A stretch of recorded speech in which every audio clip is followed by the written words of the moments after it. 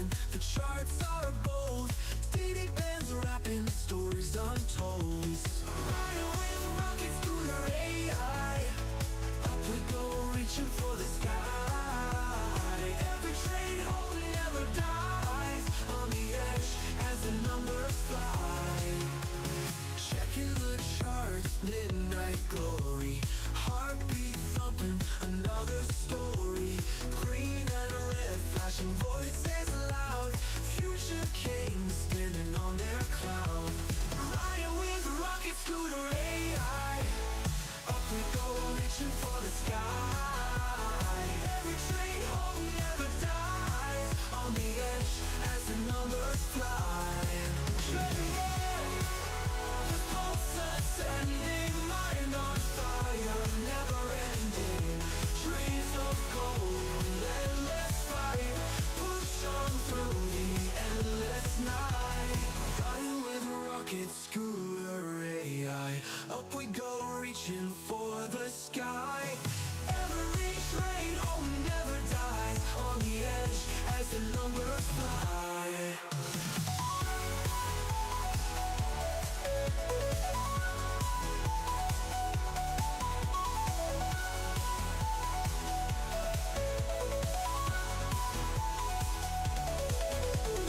Checking the charts, midnight glory. Heartbeat thumping, another story. Green and red, flashing voices loud. Future kings standing on their cloud. Checking the charts with their AI. Up we go, reaching for the sky. Every train home never dies. On the edge as the numbers fly. Checking the charts, checking the charts. Midnight glory. Sanctuary in all its blending. Mind on fire, never ending. Dreams of gold, endless fight. Push on through the endless night. Push on through the endless night. Push on through the endless night.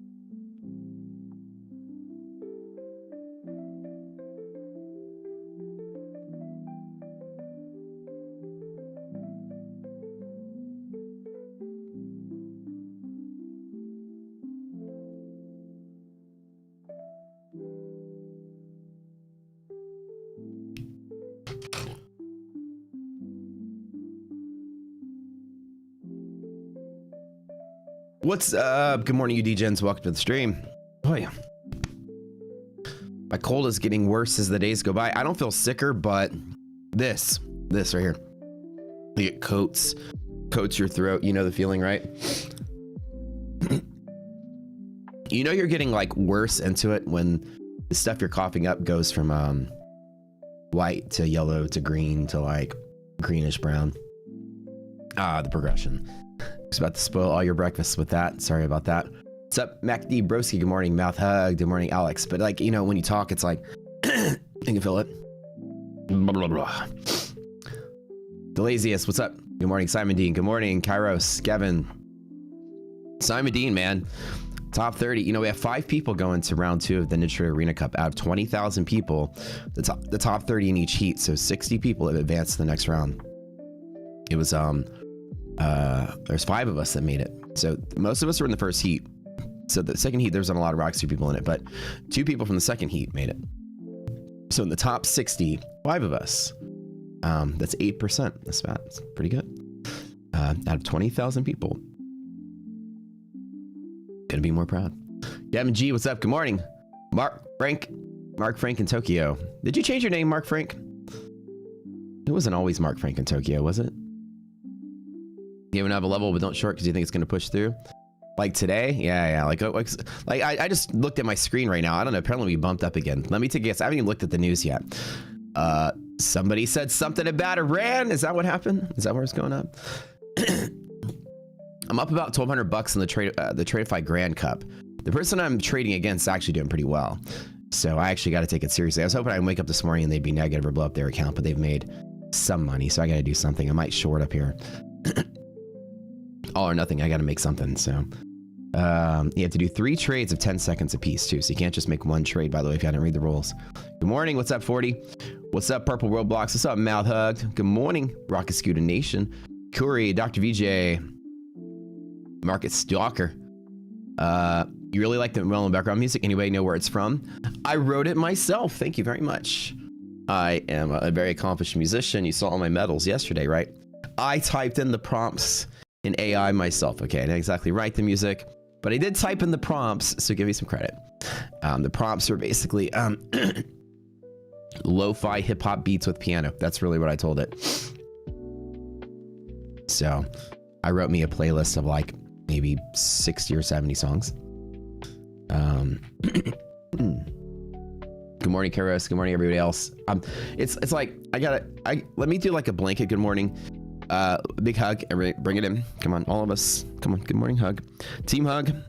I can't say good morning to everybody anymore. It's like I'm choking on my own cold here, so I have to kind of limit my voice. But good morning, all of you. I love you all the same. If I didn't say your name. Brad will still tuck you in tonight. Simon Dean reminds you of breakfast like Jimmy Dean. Oh, hell yeah. Well, how can we think of like Jimmy Dean and you think of The Breakfast rather than James Dean, the famous actor? That's how good Jimmy Dean sausage is, I guess. I love Jimmy Dean, I'm not gonna lie. One of my favorite childhood memories is just like squeezing out that tube, cutting the slices, and just the smell of that sizzled sausage in the morning. Salty as shit, crispy. Oh, so good. My dad used to make that all the time. Air hug, bring it in, Matt. Come on, bring it in. Okay, guys, let's get ready to roll. I got a cold. My cold sucks. I flipped on my accounts last night, longing out the door as always. So I'm waking up this morning with some money. I only do this in my what's it called? Lucid accounts. Not my TPTs, no trades. I didn't trade those yet, not yet. Those are up a total of 52,000 in P&L. So I've massive balance of 52,000. I've shorted here at the top, just in the Tradeify Grand Cup, because I need to do something. And that's been worth about $700 there. We are at DD band, so I'm going to close out the short and take the money. My Tradeify Grand Cup. Oh, wait. I can't tell you guys the balance. It has to be top secret. Because Voltage might be watching my opponent. My opponent, Voltage. If you're here, Voltage, I hate you. Just for today. We'll be best friends tomorrow. But for today, we are mortal enemies, sir. I shan't let you know my position on the NQ. You've insulted my honors, sir. We must duel to the death. What is that bleeping noise? Is this some customer service writing me back or something? Oh, here it is. That's what it is. Oh no.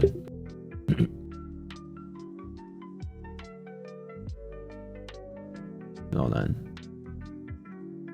Okay, that's Lucid customer support. Yeah, Lucid, one of my accounts, the counter didn't reset after I got a payout. It still says like I've traded 10 out of 7 days or 5 days or something like that. Well, let me look it up real quick. I don't think they understand my grievance here. 8 out of 5 days. Doesn't make any sense. Bruh. Your conversation's ended. What the hell? Terrible. Says traded 8 out of 5 days with no payout button there. I've hit all targets. There's a glitch.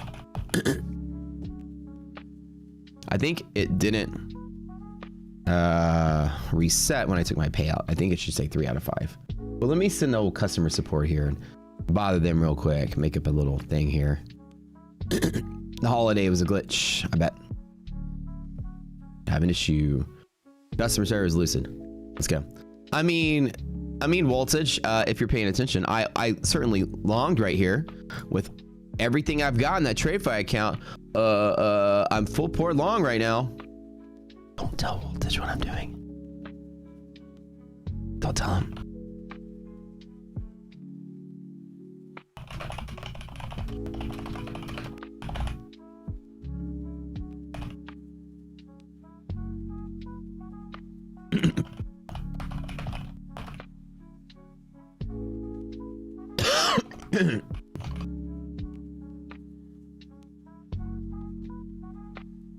There we go. All right, guys, I have great news. We should be working today with all the data, everything good, no issues. Did I use Suno to make this? Yeah, I made it with Suno. You're taking a conference call. Don't move without you.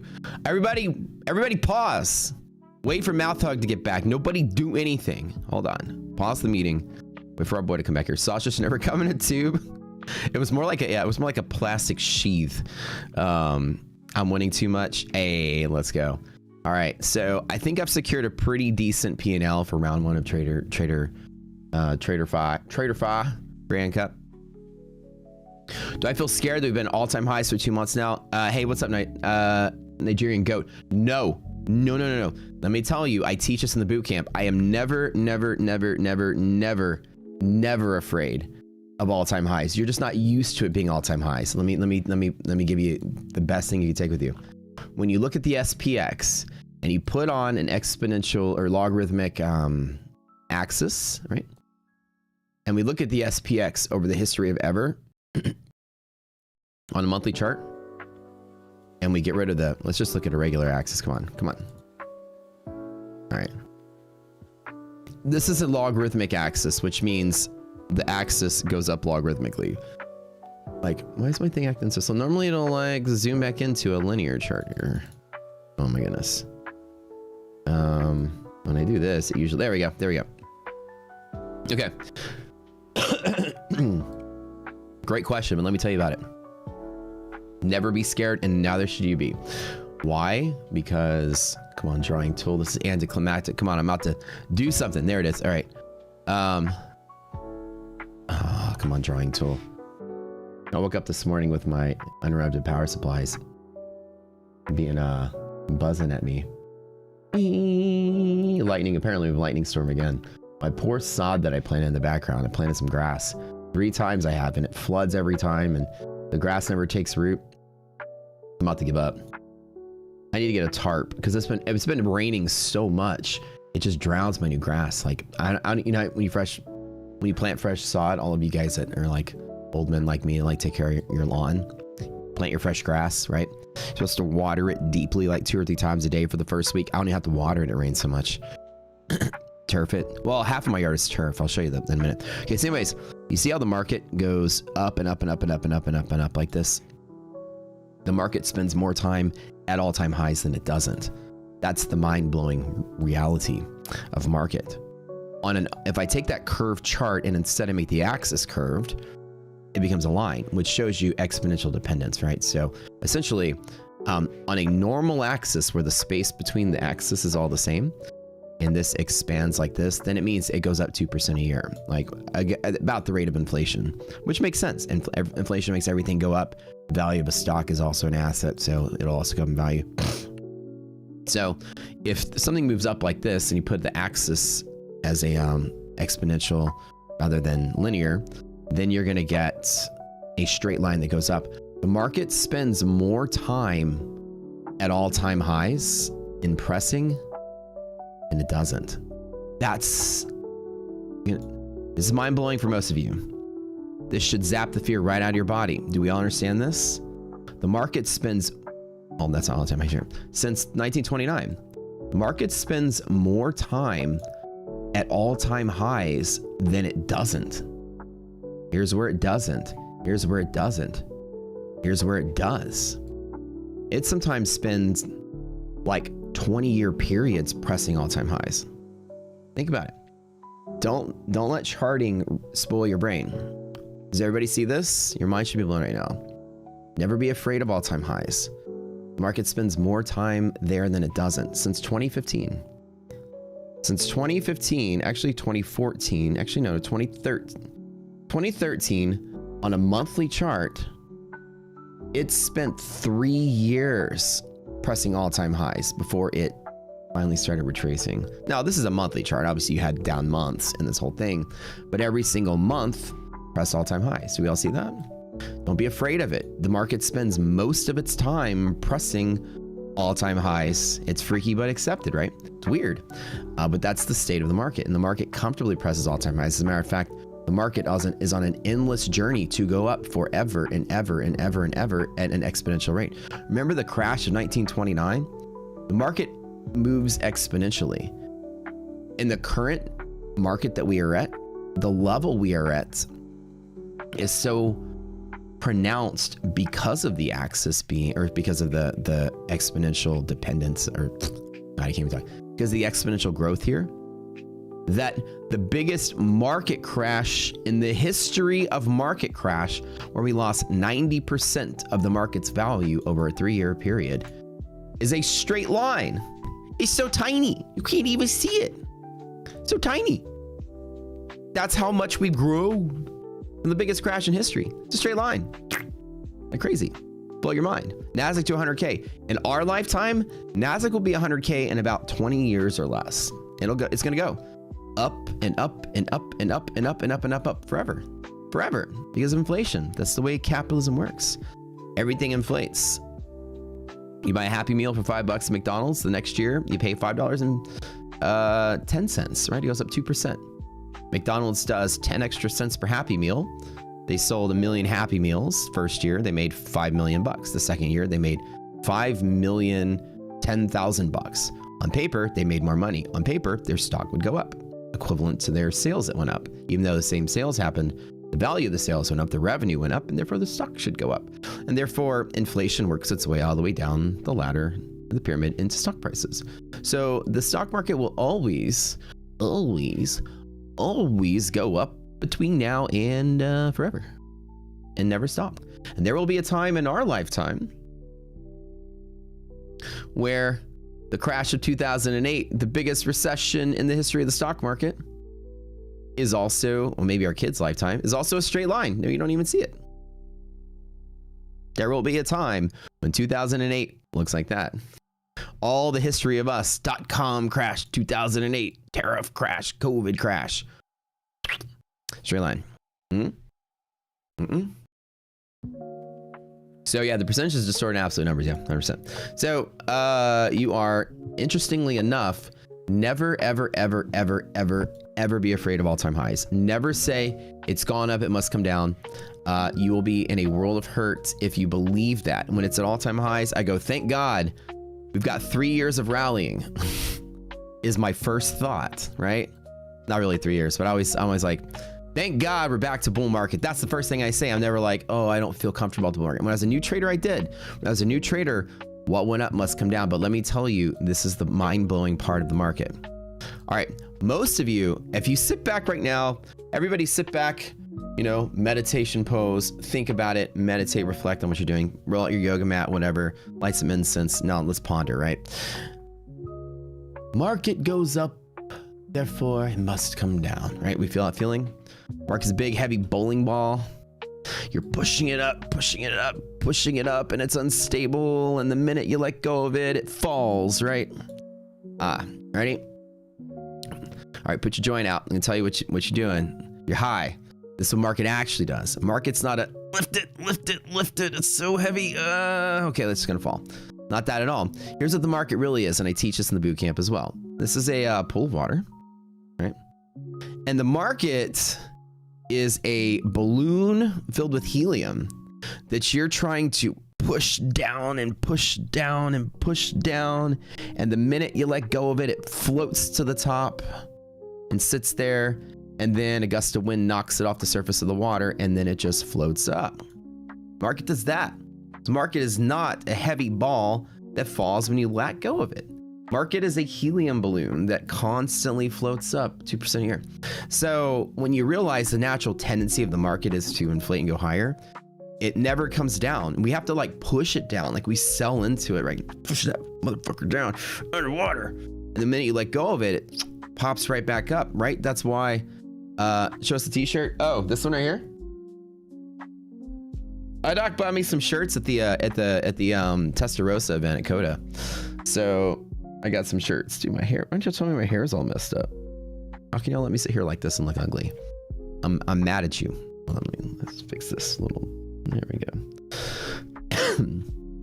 But so, in all reality, since the market does inflate at a rate like that, you have to think of the market as a buoyant thing, not a heavy thing. So that's kind of why tops are a process, right? Tops just kind of sit there. Remember October to February, we just kind of sat there like this because you need a lot of force to push it down, right?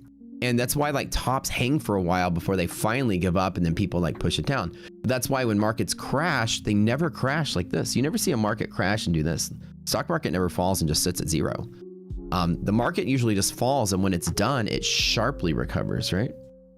Like markets do that. You never see a crash just sit there. There's proof that it's not a bowling ball. If the market was heavy and people let go of it, it would just fall to zero and stay there. Now that only does that when there are zero buyers, but there's always buyers, right? So when markets fall, once the sellers stop, the algorithms are pricing things in at 2% a year growth. So the natural tendency is to raise prices at all times. So the idea is the market's floating like a helium balloon, and we occasionally like push it down while it's trying to float, which is why it chops. And then the minute we let go, it kind of gets back on path and just keeps going and going and going. And then COVID crash happens. We push it down and then let go, and then it keeps growing and growing and growing. And then tariff crash happens and we push it down and let go, and it keeps growing and growing and growing and growing, right? So when you think about it like that, that's what happens. So I say that so that you'll never be afraid of all-time highs. Never see all-time highs and go, it's got to come down. See all-time highs and say, where do I get in? Where do I buy this stuff? Okay. Yeah. I'm not wearing this shirt to celebrate Ferrari's brand new, amazing, beautiful, lovely hypercar. What? What? This I don't know, whatever this is, this clone of this electric EV clone. Again, I'm not celebrating that. This is a coincidence. The only clean shirt I got. But look, I'm gonna tell you something. I sat in a Purosangue, which is a V12 SUV. That thing is worth 600,000 bucks. You can spend 600K on a car. Freaking buy a Purosangue. You will literally rattle whatever parking garage you're in by turning it on. Thing's the loudest thing I ever heard in my life. Okay, that's their SUV with the V12 in it. Get this electric hybrid for $600,000. Go buy a freaking Tesla, dude. They look exactly the same. What I think that this is, though, I'm gonna give a nod to Ferrari, but I'm also gonna criticize them for it. I'm a huge Ferrari fan. So here's what I'm gonna criticize them for. Number one is the exclusivity and beauty and unique identifiers of the brand is what made Ferrari hot to begin with. The collector editions of things, the uniqueness of it, the rarity of it, the sportiness of it, right? This is Ferrari battling with its own destiny, I feel like, trying to stay more relevant by creating a more common car that caters to a more massive people. It only tells me they're trying to, like, what feels like what you would see from a group owned by private equity. You know, a private equity steps in, buys out a business, and then starts kind of like, all right, let's make products for the masses sort of thing. Something like that caters to almost nobody. It's too expensive for the average person, but it looks like the average person should drive it. I don't know who would want it. It doesn't make any sense. Like, it's almost like the AP Happy Meal watch. Remember the Happy Meal watch? That's what I call it. They just came out, those fucking pink and green and Swatch AP watches that these kids beat each other up over, but they're available on the website. You know what I'm saying? So anyways, for 650G, you better go out, you know what I mean? You better buy something. If you can buy a Ferrari for that much, you can buy something else. Nobody's gonna buy an EV from Ferrari unless you were just a Ferrari collector that buys everything they have. The average person can't afford that. That's like the cost of like 6 Model X's. and every EV looks exactly the same. Are they trying to create some kind of future, like cater to what the future is? You know, the gas guzzling hypercar past is a thing of the past. Like all Ferrari cars now have electric motors in them, by the way. That's kind of the new thing. Every new car on their in their supercar lineup has an electric motor in it. It's gasoline, but it's like electric motor hybrid. I think the SF90 has like 3 electric motors in it, or 2, or something. Or no, I think that no. I think the 12C has 3 motors. And anyways, they have electric motors in them that to add a little extra torque to the car. Ferrari became confused. It feels like pronoun Ferrari. I know it does, right? I don't understand. You know, like, it's okay, Ferrari. You can use the bathroom you've always used. Don't be confused. Identity crisis, I know. But I think what it's doing, buy a Rivian if you want a Lux EV. Yeah, like, now the interior of the car looks pretty badass. I'm not gonna like take too much credit away from them. The interior is pretty cool and modern. If you ever drive Ferrari, you know that the interior is the worst interior ever. Nobody buys a Ferrari if you want a luxurious car. Ferrari's interior is like the worst when it comes to cars. It looks like a toy. The sound system is absolute garbage. By the way, Ferrari's sound system is horrible. There's no, like, you know, Bluetooth dash, unless your car is brand new. Even iDoc's car is like a little tiny screen. Everything is analog still. It's a driver's car. It's not designed for comfort or luxury or the feel or anything. It's just a driver's car. It's a fast car. That's all you care about. So it's light on the electronics and stuff. You know, the air conditioner looks like it's from the 80s. So anyways, I love it. That's what we love about it. But like, they're starting to like gear towards more of the comfort luxury interior, which is actually really nice looking. It has 3 cup holders, and you're like, 3 cup holders? The Ferrari never has cup holders. Maybe 1 if you're lucky. Every Ferrari has like maybe 1 cup holder, and it's tiny. So to have like 3 cup holders is like, that's kind of the joke. It's like, that's how you know they're catering to, like, you know, like they're a complete step away when you see a Ferrari with more than 1 cup holder. You know there's a problem. So you're in a Ferrari, you ain't gonna have anywhere to put your. You go to McDonald's, you get yourself like 2 drinks, you gotta hold one of them in your lap. Anyways, long story short, I think that what they're trying to do is they're trying to maybe they need to make some sales. I don't know. You know, they've only made about 300,000 cars in the history of the company. They haven't made many. So I don't know if they're trying to like cater to the future, which is going to be all electric cars. They want to get in on it now because that's the future, and that, you know, 10 or 20 years from now, there won't be a thing as like gas car. You know what I'm saying? It's like, maybe like this is a business step in that direction. Join that. But still though, it's going to be a whole different world where there's like the luxurious people the world will, you know, like, remember like what's that movie, Demolition Man, you know what I'm talking about, with Sylvester Stallone, when everybody's driving around electric cars. So maybe like that kind of world. Then you'd want the Ferrari version of it, because that's like the status quo. There's no gas cars anymore. You guys remember the cars from Demolition Man? Kick-ass movie. Actually gonna watch it. I haven't seen it in a while. Anyways, welcome to the stream, guys. Hit that like button really quick. Congratulations to folks on our team at the Ninja Creator Arena Cup. There were 2 heats. There's a 3rd one next Tuesday. Signups are full, so if you didn't sign up, you can't get in. I got the note yesterday that signups are full. But you could try, I don't know. But out of 20,000 people, 5 people from this community made it in the top 60. Well, top 30 each round. So out of 10,000 people, only the top 30 advanced. That's crazy. So round 1, we had 3 people advance. 2 people advance. Me and Simon Dean. Hold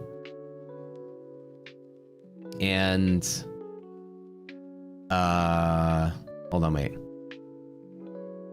Yeah, me and Simon Dean, we only 2 people advance. Top 30. This last round yesterday, Eva Trades, JTB, and Brian B Dog. Congratulations to 3 of you guys. Also advancing to the next round. I will see you in the finals. Yeah, you still have Taco Bell. Oh yeah, you still have Taco Bell? That's the best damn burger I ever had. Is carne de rata. Oh, it means rat. That's a rat burger, huh? Best damn burger I ever had. I love that movie, dude. That movie's so good. He doesn't know how to use the 3 seashells. What?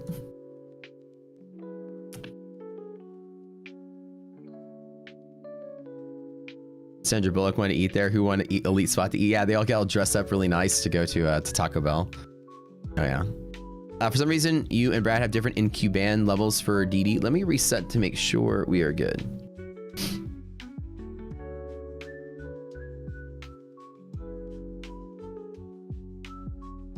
This should be good.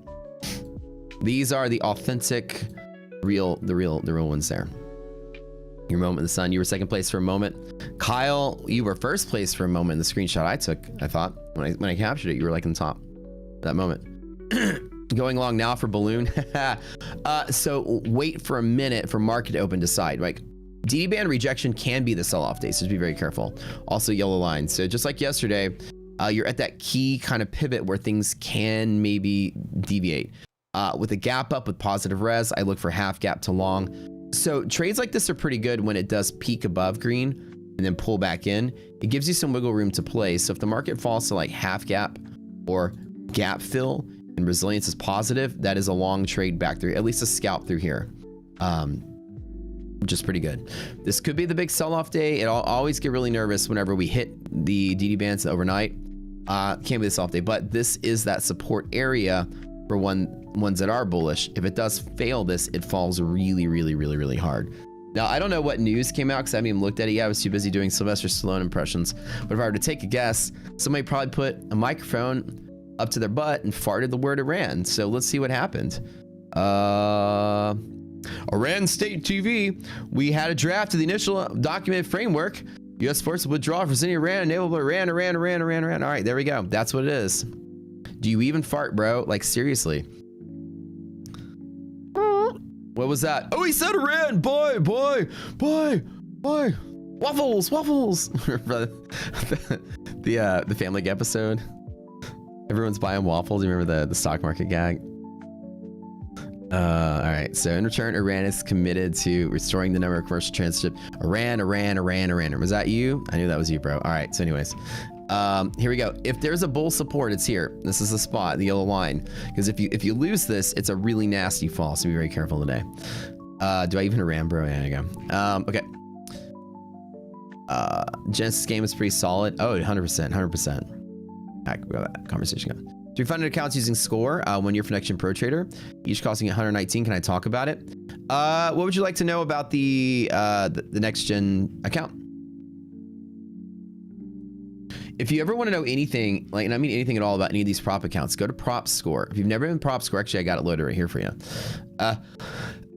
Propscore.co is the website we built. That is the biggest resource of information for all things props. There's a bunch of, sites out there that have a similar concept, but they don't go into any detail. It's just like, here's the best ones and here's the review. It's just like a basic list. Here, you can go in and you can look for exactly what you want. Oops, Next Gen, right? And you can load up the firm, and then you can actually pull everything up about the accounts, right? You can go here and you can see all the details. Like, I don't know which one you bought, but the instance and the evaluations are here. And you can see the eval stage. These are the stats. Eval 2, if there's a second stage, would be there, and then funded. So example, like if you were doing the instance, there's no DLL and no consistency on eval, and then there's DLL and consistency on funded. We met with them yesterday, and I'm gonna give you guys some hint. They've been hinting about upping the consistency, knocking a day off. Ooh, that sounds exciting. They've been hinting. They're like, talk to the owner. He's like, we've been considering changing our plan a little bit. So it sounds like Next Gen's looking to even make it easier to pass. So easier to pay out. You skipped, you jumped around. Yeah. You've been putting people on prop scores generally so helpful instead of having to go to each firm separately and compare them. Oh, thanks, brother. Appreciate that. Yeah, y'all help us get the word out. It means a lot to us. We put a lot of effort into this. Huge company of people here that run this. So an example is if I want to compare the 100K instant and say like what the difference between that and like the 100K eval here at the end of the day. And I go here and I click these. I can compare the two side by side, and then you can see the stats side by side. Like the payout and split, the daily loss limit, etc., etc. Like what's the main difference between these two accounts? One of them is a higher price than the other. One of them is like a 30-day thing. 30 days, really? I don't know much about this one. It's 30 days to pass on the instant? That doesn't sound right. Kyle, is this right? I don't know. I never looked at them.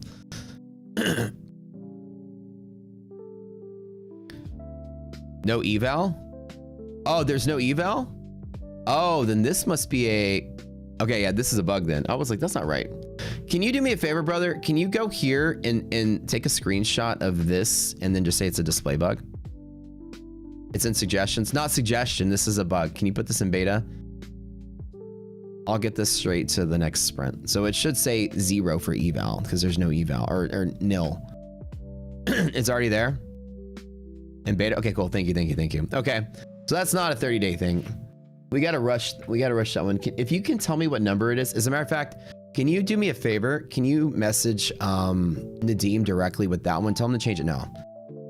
This is a this could be very alarming for some people. We got to get that. Let's push it through right now. I'm just telling them hot fix this. Does next gen work on NinjaTrader? Not yet, but they're working on getting their stuff in the NinjaTrader right now. So this is the straight to funded. This is the eval. So yeah, that's why this makes sense. There's 7-day pass on funded. I was like, yeah, that doesn't sound right. So there's no eval phase here. You can tell Nadim that when there's no eval, they should just put NA or 2 dashes, basically. Or not even the word eval. If there's no eval, just have no word eval. That would be what I wanted to say, just funded only. Okay. But yeah, this is basically it. 1-day pass, 7-day payout, and it's a pretty decent firm. I mean, you know, they're newer and they're kind of like adapting to like the newer way of accounts and stuff. They want to make some new accounts. They want to change the accounts they have. And they're working on getting into Ninja. Should be within the month or so, according to them. Straight to find it is cheaper than the eval. It looks like now it is. Yeah. No. No, it's a little bit more expensive. And that's pretty cheap for a straight to funded, 180 bucks. When I was doing Tradeify, it was more like 400 bucks after the sale for their straight to funded. So the deal's only today. Cool. 50% off Lucid code still going on right now. Excellent. Hold on. Let me double check these really quick. But yeah, the old new Ferrari, man. I mean, like, I get what they're doing, but like in 20 years, all cars are going to be electric. Okay. We're going to have gas cars anymore. I don't know.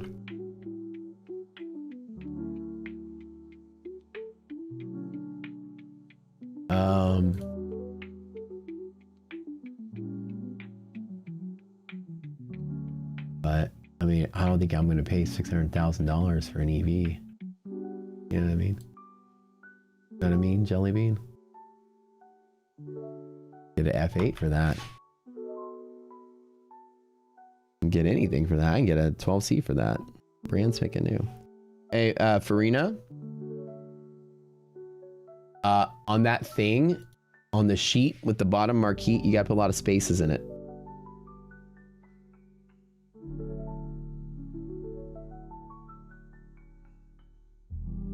What the heck? Can't just put straight text like that. So let me do it real quick. Hold on. And I'll make it to where it works a little better.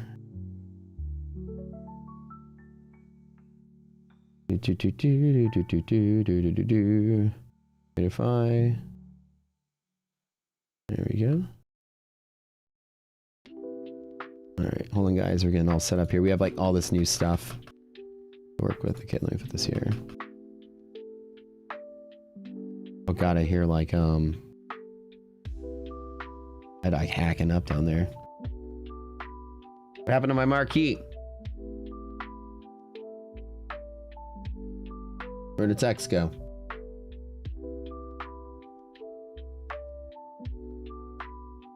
What? Where's it going?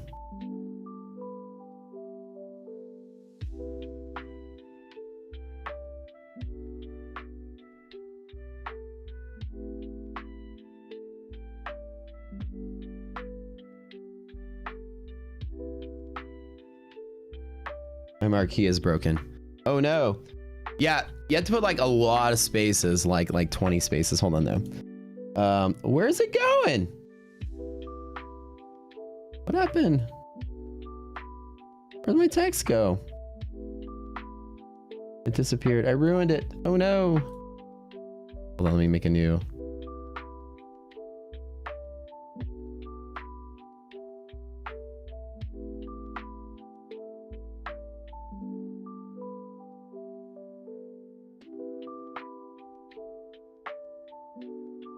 Welcome guys, hit that like button. We'll get started in just a minute here. I am fiddling with my stream here. Where did it say styles? Animation? Animation. Animation. Right to left, context. What did I do?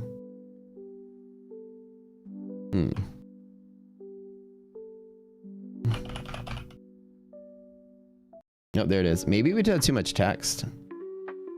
Oh, there it is. All right. I just... There's too much text. Hold on. Let's try this again. Try to make abbreviations too. I think it just ran out of text. It crashed the whole thing. Let me modify it a little bit.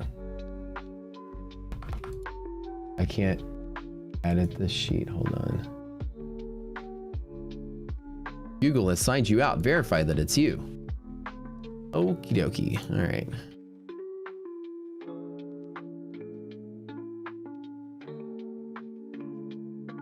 Hold on. Let's see if I can't make some of the text smaller here. Why can't I edit this? What's going on? I can't edit the sheet. I can't edit the text in the sheet. What? Alright guys, hold on. I think there was too much text. It crashed my encoder here. Let me try one more time here. Let me grab this. Let me try this. Get all of our deals on there for you guys. Right click, copy. Let's try this now. Ayo, that is it. I think we're good. I think we're golden. Thank you, Farina. Appreciate that. That looks sexy. I like it. Oh, that's much better. Some say, should you short now? Broke yellow line. So be careful, right? When it breaks yellow line, what I like to do is I like to wait and let it tap it and then invalidate it. Like it's now broken. Let it tap and then short off of it if I'm a bear. And now if I'm a bear, I'm looking to fill the gap. That's it. And there's probably going to be liquidity pockets or hedge pressures down in here somewhere to bounce off of. Like I said, I'm not going to be bearish. Not going to be super bearish. This market at all whatsoever, but there can be a sell-off day in the middle of all of that. So we had an Iran thing that eventually started selling. For the last couple of days, it's been a little bit crazy when it comes to some of the stocks moving up. Remember, Micron went up like 20% in a single day. Nvidia sold off, but now Nvidia had like a sympathy rally today off of it, like pre-market. So as long as something's rallying, the stock market's not going to sell off, right? As long as something big is moving, people are going to rotate into it. Look at this freaking Micron. Almost at 1,000. Remember, the analysts that put out the thing the other day said 1,200 and something, right? So Micron's like halfway there. It means we got like a couple, 3 or 4 more days maybe of rallying. Normally when you have a V shape like this and you break out like this, it's probably still going to keep going. But you know, we're not going to be stupid and just ape in at the top, but you know, we're going to be very smart today. I think there's some pretty good scalpage that we can hit. I'd still want to try to find, like the way I try to trade is every single time the market's bullish, I'm a bull until I'm proven wrong. Like if I'm gonna get on the bull side and then I lose my key pivots, then I'm a bear, right? I never come in and say, okay, maybe today's the day I feel like I should start shorting it. Remember, market's at all-time highs at all times, so I really need a vintage Ferrari in the collection. I know. I spent so many years building like businesses and stuff that I never really started too big of a car collection. So now I'm trying to do something. I don't want to spend a lot of money on cars, but I kind of want, like, you know, all my friends have crazy car collections, so I feel like FOMO. I don't want a lot. I just want one more. That's it. I want one more car. 5 will be enough. And now that's not just 5 collecting cars. We have our go-to car that goes everywhere, just our daily driver. She has a work SUV, and then each of us got our toys. I want one more toy though. That's it. I want 2 toys, and that's it. That's it for now, because we're still building so many things. I gotta pump so much money into that. Might as well save the car buy into like 2 or 3 years from now. Now I'm gonna go definitely one more. Check my text. Hold up. All right. Brad, I told you, bro. Send me feet pics when I'm not streaming. This is too sexy for the morning. Dear God. All right. Actually, it's okay. I got my day going. 1 o'clock today. Yeah, that's good. I'm good. Tell them. Hold on, wait. Let me double check my Let me double check my calendar real quick. 1 o'clock is good. I can do 1. So embarrassing. I know. What do you do if you want to give away? You'll go to the PropScore website, PropScore Discord, and there's a Claim Your Win channel over there. Thank you, Farina. Appreciate the copy and paste there, the text. Get a Nissan Skyline. I've always loved the Skylines. I just don't have any need for a little race car anymore. That's why I like all my friends that have, you know, GT2s and GT3s and stuff. And I go to the car shows, they're all parked next to each other. I just don't get it. I'm not maybe if I was like younger me in my, you know, 20s when I was all into like racing cars, like little racers, when everybody had like a Type R and stuff, you know, like an Acura. And I guess like that would be from like that era. But I see people with them these days and I'm like, you know, for what it's worth, if you track a car, they're awesome. But I just never was into them. I was never into the whole 911. I had a Porsche, I had a Panamera. So before I had the cars I have now, that's what I had. But I was never like a biggest fan of the look of it. And I know people love it. That's crazy. I mean, a lot of hate for saying that. But it's people that love, it's a whole collector's crew of that. And a lot of my friends collect them too. I was never into the kind of that style of car. What other than trading with businesses would I be in? So I don't talk a lot about it. So that way a bunch of these, you know, prop salesman losers don't go out there and troll my actual real business outside. I've been part of 3 investment groups. 2 of them do investing in businesses, own businesses, right? As a group, everybody pulls their money and buys shit. Another one's angel investing. We help with startups and stuff. So I mean, I own a bunch of stuff and a bunch of stuff, like a bunch of things. I don't talk about like the cash cows and stuff because it's some pretty cool ideas we got. But this group does restaurants, bars, clubs, hospitals, ER clinics, things like that. And IDOC and I have, well, I guess I have a 4th thing is IDOC and I just started a business. So I guess it's the 4th group. But her and I started one that we're going to open some stuff together. And the first thing we're doing is bringing the brand Trimble to Texas, to Houston, which is a Miami-based fitness brand that's very hot and very popular right now. And we're going to franchise it and open like 3 locations in Houston. So that's the one thing I do share with you guys because she's very vocal about it and very open about it. You guys can come do some reformer workouts with her if you want. So we're building our first location right now. We're about to build our first location in Houston. Could look at oil. The market's going crazy.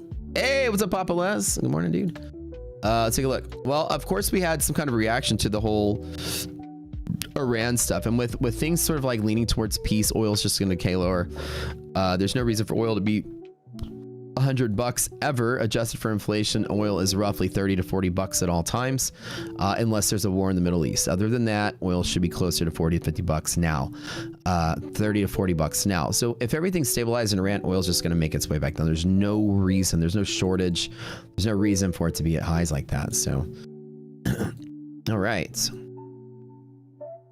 now the question becomes, do we open and the gap fills? Or do we open and we immediately bounce at the open, keep going? Now remember, if we lose the yellow line, it can be a very swift fall. So just be careful. It's not a day like this where it's not like going to sell off. But I've seen a lot of days like this do it where they hit this and then they just fall really quick and then they sort of sit there all day. Like the only move is to the downside. So I don't know if I do want to take the short, but I'm gonna like let it fall if it does fall. I still don't want to be short in this market with all the indicators being very bullish and multi-massing bullish. I kind of want to be bearish. I mean, be bullish still.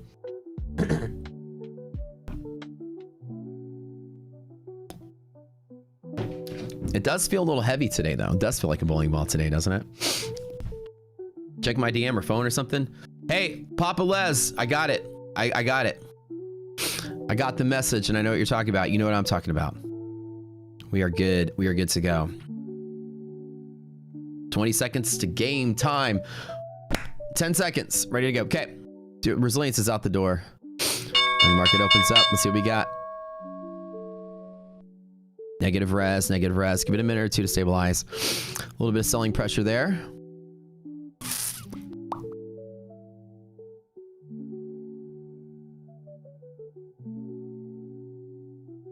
All right, do I want to long this or what? Negative res, let it fill the gap at that yellow line. Testing point right here. Half gap. That's some pretty brutal, gnarly selling on NQ.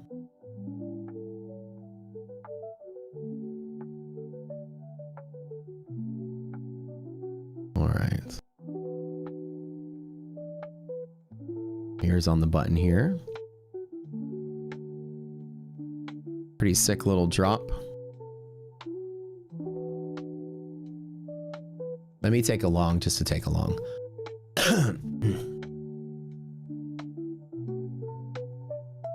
Why is my thing frozen here?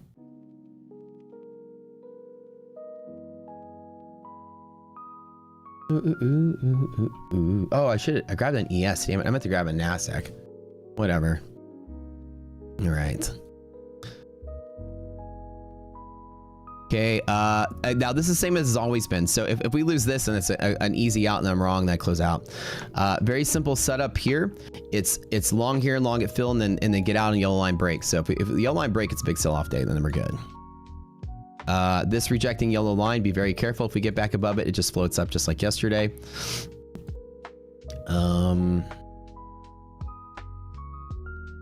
All right, so we have nothing but this B plus setup here at half gap. All good A plus pivots are down here. So if it's a big sell-off day, then it's a big sell-off day. That'd be crazy if this is a day where half the people that win Tradeify just full port shorted and then their accounts just went straight the F up. We should see, it should try to hold with resilience being slightly where it is. It should try to hold, but the yellow resist is a pretty big deal. So your goal is, if you're a bull, you want it to clear 46 and keep going.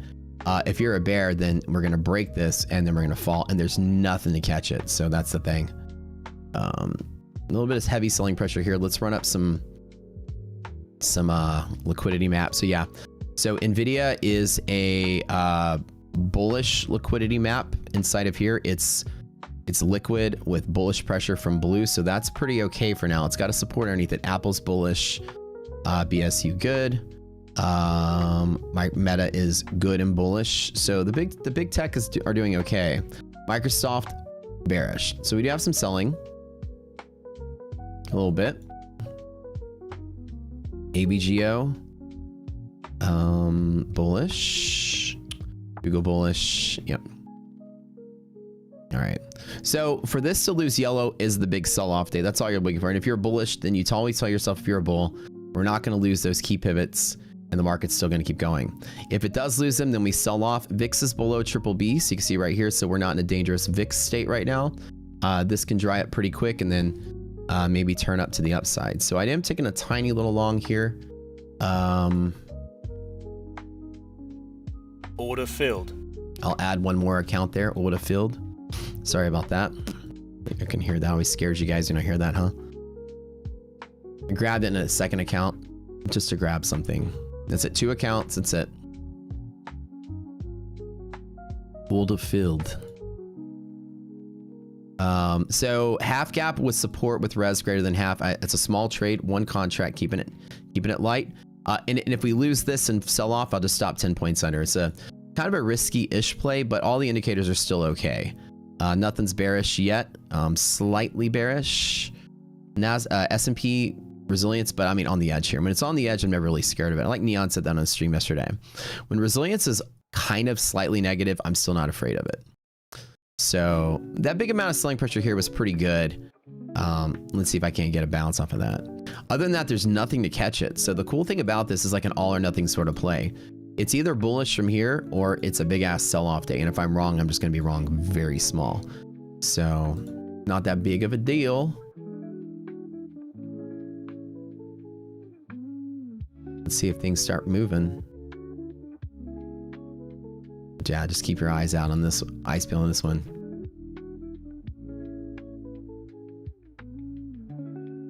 Hit that like button, guys.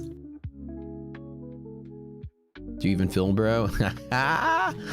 Okay, well, we'll see what happens here. It's feeling a little heavy, but let's see if we can get a little recovery there. Can we get that support there? Go, market, go. Come on, don't squeeze us out today.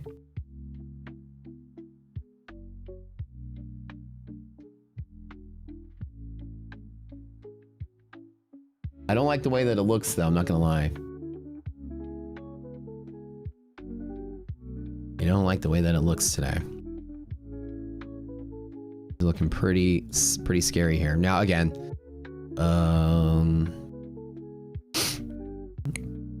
Nasdaq's still pretty decent. Overshoot and hold, hopefully.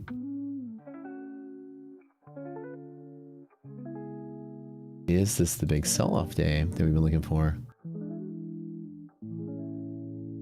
I'll escape this pretty quick if I'm wrong.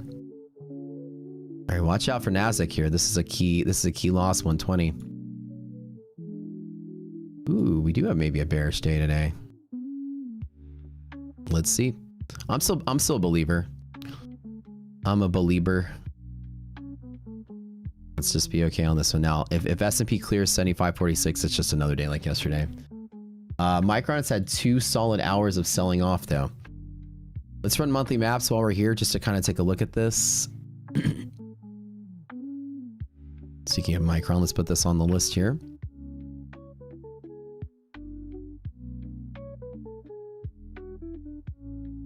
Can we not get monthly maps? There we go. Hold on. Let me see where we are with this one. Nice and solid and bullish there. Let me run a video real quick. Where's the map? Where's the map?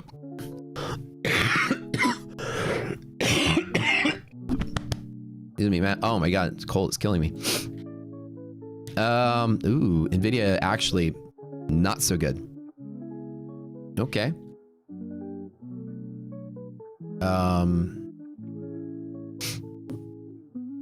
Oh boy.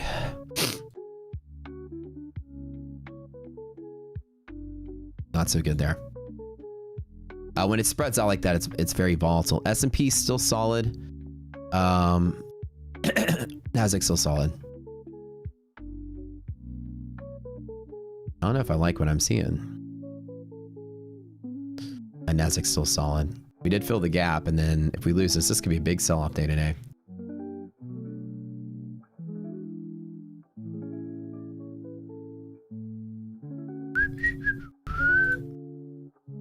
I didn't expect that. Pre-market lows there. Let me double check where my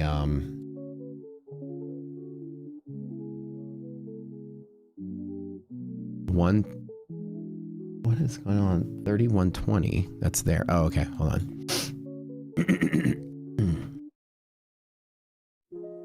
Let me go here really quick. My dynamics. Let me put those on the chart. I don't think that's going to be a winning play.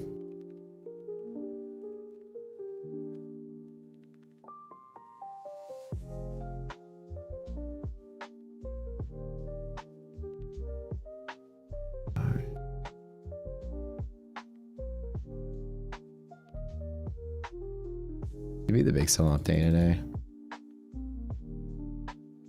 SP 7532 has dynamic hedge right here as well. Are we gonna hold on to that? Let's see.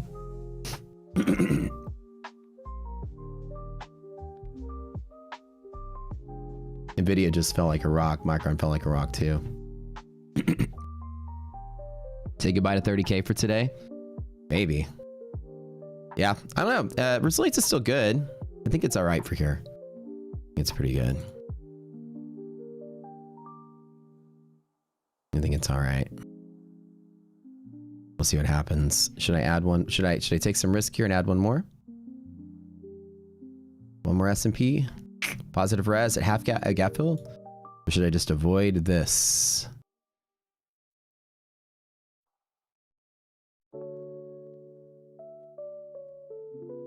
All right.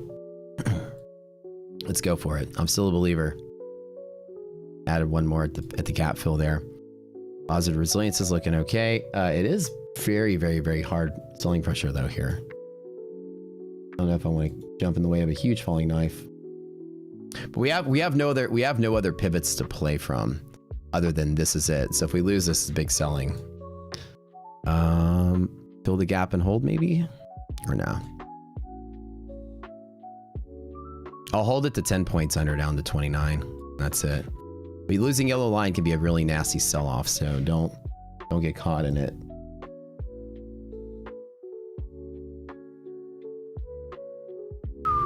That's why I keep it light on S&P. Do I want an extra contract on? Dude, it feels so heavy. I don't want two. I want one.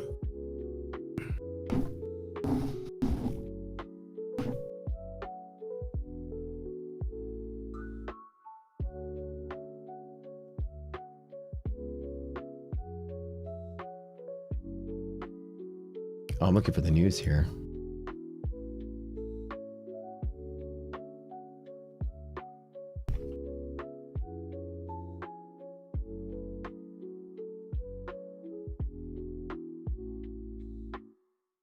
Today on the news, we've got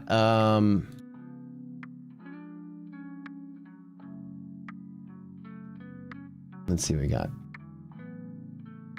Yeah, that's great. That's going crazy today.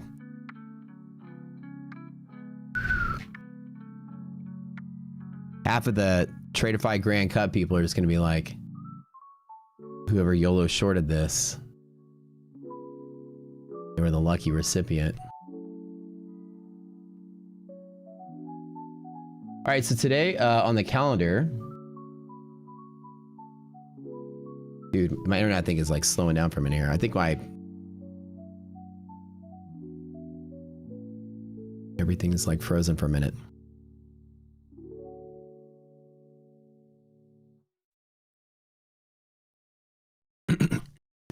Okay, come on, internet.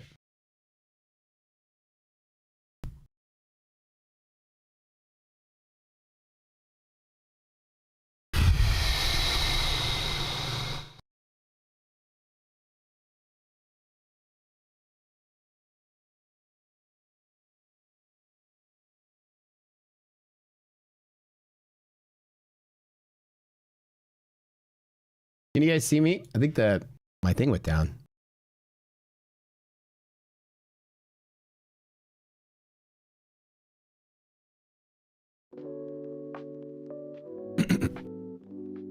Hold on one second.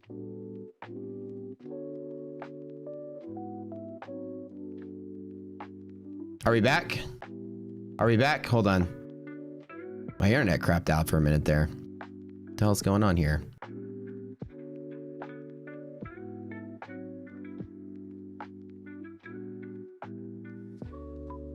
Yo, what a date. Okay, I'm going to close this position out. I am down at my stop loss. Let's put that out there. Big selling day today. Oh my God. Okay, hold on. My internet went like weird. It's the weather's been so weird lately. I don't know. What a day today, you guys.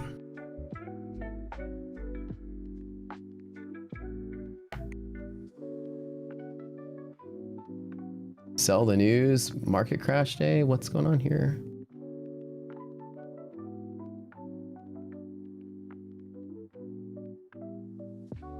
Well, that red candle is gross. S&P right here at, no, I'm not gonna get in the way of that. 949 is a, sorry, NASDAQ 949 is a,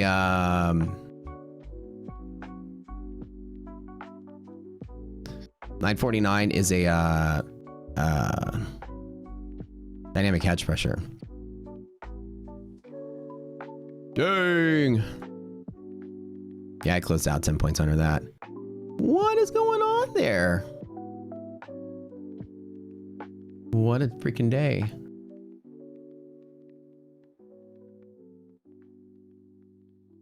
Dude, that's this big crash day?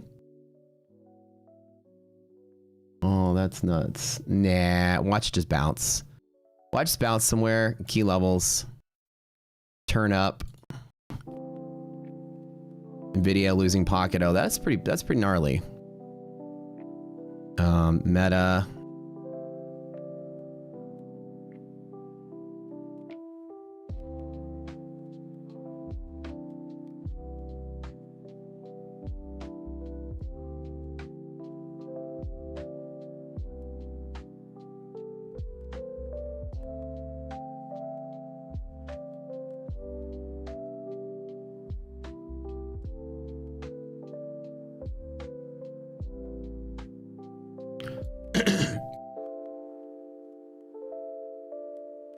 All right, let's see what things look like here. Solid. Yeah, that was pretty swift. Let's see if this does rescue stuff. Resilience is still positive enough for this to actually hold by the next hour, but we'll see what happens. I'll jump right back in if it gets there. But remember, you losing yellow line can be very, very, very disgusting sell-off. And that just happens, you know. Like I said, I take the bull play until I'm invalidated. I'm still up 300 bucks. Not that big of a deal. We're gonna wait on this one now. No catalyst today. We're gonna take a look at that. There could be. So it's measured 66 points off the top there. It'll be right about 74.99. So cat active line on S&P is gonna be here.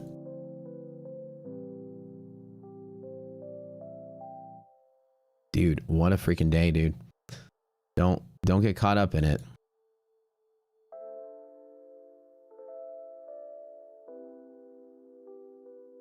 Wow, that's selling today.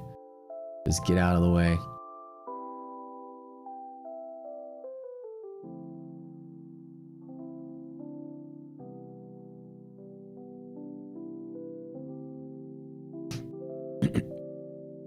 Let me measure the cat active line on NASDAQ. That's good. Just safely on the sidelines on this one. 249.50.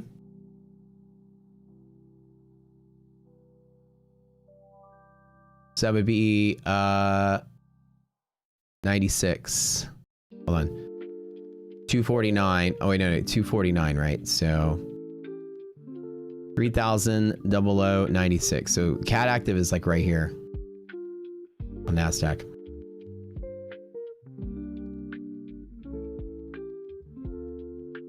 So in our training, when you break that purple line, it's like stay out of the way of this. You're gonna be in a world of hurt.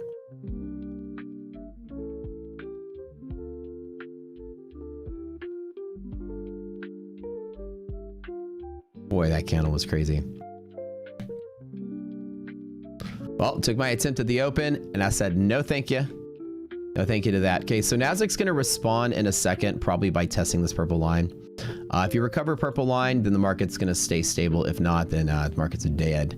So watch out today. It's pretty brutal. S&P might react to its catalyst line right here. This is all your A+ setup inside of here. So the big sell-off day, just kind of like don't catch the falling knife here. Papa Les grabbed a short. Hell yeah. Hell yeah, sir.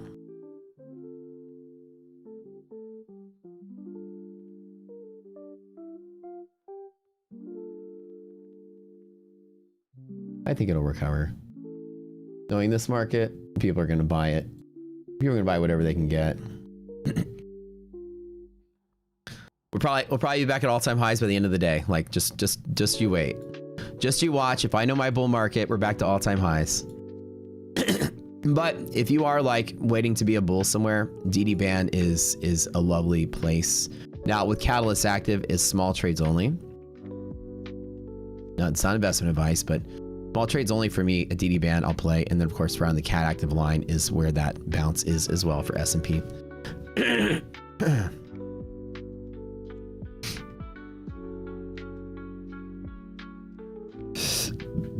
Camila here. What's up, dude? Bookmap starting to show some interest for bulls. It seems like the knife falling through already. Very cool. Very, very cool.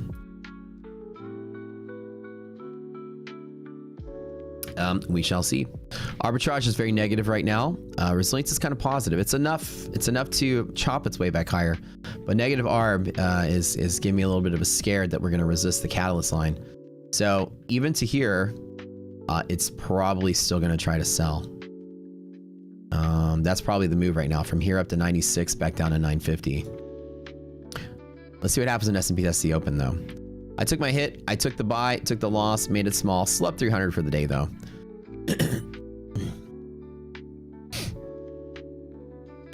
It's, I don't know. The selling pressure is still pretty gnarly.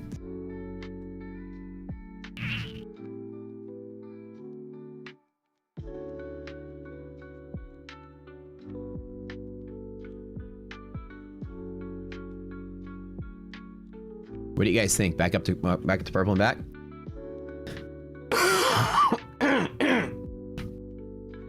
Your dynamics on your chart this morning. Let me load up really quick.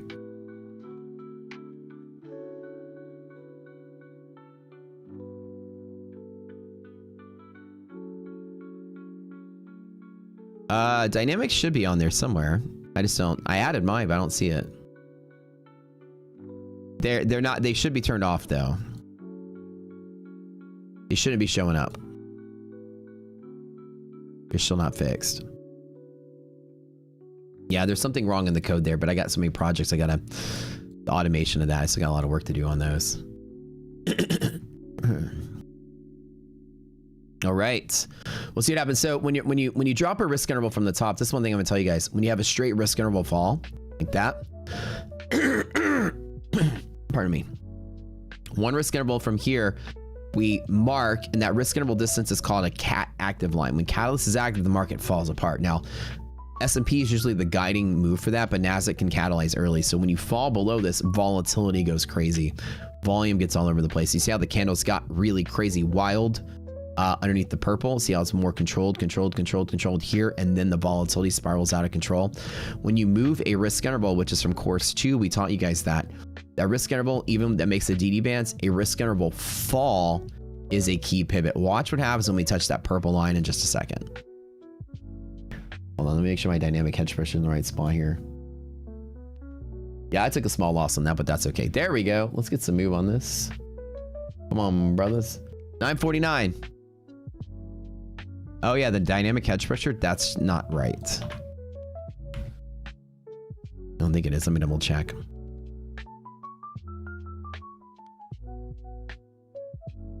$9.49.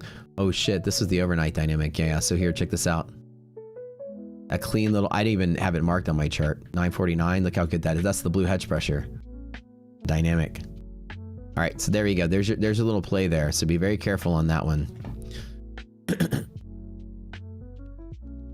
S&P is 75.32. I shouldn't have these marked on here. Clean bounces, right? You can see something there. Dynamic overnight weekly hedge pressure is the blue. With resilience being positive, this is enough to save itself. Now again, for this, I could jump back in on the long. Anything from here to here is good. This is still resistance, and anything above here is still rallying. So that's how we're gonna work. Can you get CQG data from NinjaTrader? No, you get NinjaTrader data from NinjaTrader. I don't think they give you CQG logins at NinjaTrader. I don't know though. I don't think they do. Purple line, right? So when the market's trekking along, and the market's like moving in a solid direction from a starting point, it's that starting point plus one risk interval below, and there's the purple line, and the risk interval comes from the table in the Rockseer platform. It's based on margin requirements. You go to this table, you go to your contract, and get that number here, and then that's the number to use. I have a cold, you guys, so be very careful with my cold. Don't get too close to me or get sick. Because I have a cold, I'm gonna eat junk food because that's all we had yesterday. We didn't eat anything. I went to Burger King and I got some Burger King chicken fries. Mandalorian and Grogu. Right here. Apparently, they have a new movie coming out. I didn't know that. Only in theaters. That's the grossest, nastiest.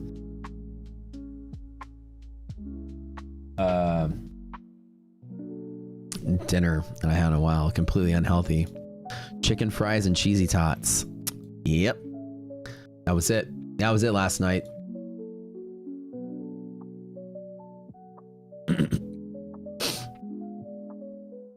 Let's see what happens. For me on NASDAQ, if we make it above here, I'm backing on the long. I'm gonna wait because breaking yellow line is pretty scary. I'm gonna get back on the long, only if we reclaim the same line that broke. So I tried to bet that we weren't gonna break it earlier, and I'll get right back in at the same spot.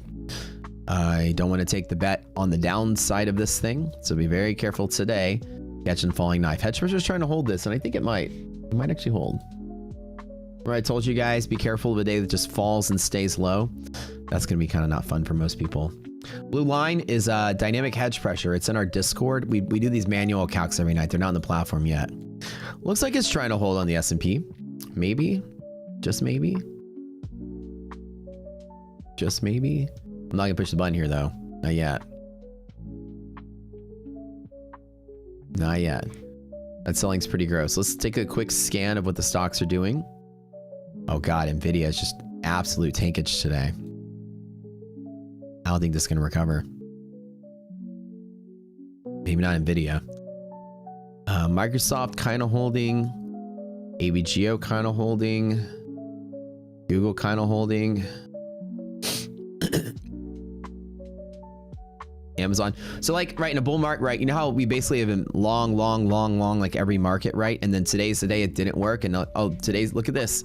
The one day I'm wrong, I'm still green, right? So it's like, the point is, like, people are saying, what do you think about all-time highs? Are you scared of it? I'm never scared of it, because I could just quickly determine if I'm wrong. I invalidated pretty damn quick and just pulled out. Tiny little loss. It's super tiny. Not even worth mentioning, right? On the grand scheme of things, this is very easily recoverable, and then there'll be another day when this doesn't happen. It's rare that you have those flush days in the middle of nowhere. Intel with MHP bounce is a pretty decent sign. So keep an eye on Intel breaking 117.5. That's key support for Intel. Micron has lower lows for key support, so we could get a whole nother leg down. I hate catching the falling knife here. My brain always tells me wait for here, wait for band, but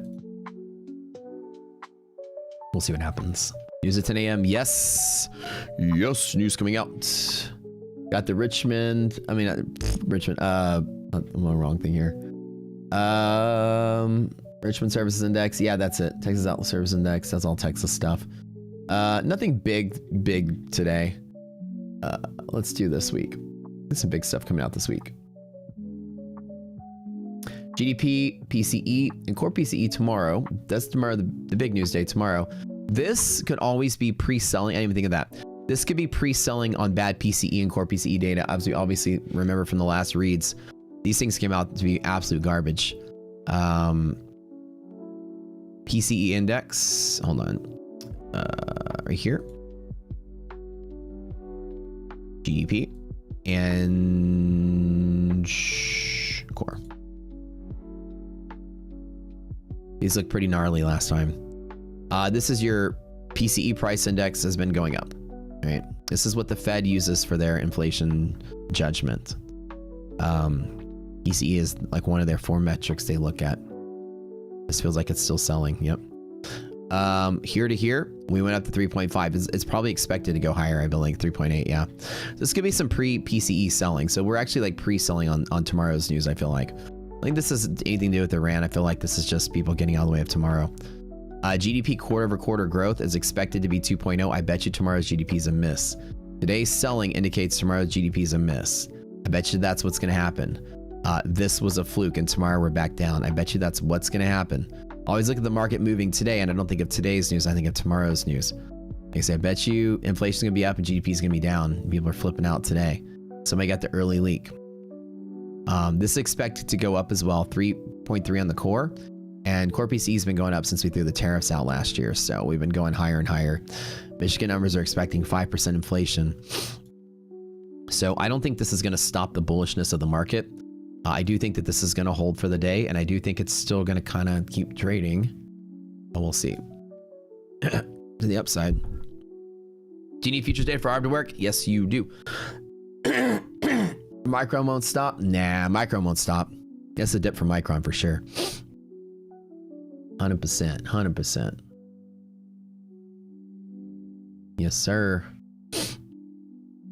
So I closed out just to be better safe than sorry. We are getting right back on top of this with positive res. I might want to jump back in on this candle. I like what I see. It's a little dangerous. A little dangerous. I'm back in at the open with positive res. We are breaking highs of this low consolidation area, so this is not the smartest thing in the world. But let's see if we can't get the reclaim. I can take the long there. Look at that. And squeeze the moment I jump in. I spoke too soon. All right, hang in there, S&P. Hang in there, buddy. Hang in there. Hang on to it.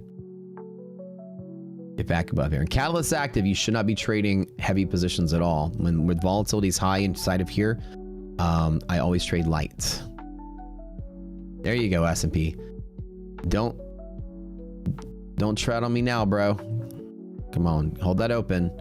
Or hold that close, hold that gap fill, positive res. Let's go. Let's get up to the top of the box. Just get there. Make your way there. There's a bit there was some immediate selling pressure in Micron in the last 10 minutes, so that's a lot of the selling pressure too. Nvidia, kind of a similar boat.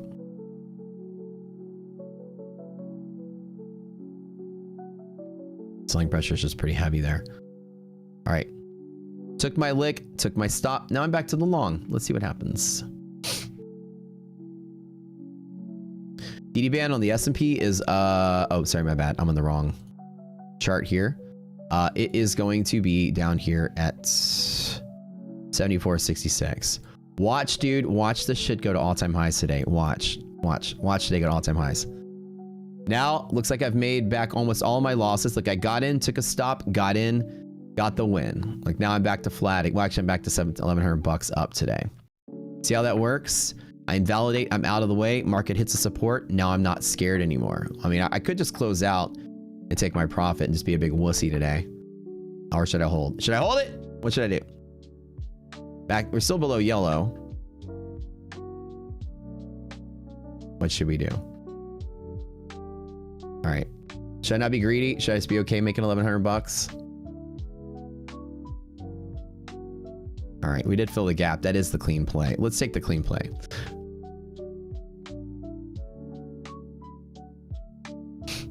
Oh wait, no, I wasn't even. My bad. What is it on $800? Oops, I only made 400 there. What did I think I was even today? What's wrong with me? Okay, I'm such a wuss. Yellow line. I closed out in yellow just to be cautious. I'm such a wuss. Get the fan. All right, whoosh fan, guys. Time for it. It's time for it. I am gonna be a wuss then. I hate days like this. I should still be in though. Whatever. All right, let's blow it. Let's blow some air on this bad boy. All right, guys, it's time for it. It's time for some bullishness. We got it. All right. All right.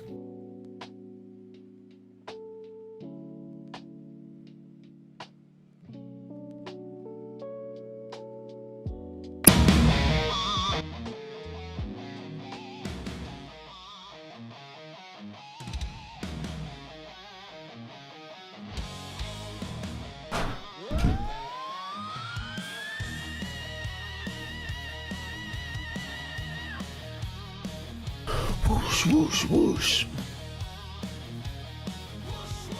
Sorry about that. It was loud. I know. It's loud for boot camp. All right, I got the lucky headband on, everything. Let's get the fan on it. Hold on.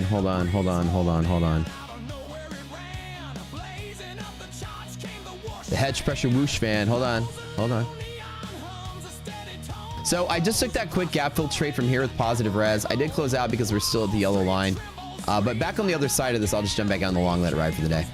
It's probably going to sell from here, though. This is the cat line. See how the cat line is pure resistance on NASDAQ?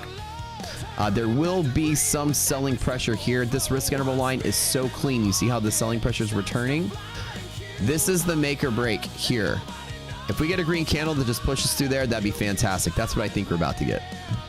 But if we stay below this, it falls further. This is the key pivot, 30,096. I'm sorry, I deleted your whoosh fan. Let's not have that happen again ever. If it's too loud, you're too old.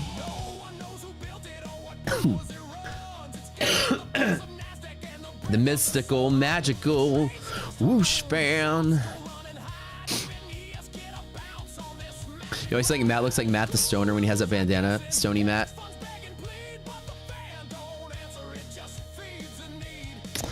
I think we're doing okay with the S&P. If we get back above yellow, then I'm back in on the bull side of things. I'm still up for the day in the account, which is good. I wonder when are the updates for Tradeify? The guy that I'm trading against had 800 bucks. I had 600 bucks. He's slightly beating me.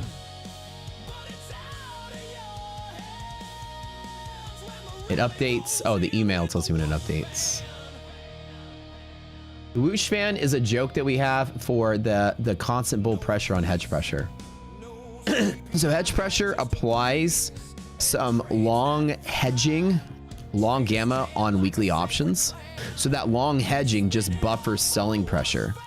So we call it hedge pressure. So it's an air pressure. So hedge pressure can be seen like as a gentle. It came from my boot camp where I said you can think of hedge pressure as like a gentle fan that just blows a little air on the market here, like air hockey. Like there's just like a cushion of air right here that floats it. That's what hedge pressure does.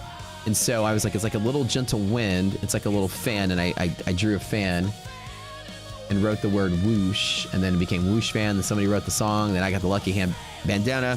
We've got years of inside jokes. It's like the show Arrested Development. You just have to be here to get all the jokes.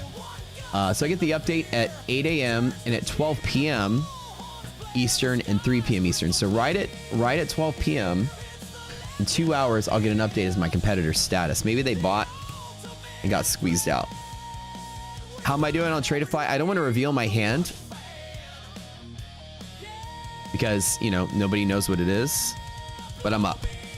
I'm up pretty good.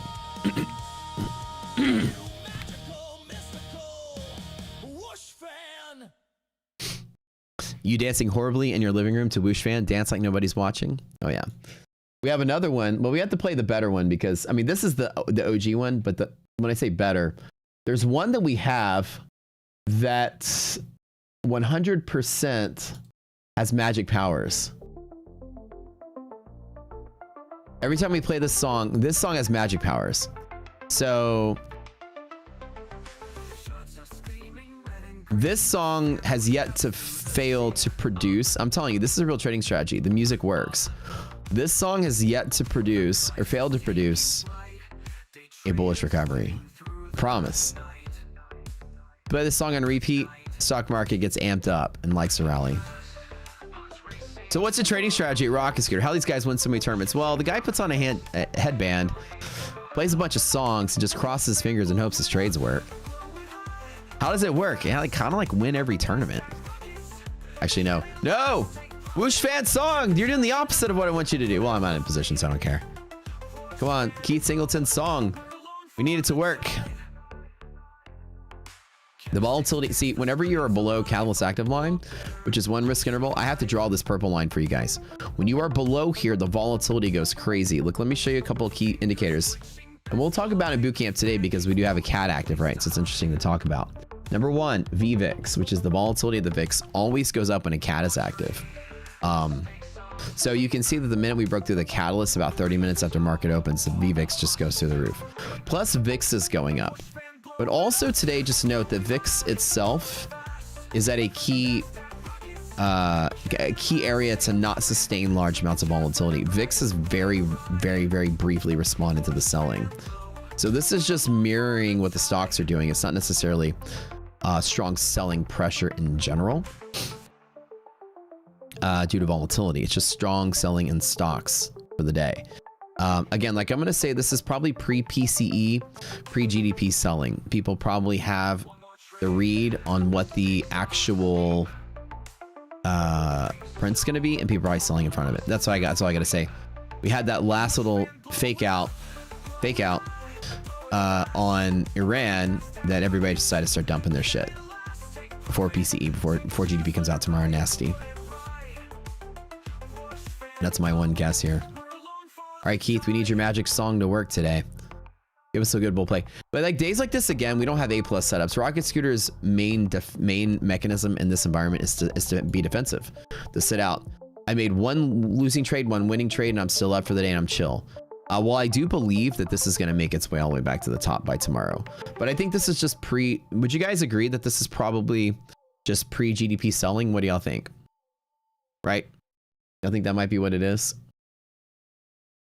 I like to look ahead, not look back. Like this wasn't anything to do with Iran. This is people selling for tomorrow. Tomorrow's reads are probably really nasty. That's what I think. But when Catalyst is active and things like this, it's always good to be cautious, right? My main mechanism is to be defensive. Since when you don't understand what's happening, it's always good to just say I don't have to guess. So just like yesterday, I took a loss and took a win. Today, I took a loss and took a win. I'm still gonna chill. 2 days that weren't just like great, beautiful bull days, but I'm still green for the day, which is okay.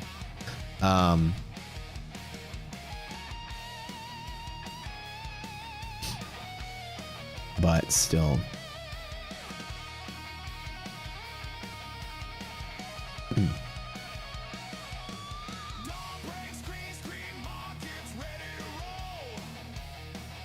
I don't think we're gonna get a big sell-off. I mean, a big rally here. Not yet. If we lose blue, then we're back down to DD band, where I might actually care to take a trade. So we have the whoosh fan here for good luck. It's our funny little good luck charm. That little pad of hedging hopefully can hold this up. Volatility is not getting worse, which is good, but we still have a little bit of selling pressure in some of the bigger stocks. Nvidia, that's another main point of this. Nvidia has kind of dumped through pocket and broken through a little lower. Nvidia has another support at 207. This right here would be equivalent to about 200 points of drop in the if this fell and other things fell with it, we lose about 200 points on Nasdaq there. So when in doubt, just chill. Like I'm on the sidelines. I don't have to guess. When Catalyst is active, I can just kind of be defensive, right? The defense is a great offense in trading. I managed to scoop a little bit of a scalp off of S&P a second ago. But other than that little recovery there, I'm glad I did close out when I did.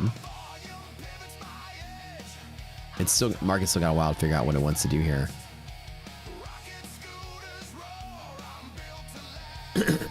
What's the turquoise line? Dynamic hedge pressure. Dynamic weekly hedge pressure.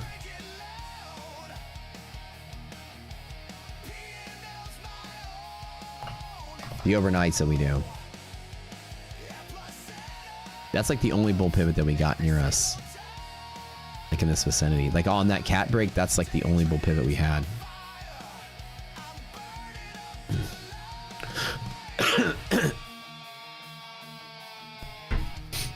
Like, is this the day that the bull market just fails? For a day or two? Like I have this suspicion that the GDP number and the PCE numbers are going to be absolute trash tomorrow. But I mean, maybe it still just keeps going. I don't know. Maybe this holds and then next hour or two we're back up. And then tomorrow we really sell. That's always a possibility.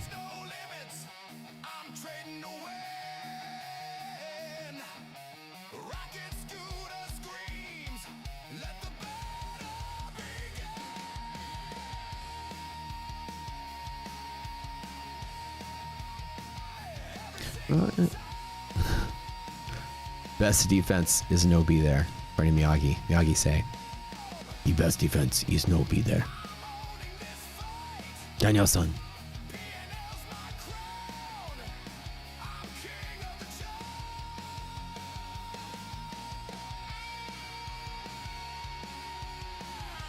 We need a big ass fan. We need a fan of fans. Y'all want me to bring out the swoosh fan? Okay, look, we have a whole nother fan that we do, which it also helps the market move a little bit higher. It's called the swoosh fan, which is a fan made of whoosh fans. So this thing itself is swirling around, and itself is a fan, and itself has fans attached to it. And when we call it, like when we bring out the big guns, we bring out what's called the swoosh fan, and the swoosh fan, if that doesn't bring the market up, then we're just toast. This is like hurricane level fan at this point. This is 1,000-mile-an-hour winds. So each one, I know this is thermodynamically probably impossible to comprehend, which is okay. But this is my fantasy world, so I don't care what you say. In my fantasy world, the fan of fans, the engineers in here are like, I don't think this works the way you think it's gonna work. Shut up! I don't care. I don't care what you guys think. Okay, this is a fantasy world where you have a bunch of fans also on a fan, and I don't know where all that air is coming from. If the extra fan applies extra pressure drop, that lowers the inlet of the secondary fans. It's a fan of fans. It's a fan of fans. All the engineers in here are like, wait a minute. I don't, and it's just extra. There's like 5 times the power in this fan. Don't argue with me. I got a degree in nonsense at some point. It's a fantasy. It's my fantasy world. I could have it if I wanted, okay? Don't take it from me. So this, as we call, just to be funny, is called the swoosh fan because it's extra oomph. Is a little extra pull. All right, I think we're coming back down to blue line though. I really do. We'll see. Let's get back to the chill vibes. I'm back. I want to get back to the chill vibes. Draw a plug in the wall. Oh, we forgot to plug it in. My bad. So yeah, we sometimes when we're just waiting for something to happen, we have a little bit of fun here. All right, so we got to plug it into the wall. There's the plug. All right, there's the outlet. There we go. Now we plug it in. You know, there's some sparks to indicate that it's plugged in.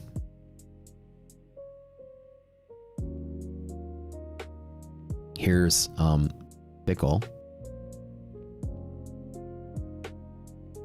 As I draw.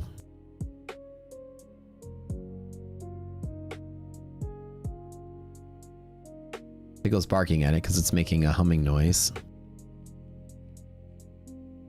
It's making an uncomfortable humming noise. You know, every time Netflix turns on, you know, that boom on Netflix, he knows what's going to happen. He barks like fucking crazy when Netflix turns on, you know, boom.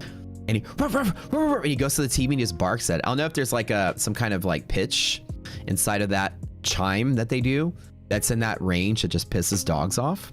Does anybody else's dog bark at the Netflix song, or is that just my dog?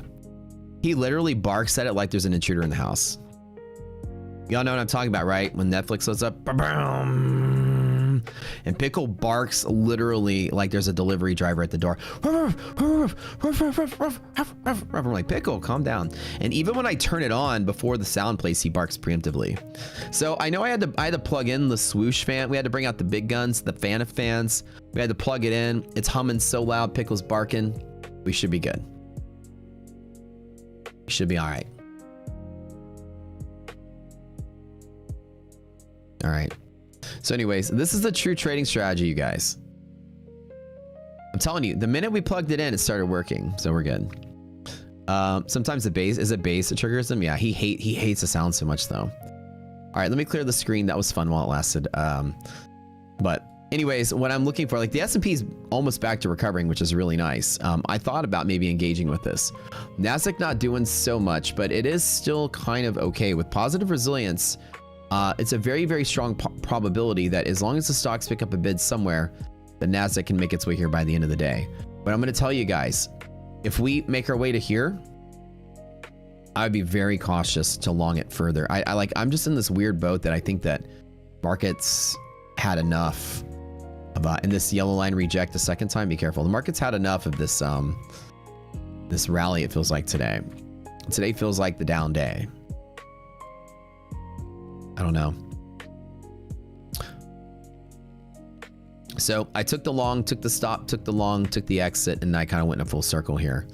Now, if S&P reclaims yellow with velocity, I'm going to get back in on it. So all we need to do is reclaim this. And I'd be willing to take the long. I don't like to bet that we break it. I like to confirm that we're broken and then get back in on it. DD band rejection can always lead to hard selling as well as yellow line. You have two strong resistances leading to pressure. That's why I'm not super eager to load up and buy the dip here. It's almost a catalyst active. It's really a coin flip how people react. I'm going to make sure that we got some stocks getting some support here. And like the thing that scares me is that the place where stocks can bounce is a little bit lower. Like Micron is almost 100% chance to bounce there. Not bounce in midair. So that means that the market itself can find these lower lows. Like that's a play today, I think. Like I really think that's a play today. So with the stocks themselves like falling further to support, Nvidia's got one of two places. It's either now or it's here. So we've got another drop that's either here or here. So, you know, you pick your poison. It's either bouncing from here or it's bouncing from here. It's one or the other, and it's gonna bounce at one of these two places. I'm almost certain.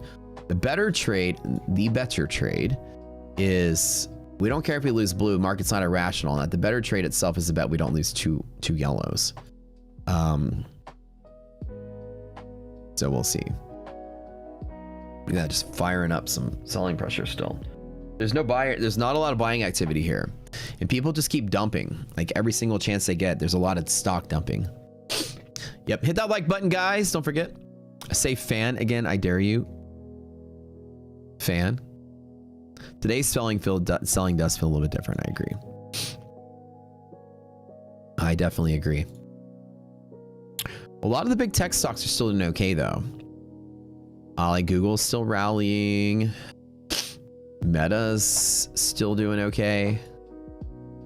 Although Meta is in a bear resistance from 615. So keep your eye on Meta today. If Meta breaks 615, 1, 2, 3, here it goes, and it can create some upward thrust here in this. No activity for me yet. I'm glad. See, the thing is that like, I keep taking bull stabs at the market, then the one day I'm proven wrong. I'm wrong small, which is really nice. You're trade from the right place, you're always wrong small, so that's good. Even when you get the trade wrong, you're not taking a big loss, which is fine. I traded where I was supposed to, which is longing at the open with positive res, and then the market just swept up and came back. So that quick reaction time was enough to kind of keep me going, and we'll wait and see. Like all my instinct is like whatever matches by the dip, it's bullish, but you know, let's let it stable out a little bit. Like I said, if we break through yellow and then it's another day just like we had yesterday, then okay. I don't feel that day's coming though. It does feel like this market's cooked. It really does.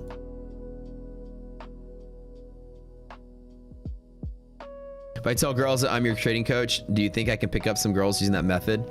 Honestly, if you tell girls that I'm your trading coach, they're just gonna ask you for my number. You'll get a lot of girls, but they'll probably be like, ooh, the guy that draws the fans, the artist. What's his number? Do you even deal, bro? What a day, right? Anyways, good, right? And so when people are like, even today, y'all, you get some of the guys are saying like, do you think, you know, are you scared of it being all-time highs? No, I'm not scared, right? You see how the market's crashing out, but you half the people in the world right now are freaking out because they're bag holding some crap and upside down. Here I am, still green for the day. I'm not scared because I execute at the right spot, and then when I'm wrong, I'm just wrong efficiently, right? I'm super efficient when I'm wrong.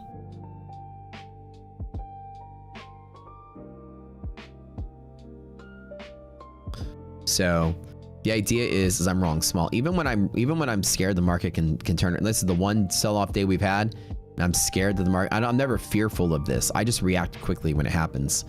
And White House on X indirectly denies the Iran state media reported draft between US and Iran. We got some velocity there. You see what I'm saying though, when somebody said earlier, and I had that conversation with you guys, is that when the market is a helium balloon instead of a bowling ball, the day that like, it's like people have to push it down. It's not like it just fell straight down. You see how you're like pushing and pushing and pushing, and then it got bigger and then bigger and then bigger. It's not like big and then small where it's heavy and it falls very quickly. It's like you're people like pushing it down and pushing it down. I'm never afraid of longing at highs, because if I'm wrong, I'm just always wrong small. I mean, that's the thing. And then keep it light, you know? It's just trading smart.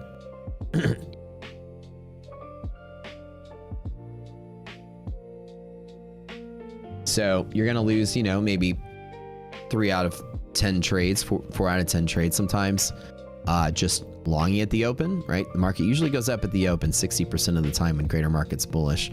So when you lose, you just lose small, and then wait for better opportunities. Today's better opportunity, S&P, I can take a long off the cat line here. This is that larger half gap area we talked about, that bigger fat dashed, huge cluster of pivots down here. But boy, the algos are trying to pick up something off of that news here. It does feel like it's going to keep selling, you guys. So be careful today.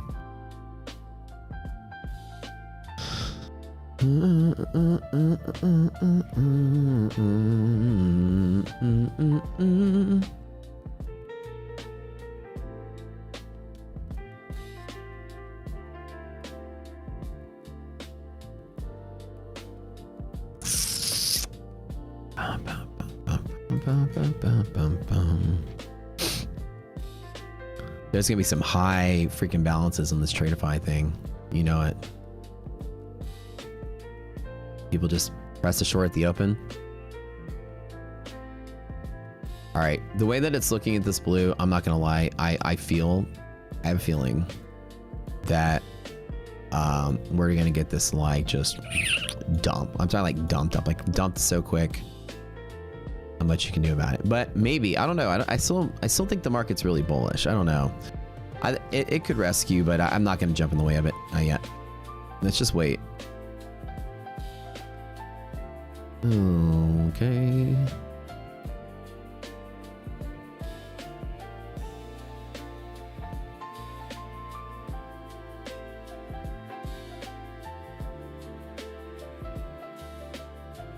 That's a pretty nasty sell.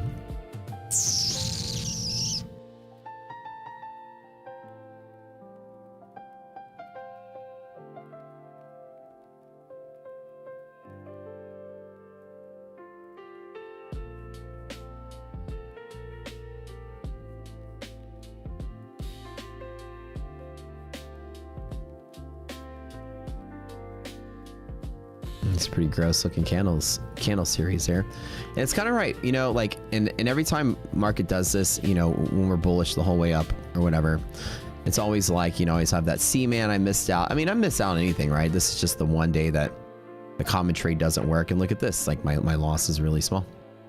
Actually, my gain is really small. Like I'm still up and I'm just kind of chilling. Like I can read the runes. So, you know, you can't ever guess the stock market 100% of the time. But you can definitely read it pretty well. And when things become irrational, you can just be like, well, I'm going to stay on the sidelines of this. Let's let everyone else trading kind of deal with this craziness. And I'm okay with just like hanging on. You know, I've got a pretty decent amount of money in my pocket. I'm not scared of anything. Just waiting. Res going up a little bit. Yeah, like it's still, there's still some stocks holding. But we're getting some crazy selling pressure and some big tech stuff. So a little bit of a retrace off of that big Micron.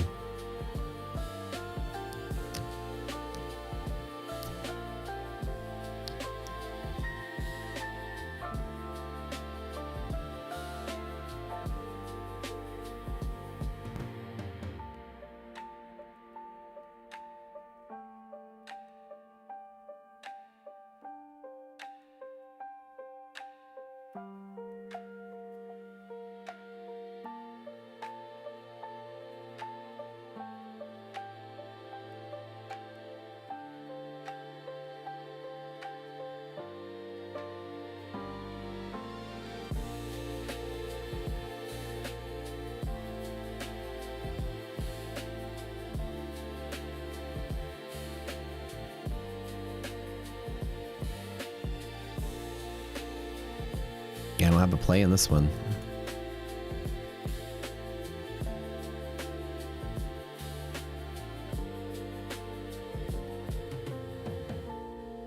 I mean, everything's bullish enough to take a long here. I don't know. What do y'all think? Could I risk it? Could I be like the one person in the room that just jumps in on this? I mean, all the resiliences are positive from here. Could I try one more on S&P? Or wait for lower? Let's do one. Just one.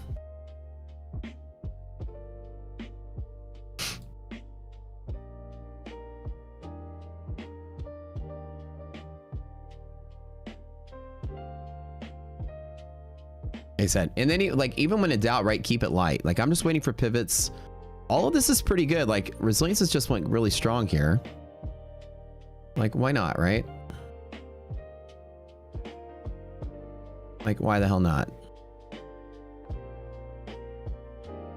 I mean, all my indicators are bullish. Bullish, bullish, bullish, bullish still. Maybe it does hold. I don't know. I think it can still go lower, but I'm willing to take a little bit of risk. One contract, 10 points under. If we lose 32 to 22, I'll stop at 22. Then I'll just get out of the way on that one. Let's see. I don't know. I mean, all these are looking solid here. And then trade it, like, keep it small, right? Like, trade it light. So I thought Rock Scooter made you so patient. Yeah, like I'm just waiting and seeing what it looks like, and then we're hitting here, we're stabilizing here. All resiliences are positive, and even with like, and then one contract, right? Like I'm not even barely putting anything on the table here, right? One contract, light risk. Nasdaq, all your resiliences are positive too. This might actually bounce here, maybe. Now again, like we can also get a big fuck you candle to there, but if the selling stops, there's a good chance. Good chance. Not a great chance, but a good chance that scalp is still in play.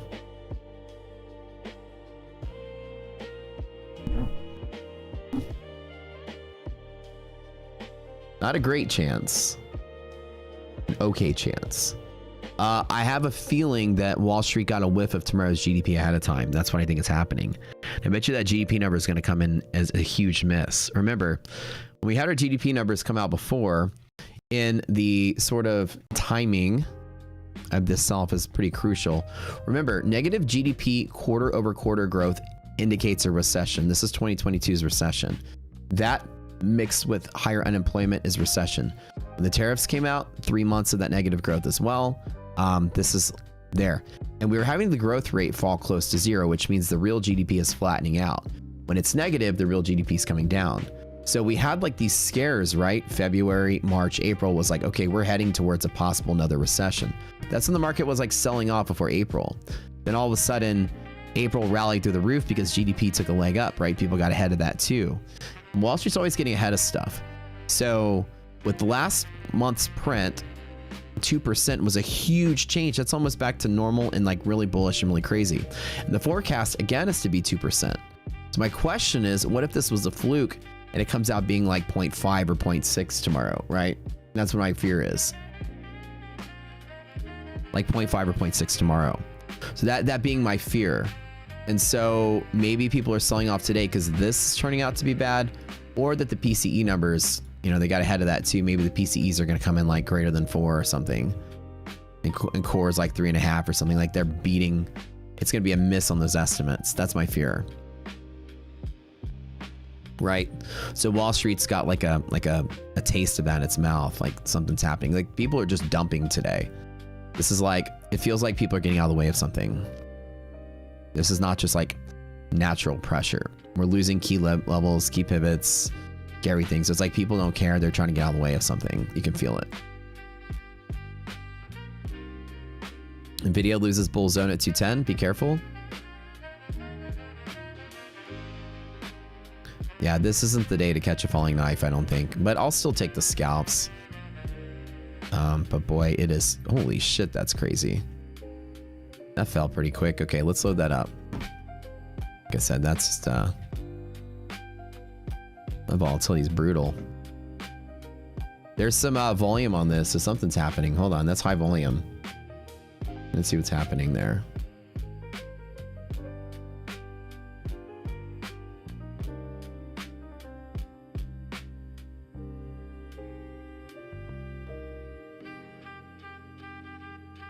I don't feel strong buying pressure or algorithmic buying pressure like we felt before in other days. There is no attack to buy this today. Not a big one. The algos are still trying to price it higher, but people are dumping. You see how the selling pressure is not consistent? It's just volume dump, volume dump.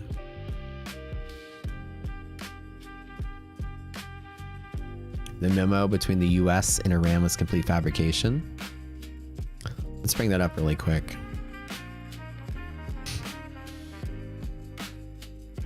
We have a draft the initial unofficial framework.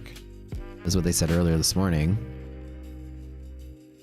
And then now it's what? Like the White House indirectly denies Iran state media reported the draft between US and Iran. Like what is this bullshit? You know what I'm saying? I'm literally tired of this being the news of the market. Really? Like, really tired of it. Are you guys tired of it? I'm fucking tired of it. I'm so tired of it.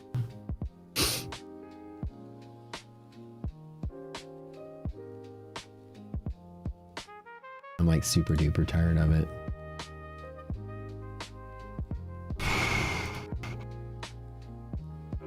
Not only tired of it, I'm super duper tired.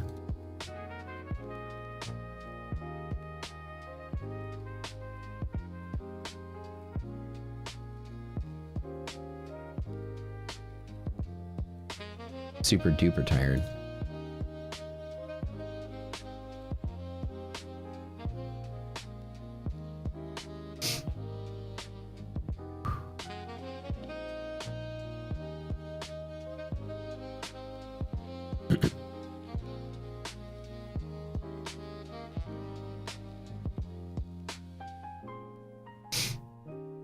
Come on, hedge pressure. Hang in there. Don't die on me today, bro. Hang in there.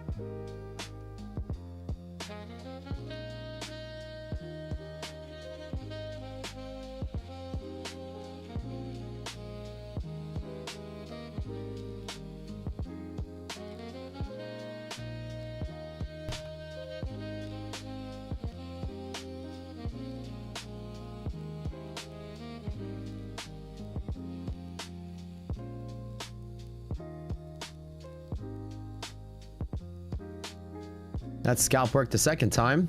Good deal. Just like I said, I'm just scalping inside of here. I'll take that again.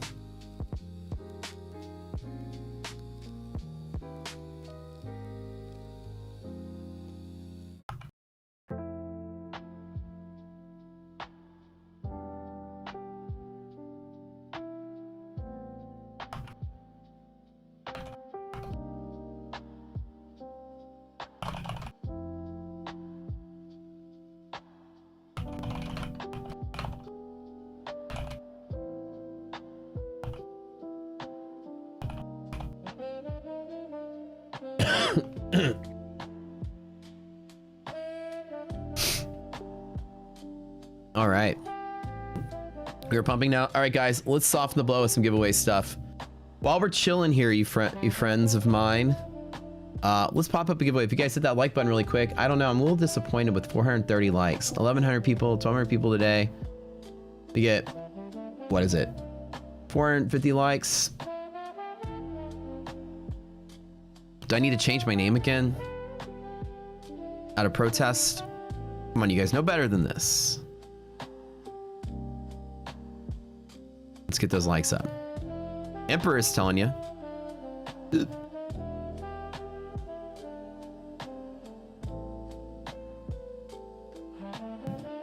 I took that hedge pressure scalp from there to the close.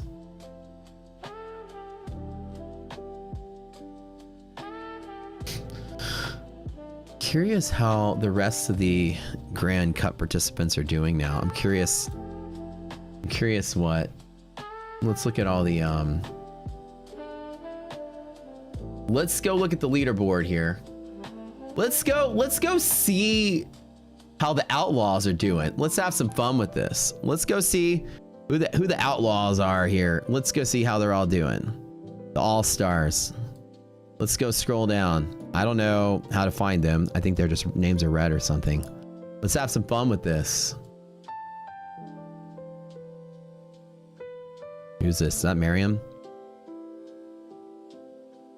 Oh, that's machine guns. Oh, Celine. Okay. Celine. Oh, she doing all right. I can't see the name. Oh, Brett Simba doing all right. against somebody that hasn't made a trade yet.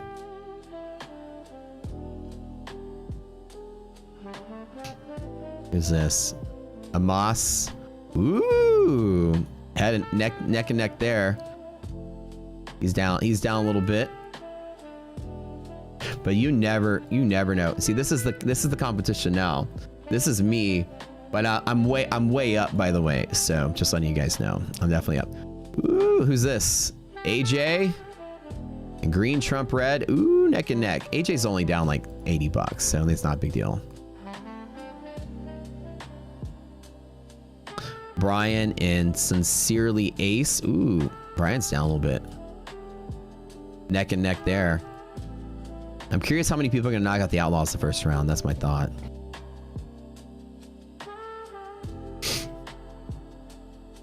So that Brett paid the guy off not to trade. Oh, they are so funny. I'm sure everybody that's trading into Outlaws is super excited because they get like 5,000 bucks or something if they win, right?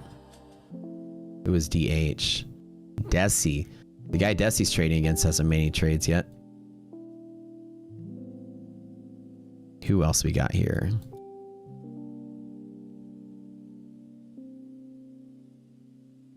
Who else we got here?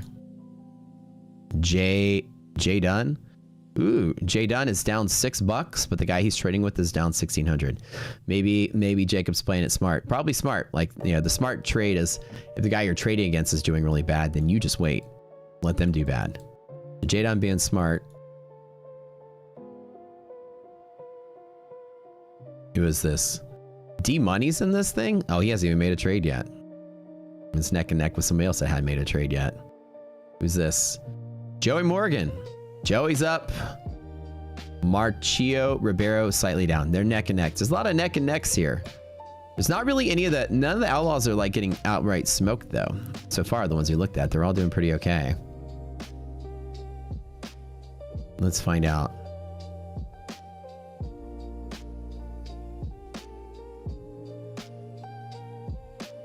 Lumi, neck and neck. She hadn't made a trade yet. No stop loss butcher. Wait, who is this? No SL butcher. I have no idea who that is. They're winning. Good deal.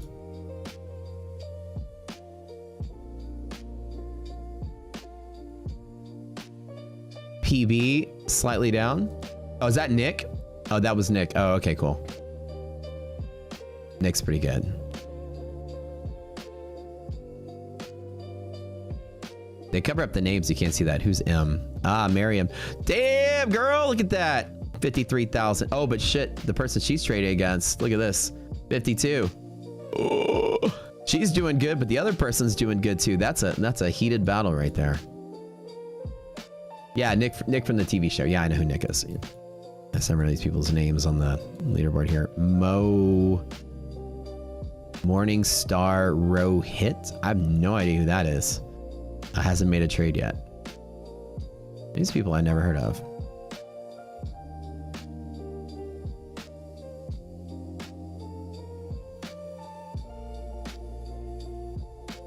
Words of wisdom. Oh god, the guy he's trading against got smoked. So Riz just has to sit still. He didn't have to. No, that guy's not going to recover 4,000 bucks by the end of the day, unless he gets like super stupid lucky. Shaw. Big Daddy Max. Oh no, Max is down. Oh, but the guy Max is down against is down worse. Uh-oh. Max is still 1,800 bucks ahead of that guy though, so maybe Max will make it. I'm rooting for you, brother. I'm rooting for you. Rips done nothing. Wait, Rips hasn't made it. Oh well, this is like the 2 updates, so he didn't make a trade overnight. Rips will probably make a trade this morning though. So you never know what it's going to be, because there's going to be people that shorted this crap the whole way down, and these are all going to change by the middle of the day. You know it.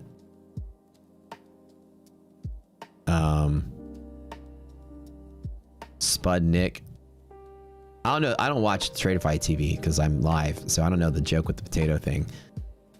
Is he literally a potato on the stream, like he's doing like a Mr. Peanut sort of thing, or what?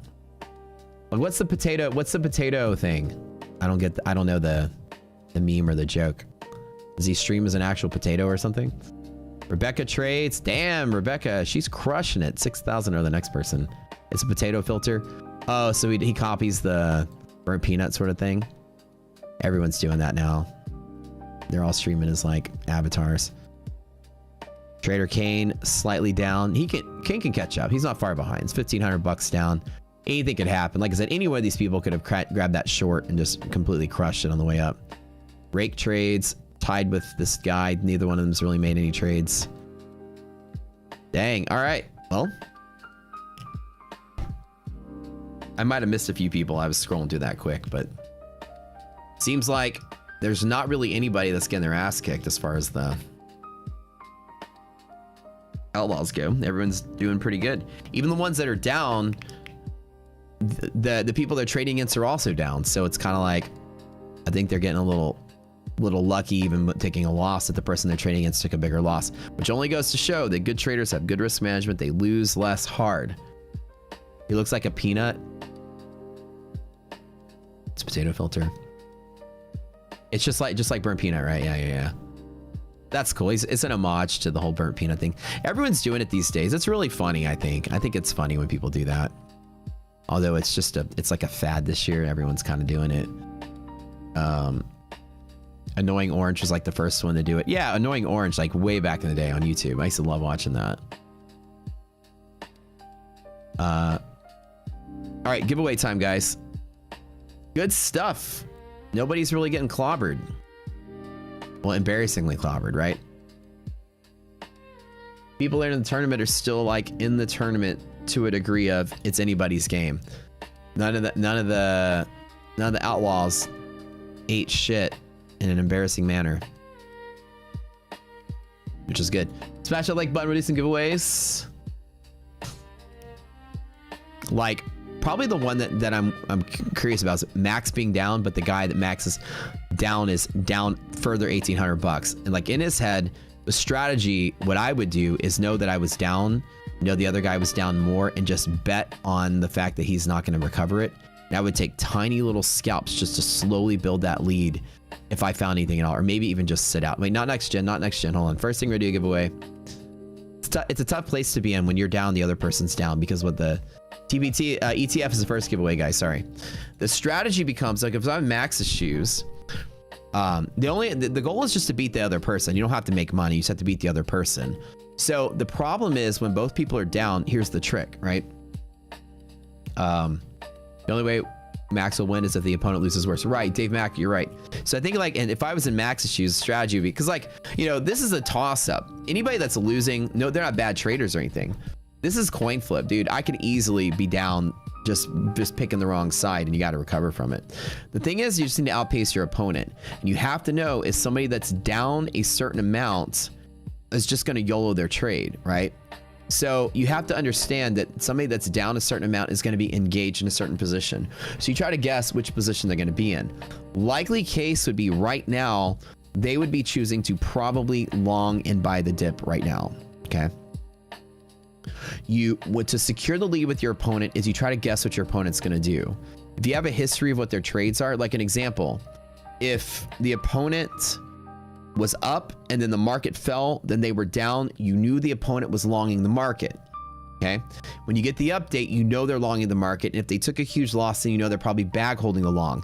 So you assume they're still longing. So therefore you long, and you just hold on to your long all day. You assume they're not going to have risk management if they took a big loss. So you're going to assume that there's going to YOLO long. So you're going to YOLO long just in case the market rallies, they don't edge you. If the market falls, you'll both fall at the same rate. That's my way I would handle it, is I would try to trade in the same direction I think they're doing. So I would find a heavy bull pivot and just long and hold on to it. The risk you run of not making any trades is that you're not in a trade and your opponent says, fuck it, long YOLO, and they just hold on to it, but there's no drawdown. They can draw down all the way to zero. So because they can draw down all the way to zero, they're just going to hold on all day, just hoping for the best. And if the market swings up, then they get lucky. You better be in the same swing. The strategy, I kind of like give you the idea of, the strategy is, if you work at an office, they play the lottery, right? You know how your office pulls their money together and buys a lottery ticket? You must play it. You have to play it. If they're like, hey guys, they're collecting $5 to go buy a lottery ticket for the Powerball, You can never not do it. You have to do it. Because if they win, then not only does everybody win money, but you also probably lose your job because everybody's going to quit. You know what I'm saying? Like, you know, your company might close shop the next day if everybody wins $50 million. You know what I'm saying? So like, you don't want to be the only person that didn't win. You know, everybody's like, oh my God, we won the lottery. You're like, yay. And they're like, oh, sorry, Paul. We all pitched in $5. Sorry, buddy. So you have to play. So the thing is like the forced hand, because if you don't play, other people are going to win, or other people can win on a windfall. If they win on a windfall, then you lose. And so you have to assume that your opponent could win on a windfall. One day trade, you can't just sit there and do nothing. It is a 50-50 shot that you bet your opponent does nothing. Now you can get lucky if the market just does this all day and you were just long and the other person was short, then you maintain the same lead. Neither one of you are going to go ahead unless the person just gets lucky scalping in and out like 5 times. But you can assume if they took a really big loss that they're not going to have a good stop loss philosophy. So what you want to bet on is a flat, choppy market that you can just go long on. And assuming they're long, because very few people, when the market sells off and they were long and took a big hit, are going to flip and go short. They're going to still probably be bag holding if the update proved they're bag holding. So use that to your advantage. What's your opponent doing? Oh, they're probably longing and bag holding. So therefore, they're playing the lottery. I too must play the lottery. If we both lose, I maintain my lead. And if the second update shows the same lead as the market's falling, then I know my strategy works. Then I would just hold on to the same trade until close as extra advantage. Now, one person could say, instead of trying to outthink your opponent, just try to trade normal, right? Just take the trade you want to trade. But the hardest part is the luck that comes from not knowing the update. If you had real-time updates, it'd be fantastic. You can make that judgment call all the time. The fact that they withdrew real-time updates means I can't play against my opponent. It's a shitty duel. It's a terrible idea. Like, if you're playing against your opponent, why not have real-time updates of their dashboard? And it's like, well, so you can't mirror their trades or whatever. But that's the whole point of a duel, right? You need to react to your opponent. So this is just randomly trading against an unseen force, and you have to just basically outpace somebody. It's like you need to run a race and beat somebody, but you can't watch them run. Like, that's weird. But that's the way they designed it. I would love to be able to strategically outthink my opponent. That's where my strong suit comes in. I'm better at playing against people. But now you can wait for the first update. And, you know, like, we have 2 updates so far. We get 2 more today to see where everybody lies. Like, at the second update at noon, I'm going to formulate my strategy for the close. If the person I'm trading against took a massive loss, like I'm up and they took a massive loss, then I don't have to do anything.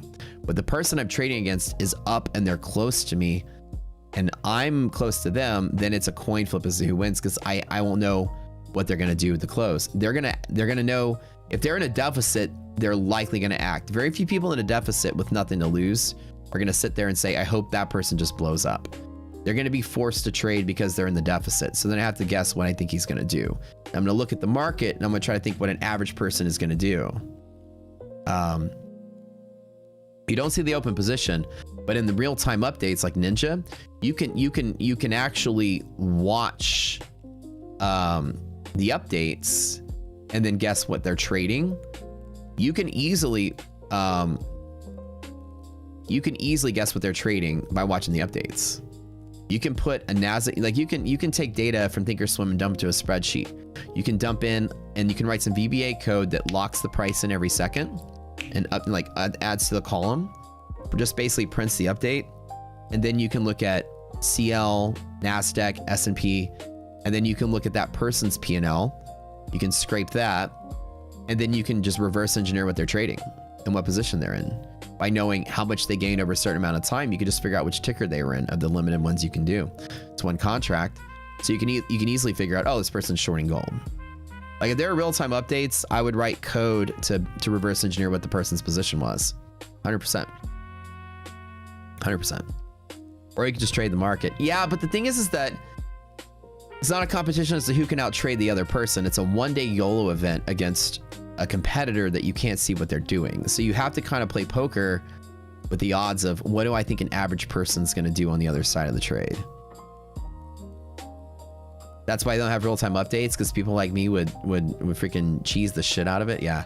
Well, I mean, when you're playing poker, you're staring at your opponent. Like, what are they thinking? What are they doing? What are their habits? What's their hand doing? Like, are they twitching?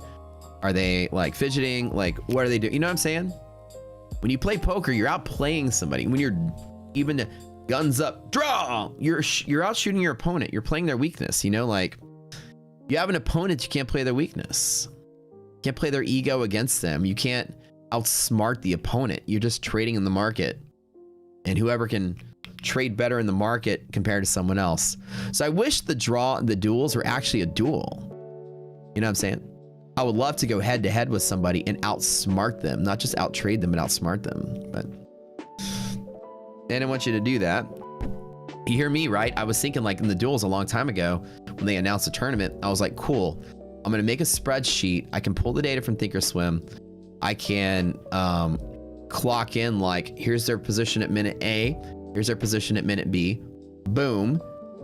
Here's the tickers. Oh, they're shorting gold right now. Cool. And I'm in a lead. So let me also short gold and mirror their position. That way I can maintain my lead, right? You know what I'm saying? That's why I win tournaments. I outthink people, right? But you can't, I guess they didn't want you doing that. I guess that's probably why they didn't want you to do that. Because you could just secure your lead if you got an early lead just by mirroring your trade of your partner. Oh, okay. Then that's a cheese way to win. Then you'd win every time. Never mind. So that does, I guess that's a reason why they didn't do that. Let's hear my little hack would win every time if I got a lead. Oh, darn. Okay. Well, I guess they did think of, I guess they did. I guess that is a good reason to not have actual duels. But if they did allow you to trade like 2 or 3 contracts, then it would obscure what you were trading. With one contract, you could easily reverse engineer it. But if you had the option trade 2 to 3 or 4, you wouldn't be able to figure out easily what they were trading. A little bit harder. Send in your seconds to negotiate a draw. There you go. All right, we spin the wheel first. First giveaway. Oh, some more selling pressure. Holy crap. Well, nope, guys, rip. This market's dead in the water.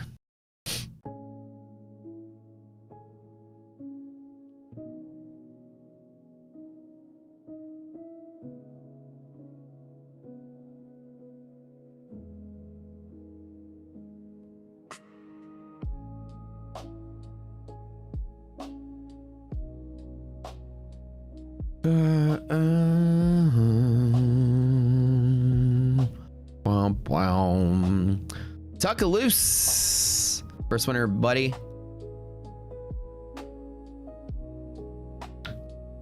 I need some breakfast.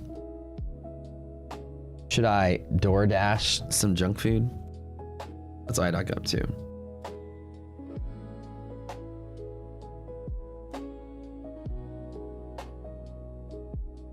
Nah.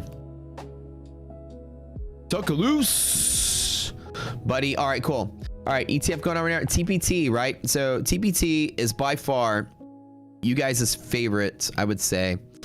TPT, of what I know you guys buy, TPT Pro is 50K is like your favorite account.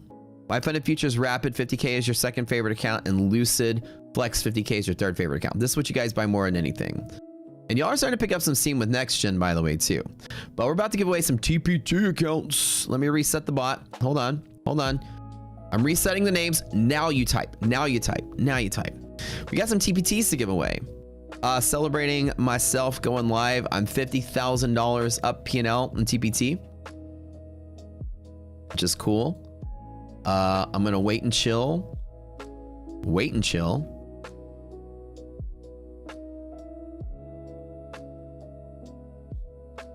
Not put a huge amount of effort into trading those.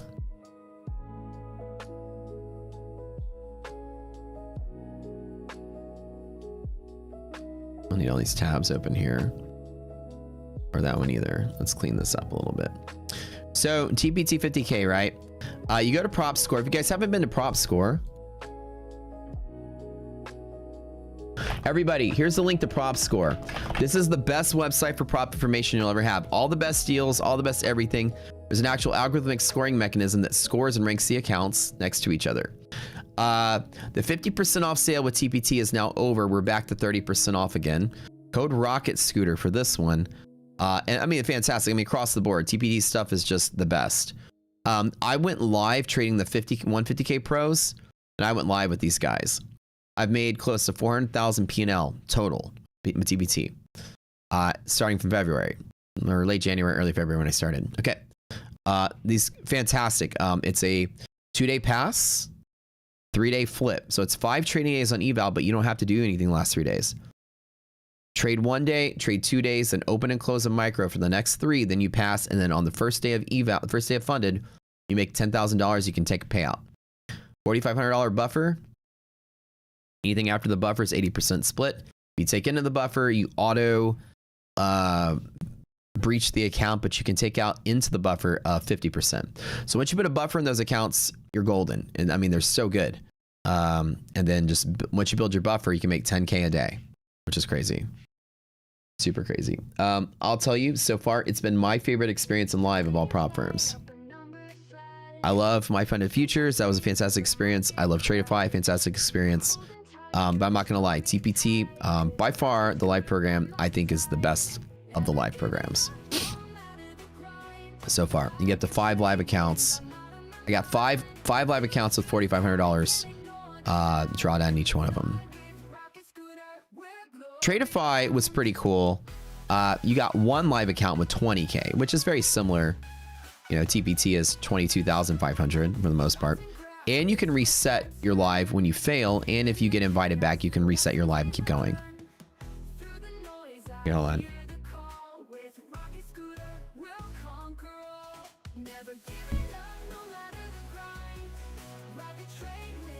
But 30% off code Rocket Scooter. You guys are gonna love these guys.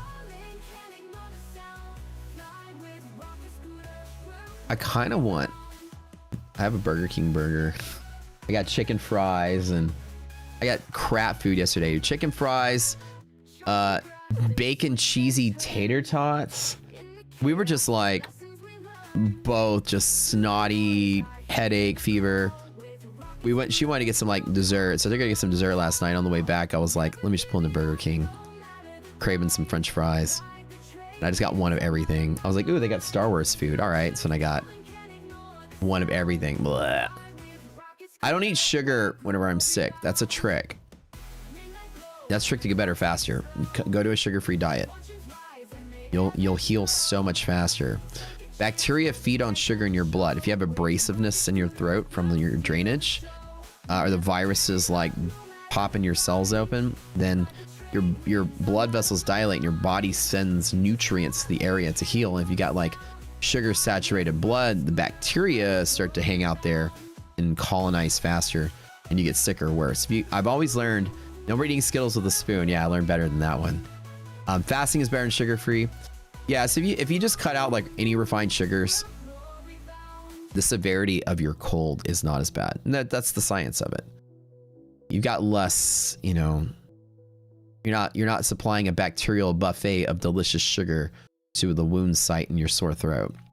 So the secondary bacterial infection, the one that creates the phlegm and the mucus and all that stuff, isn't as bad. So I go like straight sugar free. Whenever I'm sick, it's gargle salt water, don't eat sugar. And I don't stay that sick for long. Not that bad. Fasting, how's fasting even better? There could be some science in that.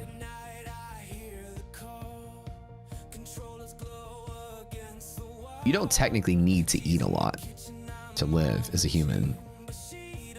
Eat just enough to not be hungry if you're sick, but don't like slam. Yeah, don't slam like cheeseburgers and stuff. What I think French fries are, it breaks down 100% glucose. I know! Not 100%, but the starches break down. I know, that's kind of sugar-ish, but that's not like gonna spike your, it's not gonna spike your insulin. It's not that bad. It's not like eating a candy bar. I know, I was craving French fries. That was my one. Light carbs, if you do anything. Yeah, don't be eating a bag of Skittles with a spoon, though.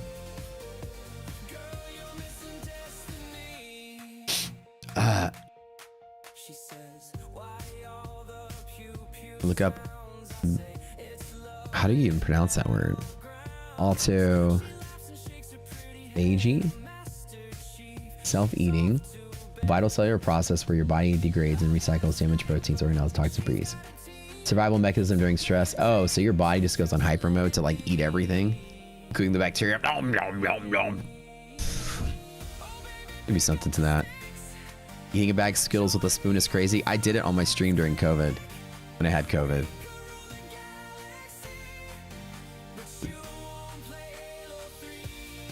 When are you doing the live membership winnings for using the code on the last day of the month? Just Friday. All right, spinning the wheel. In 10, 9, 8, and 7. 6, 5, 4, 4.5, 6, 7, 6, 7, 6, 7. Oh God, it reminds me when you said seven like that. Reminds me of Dirty Work with Norm Macdonald. Chris Farley was like, "Street Fight, man, G7," and they it plays the wrong song. You push G6. Do you like pina coladas? Not 6-7. No, not 6-7. Savoon, you speak French? Oh, yeah. It's the Cajun 7. Savon. Savon. She bit my nose off. Yeah. Hooker bit my nose off. I haven't seen that movie in a while. That was one of the one-off quirky. I thought it was funny. Norm Macdonald's was just so funny. I'm a winner. Bro, can you make your fake account any less fake by saying I'm winner? Oh my God, what a coincidence. Slightly rigged countdown. You fast 36 hours every Tuesday to keep insulin low and break with a good balanced meal. That's a really good habit. I'm winner. I'm here. Hey, I'm winner. I got a question. What's your name and where are you from?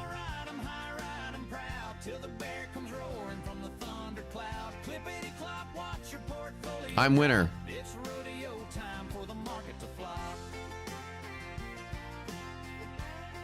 What's your name and where are you from?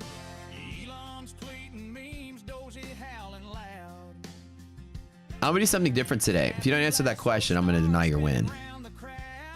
What's your name? Where are you from? 9, 8, 7, 6, 5, 4, 3, 2, 1. All right. Your name is I'm Loser. All right. I'm sorry. You can't. He's trying to figure out which account to log into to type it in. He's got one of his 20 phones in front of him. Which one do I type in? Who is your daddy? What does he do? Who is your daddy and what does he do? All right. Get a real one here. Is that a thing? You ever seen one of those like Bangladeshi and bot farms? Kids sitting in an internet cafe with like 60 phones and like a little thing. They're all tied in together, the same. BF4433. I know you're a fake account. I know you're a fake account. You've been here for like 5 years, but I still think you're fake. There he is. There he is. That's my boy. All right, next one. I've known him for like 5 years, but he's still fake. He's definitely fake. All right. Next winner. Nah, he's real. He's real. He's been here for a while. I'm winner. I love the name of that. All right. All the way up trader. That sounds like a real name. If I ever heard of real names, that sounds like a real name. All the way up. All the way up trader. Talks like a bot, acts like a bot. It's a bot. If I feel like it's a bot, I'm gonna start asking him a question. That's my new way I'm gonna fight this. I'm now gonna add to the rules. The rules are, if your name is drawn and you type something in within the time allotted, you win. I'm amending the rules. And I want Brad and Neil want to do this, but I'm amending the rules for myself. I get final discretion. And what I'm gonna do is I'm going to ask a question. If you can't answer it in time, then I'm gonna deny your payout, deny your prize. But if you come back and say, wait, sorry, I was taking a leak or something, and you sound like you're American or English or whatever, then I'll give it to you anyways. I'm trying to sniff out, you know what I'm talking about? I mean, I'm just gonna say it. The bot farm's from India, all right? If you talk to me in like plain English and you're like, oh man, I was taking a shit, sorry man, I'll give you the prize, even if you miss and I deny it. But if you're like, I'm here, I'm winner, and I go, you know, who's the president during the Civil War? And you're like, I'm here, and I'll be like, all right, you don't get the prize. You know what I'm saying? So if I can determine you're from Europe or America and you speak English, you're not a bot, then you get the prize. Every single time. No, we have the same guy. There's like 2 or 3 guys. If you can't win, because bots come in with like whenever I run the giveaway, we get like 50 viewers somehow. Somebody log in all their bot accounts. Gotta sniff them out. It's an English test. I'm here wasn't president during the Civil War. That's to make it fair. Like, did I won? Somebody says that's a racist. No, that's botist. I'm going to be anti-bot on this channel, and you're not going to stop me. Cancel me if you want. No bots. All right, 2 winners. Congratulations. 3 winners. Sorry, my bad. The first 2. We'll do another giveaway in a little bit. Hang tight. If your name is I'm winner, you didn't win.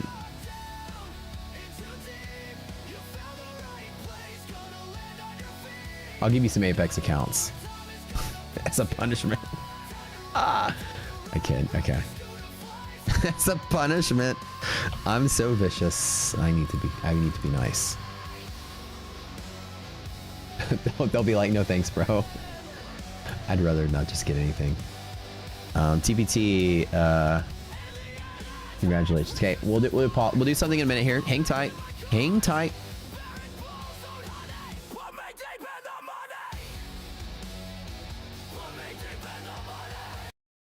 Oh, that song. Okay.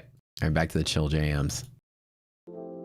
If I have a suspicion that your name is bot-like, usually your name is bot-like if it's like as follows. Like, let me go through here. Let's play a game. Let's go through here and find out who's bot. Okay, ready? Let's make this bigger so we can play the game together. Okay, ready? Let's just find the bot. No. And see, even this right here, right? This you might think that this is definitely a real name. With names, but let's find something that looks like a bot. Let me show you what they look like.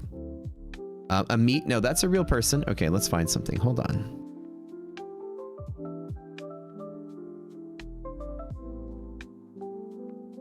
Let me show you what bot names look like. Let me see if I'm right. Now, YouTube did these weird things that started putting these suffixes when they started doing like unique names for people. So it's harder to see the bots because the bots would have these just weird random strings of text. But Matt Evans is real. But no giveaway right now. No giveaway. Oops. Shit. Why did I do that? Okay, well, we can't play our game anymore. Like normally the bot will have some kind of like string. It'll have a string of text, number 1, like this at the end. And have like a weird sort of misspelled sort of thing at the front end. So let's see what we got here. Y'all are just typing in anyways.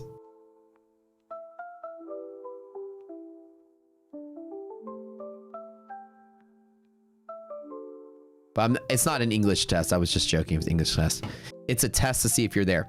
The thing is with the bot is they get 1 minute to like figure out which account it is to respond on. And then I ask them another question. And if they can't respond in the same account, then they're logging in between different accounts. That's really the trick. I'm not looking for an English test. You guys are just being silly about that. It's really a speed test. If you can't respond to my question quick enough, you're logging in between different accounts. Like Darcy R8Z, I'm kind of like, maybe like a bot name will kind of look like that. Maybe you're real Darcy. But a bot name will be like some kind of name and then some kind of string of text.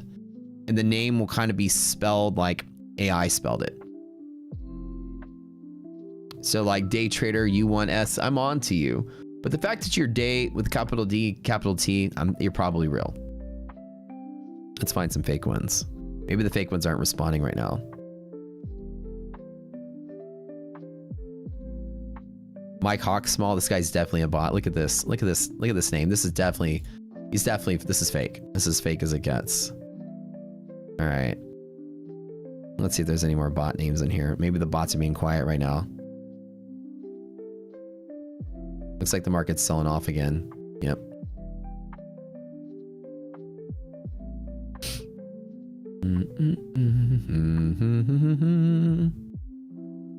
Guys, I don't think we're gonna get the recovery we want today.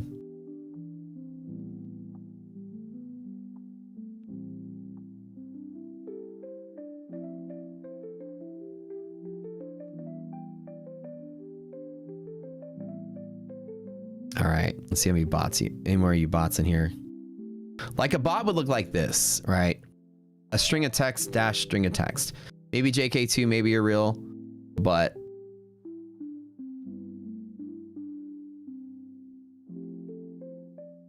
I'm on to you guys.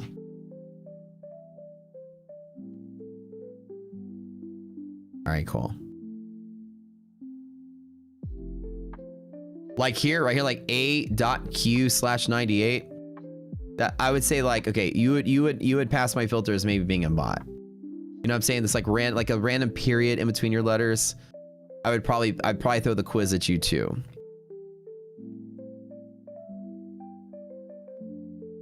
I shall ask you a question, maybe related to the Whoosh fan. You must answer said question. Just change your name to definitely bot.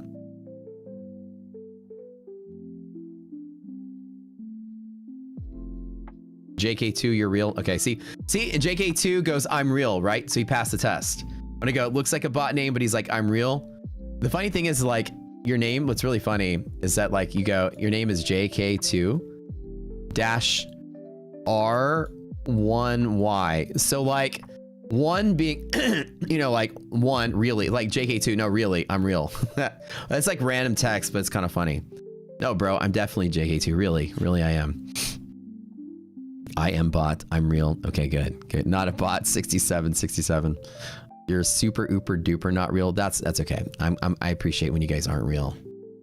It's good to know. All right, looks like market's dead today. I'm not doing anything yet. Below these kind of key pivots. And boy, this is like lower low, just kind of, I don't know. I really don't know, y'all. Resilience all positive. I mean, it looks pretty solid. Do we think we rally? What's up, guys? What do y'all think? You trade like a bot? Botowski? The Botowski 2000. I love that bot. That's like the best bot ever. Okay. Let's chill for a minute. Little giveaways in a little bit more. What's the big play? I'm going to say sit out today. I think downside is more appropriate until some of the stocks find strong pivots. Like Nvidia. Nvidia is like in the middle of nowhere and it's getting some pretty nasty selling, which is trying to drop this. Not everything is selling, but not everything's rallying either. I think that we do hit some lower lows. Lower DD band, I think, is the play. So on this play with Catalyst active, remember, volatility can pick up, let it overshoot, let it reclaim, and then there's a play off of this. And if it breaks through yellow, then we get the rally back up to there. That's the play I want today. S&P has that pivot as well at 75. I think that like sometimes when I see the market floor out like this, that it's trying to hold. And it'd be kind of, it might, right? But that's a more useful use of your time, I would say. Am I in the Tradify knockouts today? I am, and I'm really far up in my account. So I'm not going to tell you how much I'm up. I'm just telling you guys I am, because I don't want the guy I'm trading with to know where I am. Matt, I'm the official. We have the wick ticklers and the bot sniffers out there. See, we got Here we got the bots going over here. Look, I just found a bunch of bots. Like typing in, look at this, Miley Tiley typing TFT, Text Zone typing TFT, Camille Peralta typing TFT, TFT, TFT. All you guys are bots. Look at that. TFT. I found it. Farina. Starting the bot trend. Okay, watch this. Watch this. Everybody, like, do me a favor, because they're not listening, right? They're just looking. Everybody type in something really cool. Type in. Wait, hold on. Let me start a trend. Hold on. Let's see how many people copy this. If they copy it, it's a bot. Watch, let's find out. Let's see who types it. Poop? What the hell's wrong with half of you guys? See, all you guys are copying me. Now y'all are throwing my... Now you're trying to put a wrench in my game here. All right, everyone that types T2T, we're going to ban you. No, I'm just kidding. I knew you guys would do it. You referred poop as a bot name? P-O-O-P, poopbot 2000, shutting down, power down. Kind of reminds me of that guy from Grandma's Boy. Sit on my face. He's so weird. Do you like techno? Not really. Well, you would if you had robot ears. All right. Where's your word count? You're like 1,000, dude. If you're a bot, type I'm a bot to make it easier. Yeah, exactly.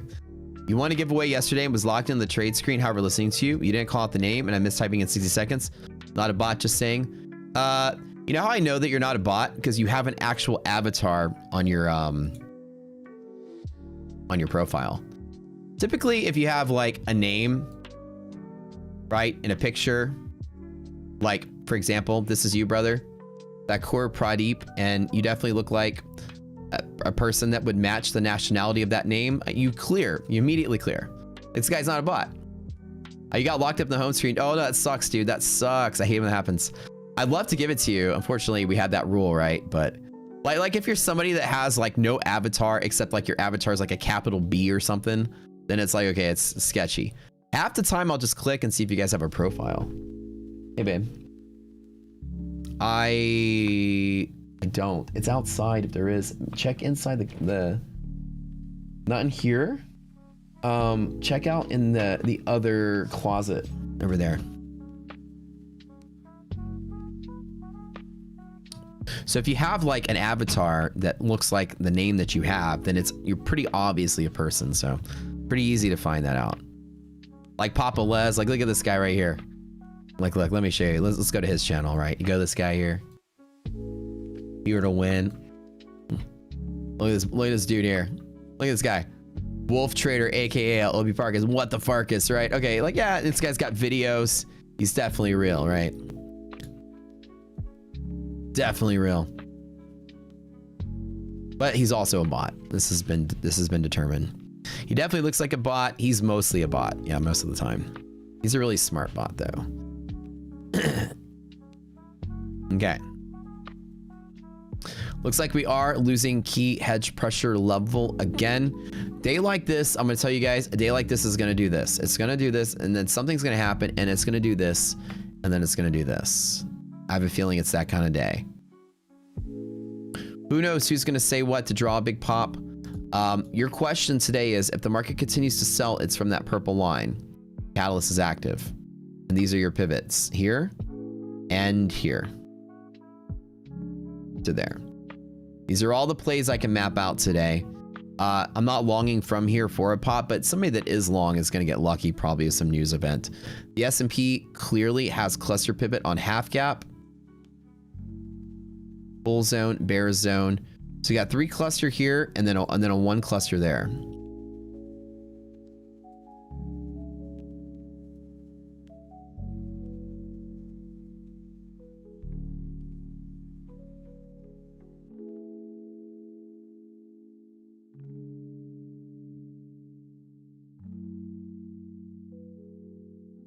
Ooh.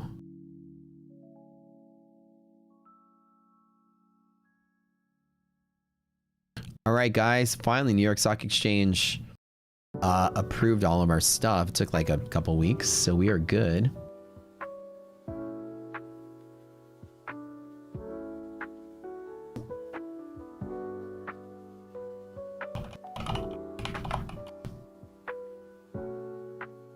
Good deal. Now I just gotta go through the, let me sign the thing. Well, so we should have our live data by tomorrow. We're on 1 minute delayed data, by the way.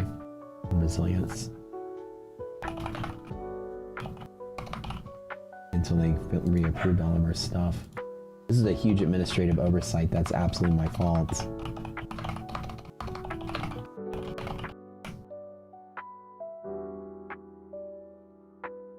We had switched accounts. Like, we switched data feeds and we switched different accounts.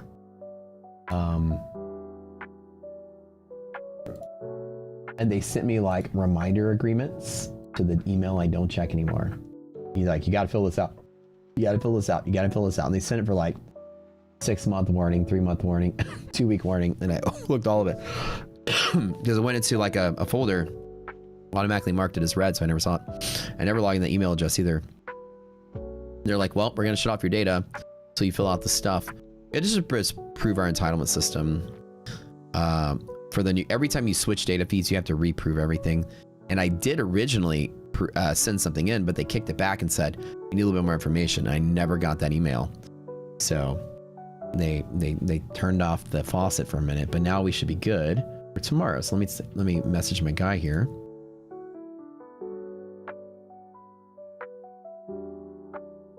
Let him know that it's all good here. Just so. So we had to switch to 1 minute delayed data in the meantime. My bad. That's me being a bot, I guess. There's so much administrative upkeep when it comes to running a platform. Just got so busy, you know, easy to overlook something, but we should be good for tomorrow. You may notice that resilience only updates once a minute, which isn't the best for day trading, but should be live tomorrow. Bootcamp is right at market close.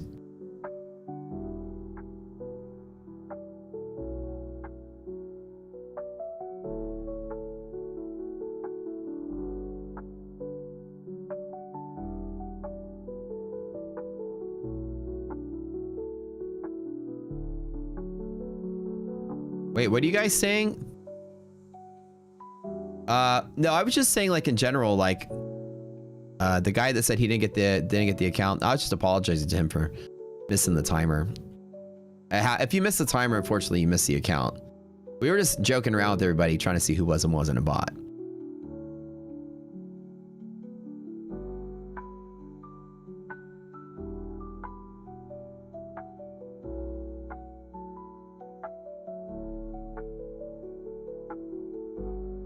Papa Les makes too many typos to be a bot. Usually if you have a name and a picture and some videos, you're likely not a bot.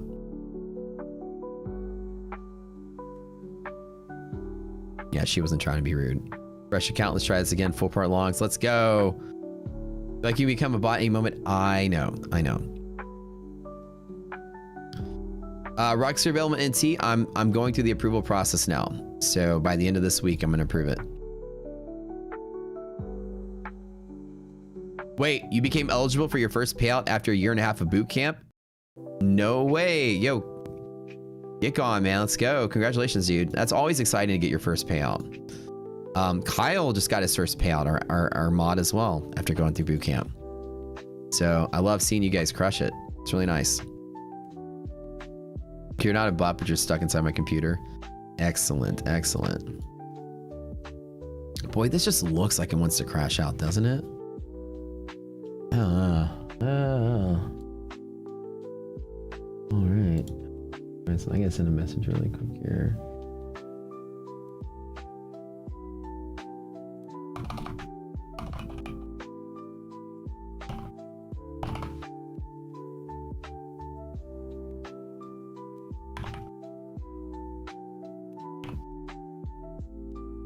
Shoot.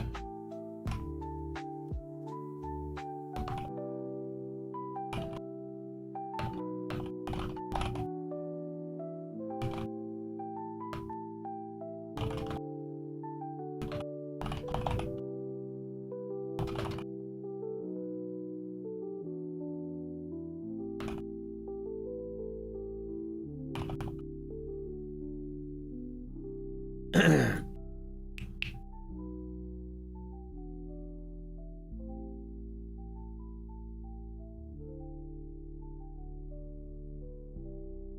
we gonna rally from here? Oh man, I'm so nervous. Should I buy?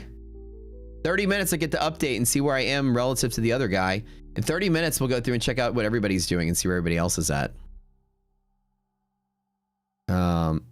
What's the best code to activate a next gen account? Ask the mods here. Farina and all these guys know. Kyle might know. There's a new score code. It's on, if you go to the website, it'll be on the website. Prop score. I don't know the code off the top of my head. Score is it, but I think there's like a new one called like score 1 or something, or score 40 exclamation point or score 1Y. They do different things. So 40% off is score 40 with the exclamation. Yeah, there it is.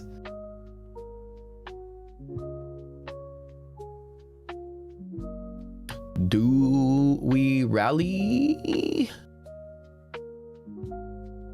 At 12 o'clock, I'll reveal my Tradeify balance to you guys when the update comes out. I'm excited to see where everybody else is standing. Like I said, I feel like the volatility is not going up on this one, and we might actually rally from here, but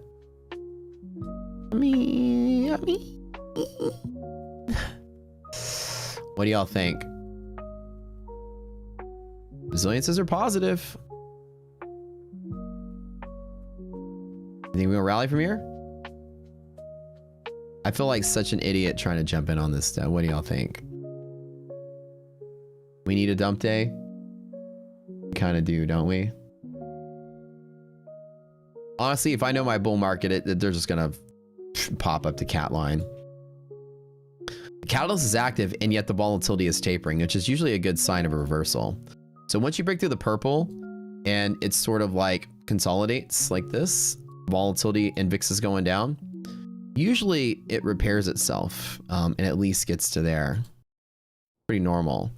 The volatility isn't getting worse, like the burn is stopping, but it's just too risky to maybe take a trade on this. If I did, it'd be like one S&P contract. I'm still up 900 bucks on this one.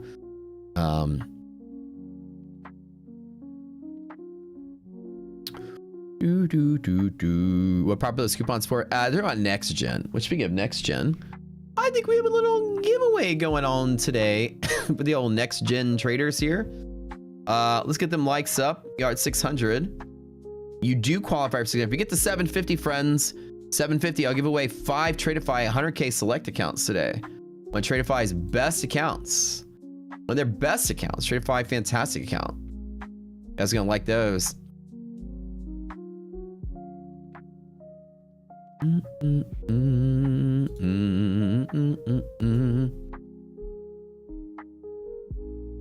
I'm feeling it though. I don't know, guys. Like I like Logan wants to rally, but I'm not really sure how I feel about it. You know what I'm saying?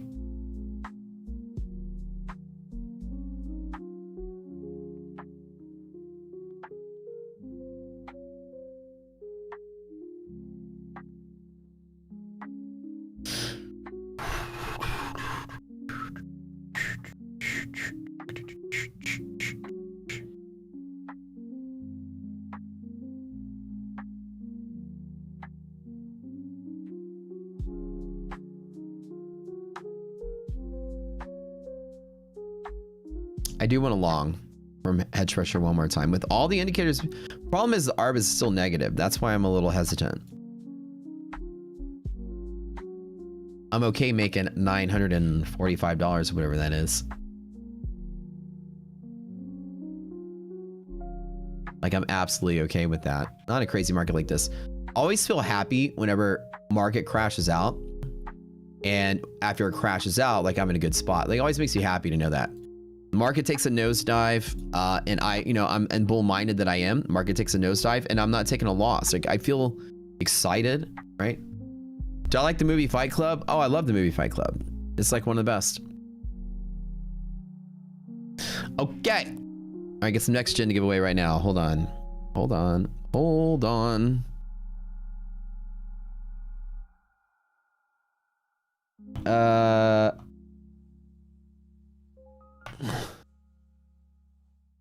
Next gen stuff. We'll talk about this, guys, a little bit. I'm gonna take a quickie break. I'll be right back. Next gen, all you bots, type it in.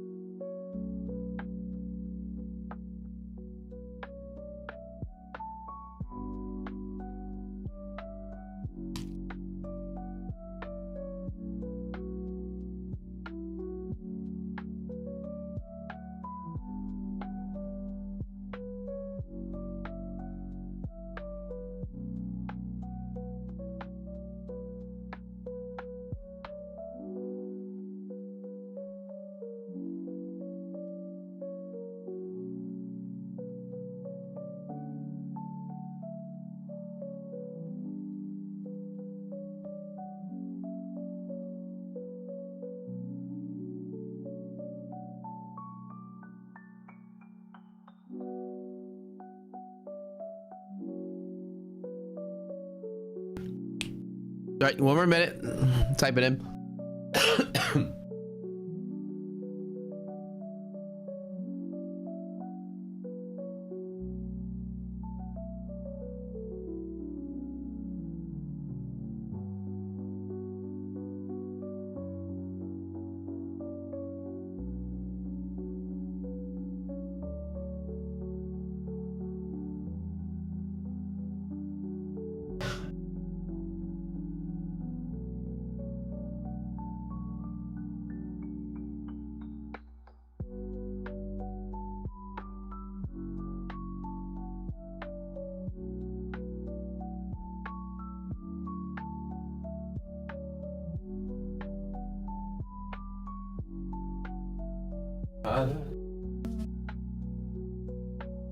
Got chips in here? Hold on.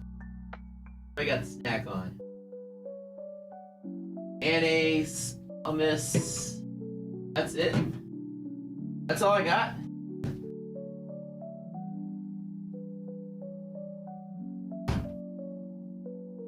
Okay.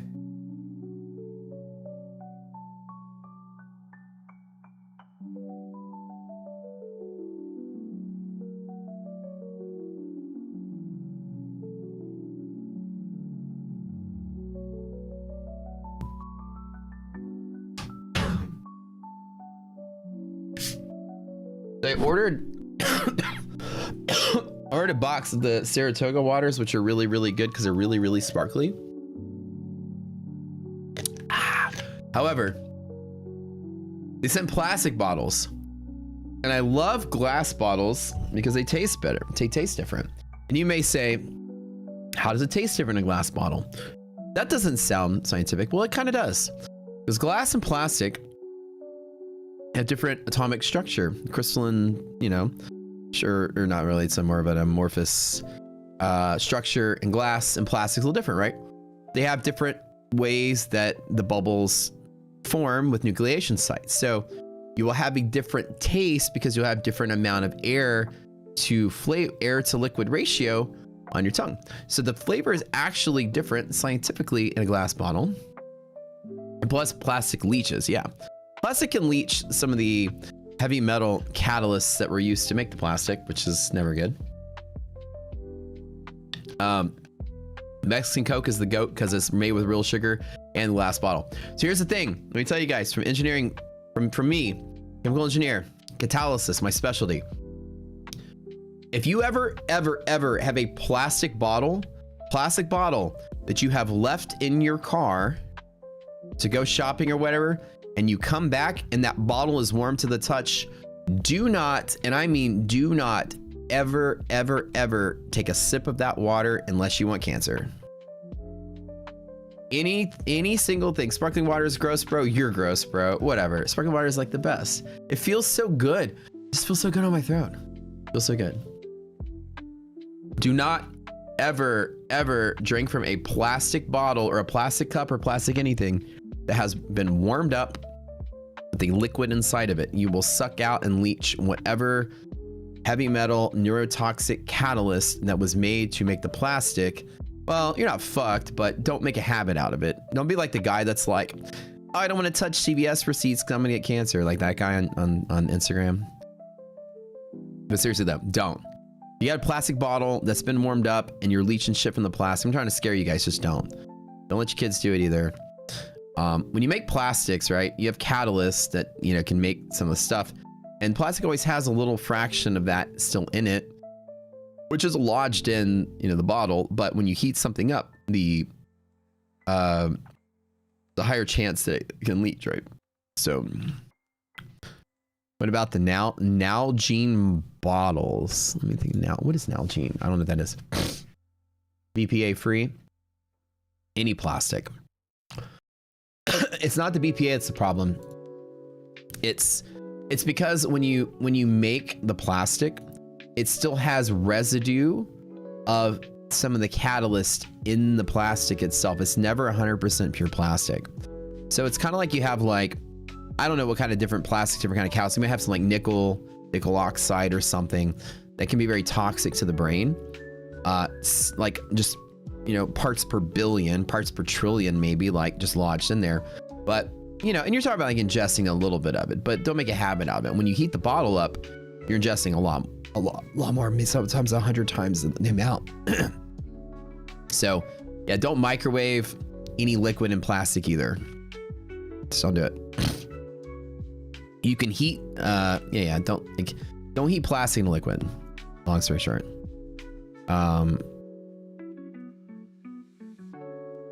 Aren't all plastic water bottles left in the hot delivery truck at some point?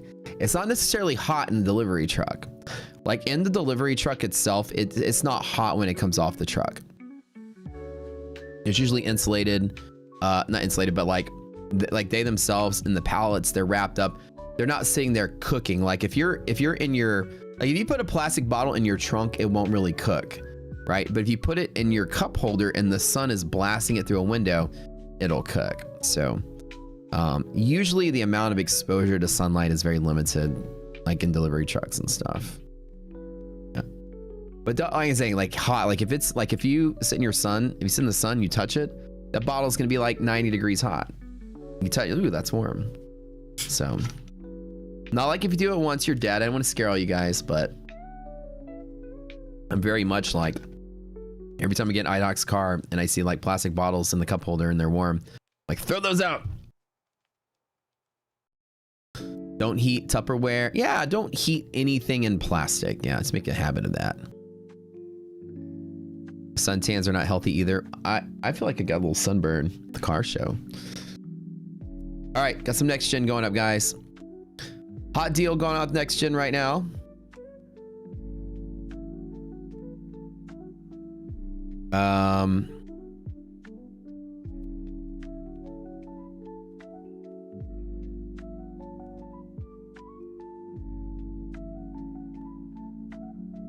Let me just type it in here really quick. I'm being lazy.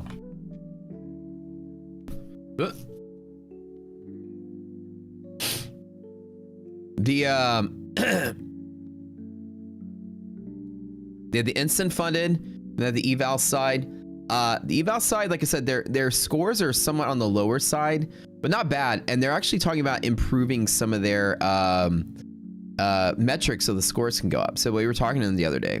And what's really good about next gen, you guys like about them, they have very good PPT, a very good DPP. So like all being yellow and green is really good. It's just the ROI is low, like the payout is slightly smaller. But the accounts are just as easy to pass as anybody else, which is kind of nice. On the funded side, there's just a 30% consistency, and they did hint they might move that to 40, which is kind of cool. And there's a DLL. And when we were talking to them, we were like, you know, if you got rid of DLL, you know, that would be amazing too. So maybe they'll listen to us, who knows? And we'll see. But yeah, next gen 70% off right now. I don't know what the code is, but it'll be on the website itself. God, I love my website. It's so good. It's so quick and so easy just to see what everything is. Oh wait, let me go back to get the, oops, sorry. Let me do this one more time.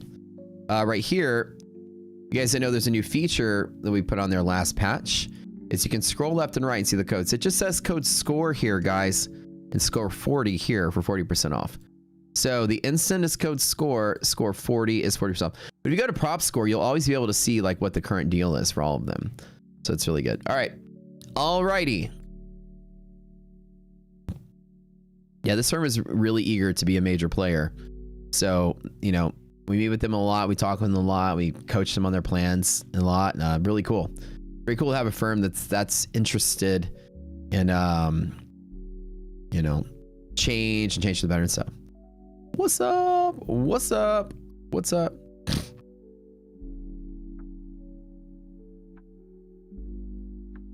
No. There's no spam. You're allowed to spam the chat during giveaway time, though. In chat, that's the whole point of the chat. You type in chat, you know, but whenever the giveaway's over, yeah, don't remove people's next gen. It's okay to spam during the giveaway. That's okay. All right, currently right now we're breaking dynamic weekly hedge pressure on NASDAQ. Be very careful on this one. There could be some lower lows to DD band. That's what I'm waiting for.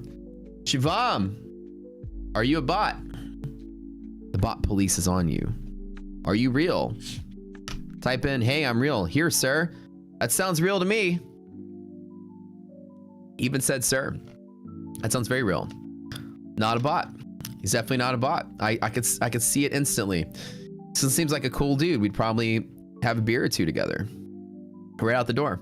It says, here, sir. That's different than hello, dear. Or like always the bots are always like, hello, dear. You ever get messages in your Instagram? They call you dear. Who says dear when they talk to people? I don't know.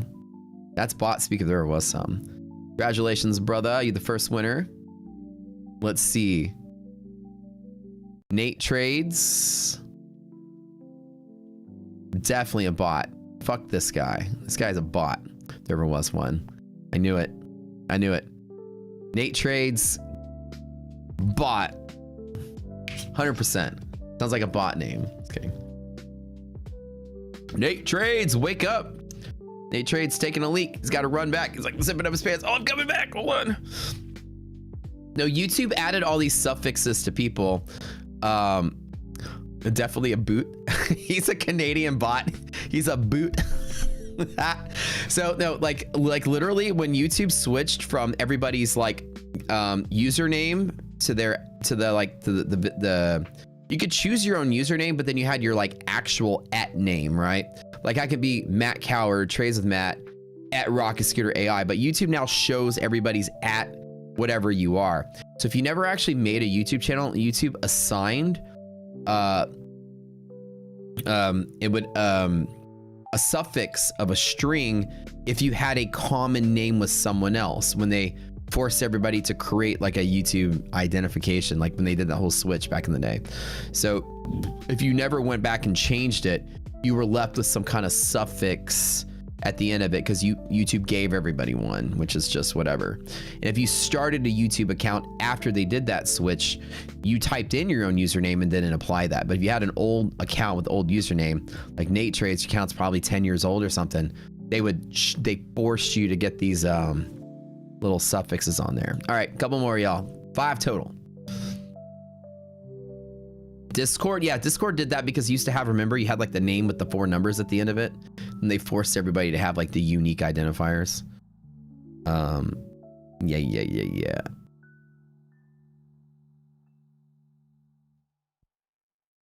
Let's see what we got. Achilles Jr. Sounds like a bot to me. Achilles Sr., where's your father, sir? Does your dad know that you're here?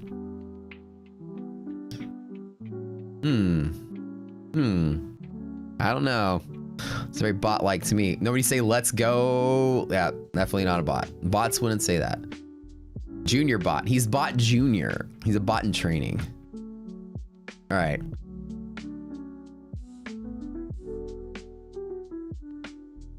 Eva Trades, no way. No way. Nah, pass her up. Eva Trades advancing to the Ninja Trader Arena Cup.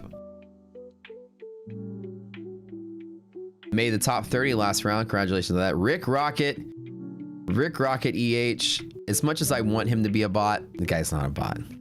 Wish he was. Wish he was. No bot. This is a real dude. This is the realest mofo there ever was one.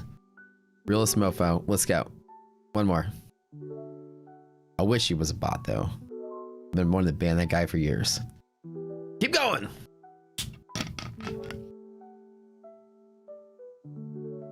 Sounds like something a bot would say.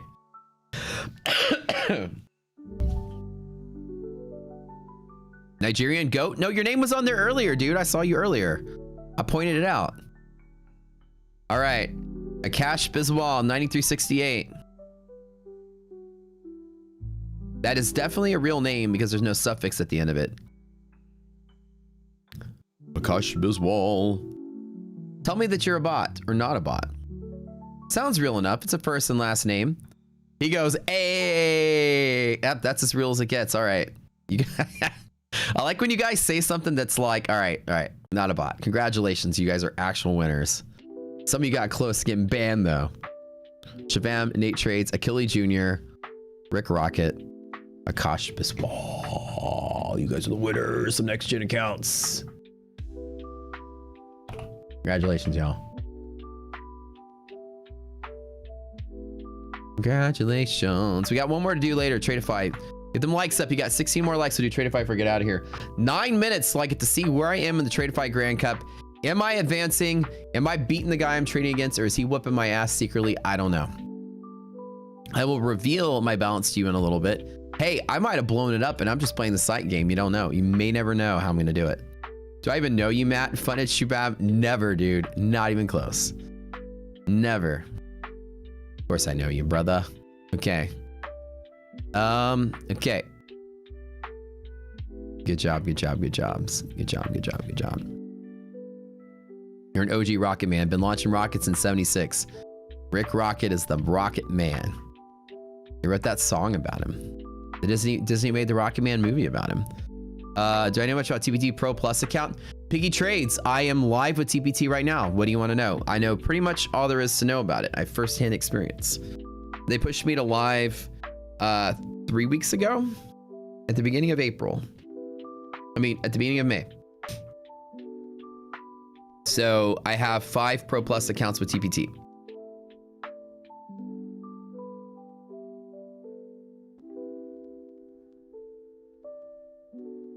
Song, please. This is just a playlist. If you guys want my jam, my chill jam, Suno playlist. Let me show you guys the link. Hold on. Let me give you all the link here. Share. Oh, well, here it is right here. I think it's a public playlist. This is the playlist of my stream music. I wrote this I always say I wrote this myself as a joke. I wrote this with AI. I made a whole playlist. I'm still jealous of iDoc. I know, dude. I know. It's giving me severe FOMO. I want a Ferrari myself.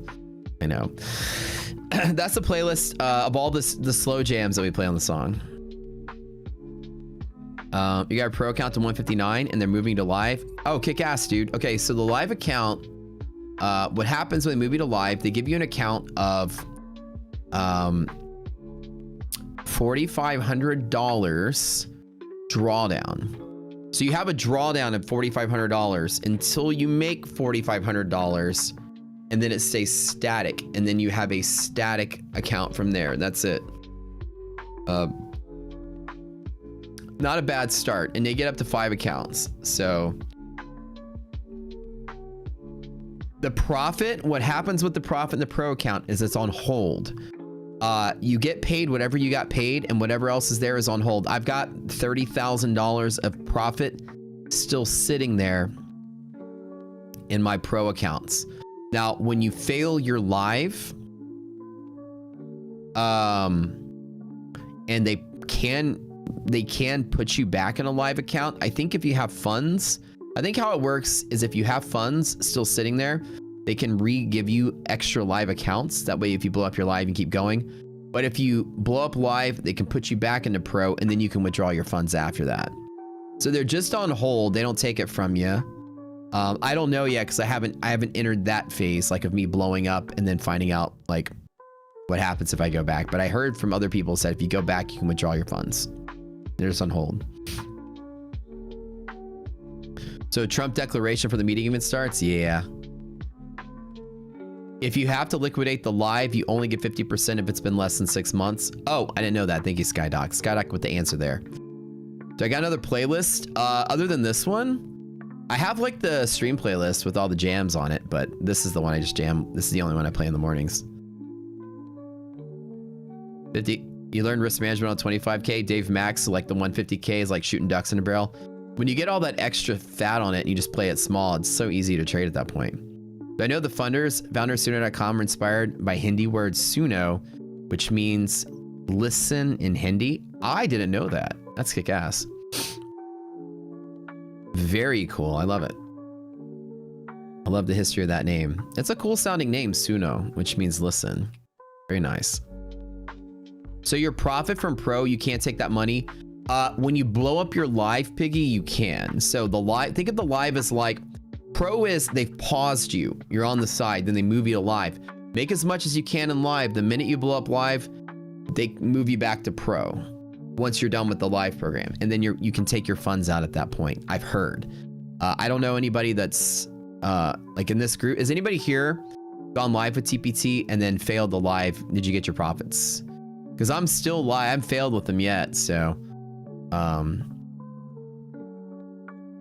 Brad's tunes are bangers, dude. Oh yeah, they're so good.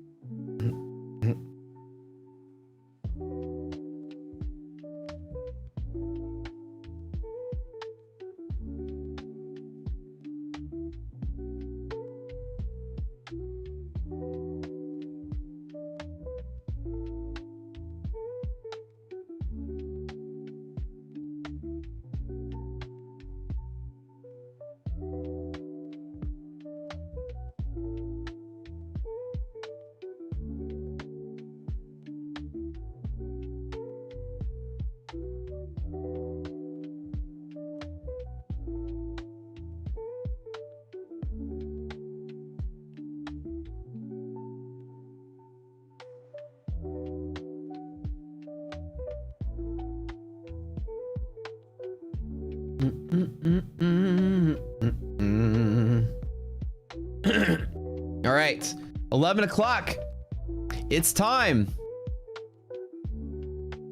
It's time. Do we get the update?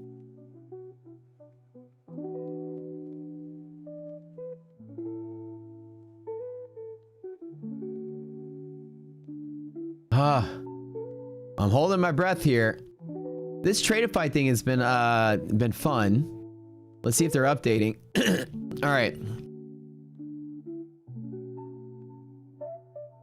12 Eastern. Let's see if we get the update. Their leaderboard's never in real time though, which is I hate about it. Even at the tournament last week, at the end of the week, it was still glitchy in the last hour. It was updating like every 15 minutes. And it wasn't even updating every 15 minutes. All right, ready? Ready? Ready?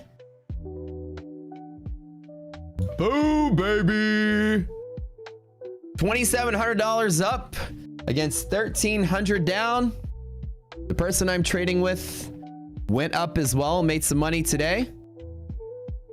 So this is the daily update of the first round of the round 2 of the Tradeify. I'm up 2761 on this account. I did take the short this morning. I wasn't saying anything about it, but I did a little bit of it. And I also took the long scalp off of blue hedge pressure from there. So my trades were pretty good. Last night I made 600 bucks longing out the door. I took the short from here. I took the long from there. That's the 2 trades I made in that account. Boom, baby. Now the person needs to make 1,400 bucks to pass me up. Now they know that. Now they're going to be YOLOing. Now I got to think about how I want to counter their counter. I don't think I need to do anything if the market goes nowhere. I think that I've got the shoe in the bag. All right. Thank you. Thank you. Thank you. Thank you. Thank you. Let's pray that Voltage or other guy is not listening to the stream. Write us down 3K. Woo! Let's see how everybody's doing. Let's go check out the old bullpen here. All right. Boom. Brett's down 25K. No way. Why can't they give this? Why can't they put me up against these freaking guys, dude? I'm so pissed that I got to trade against like people that don't pay me. Why can't they put me against these outlaws? That's what I wanted. I wanted some money out of it. All right, here's the first thing we got. I think this is the update.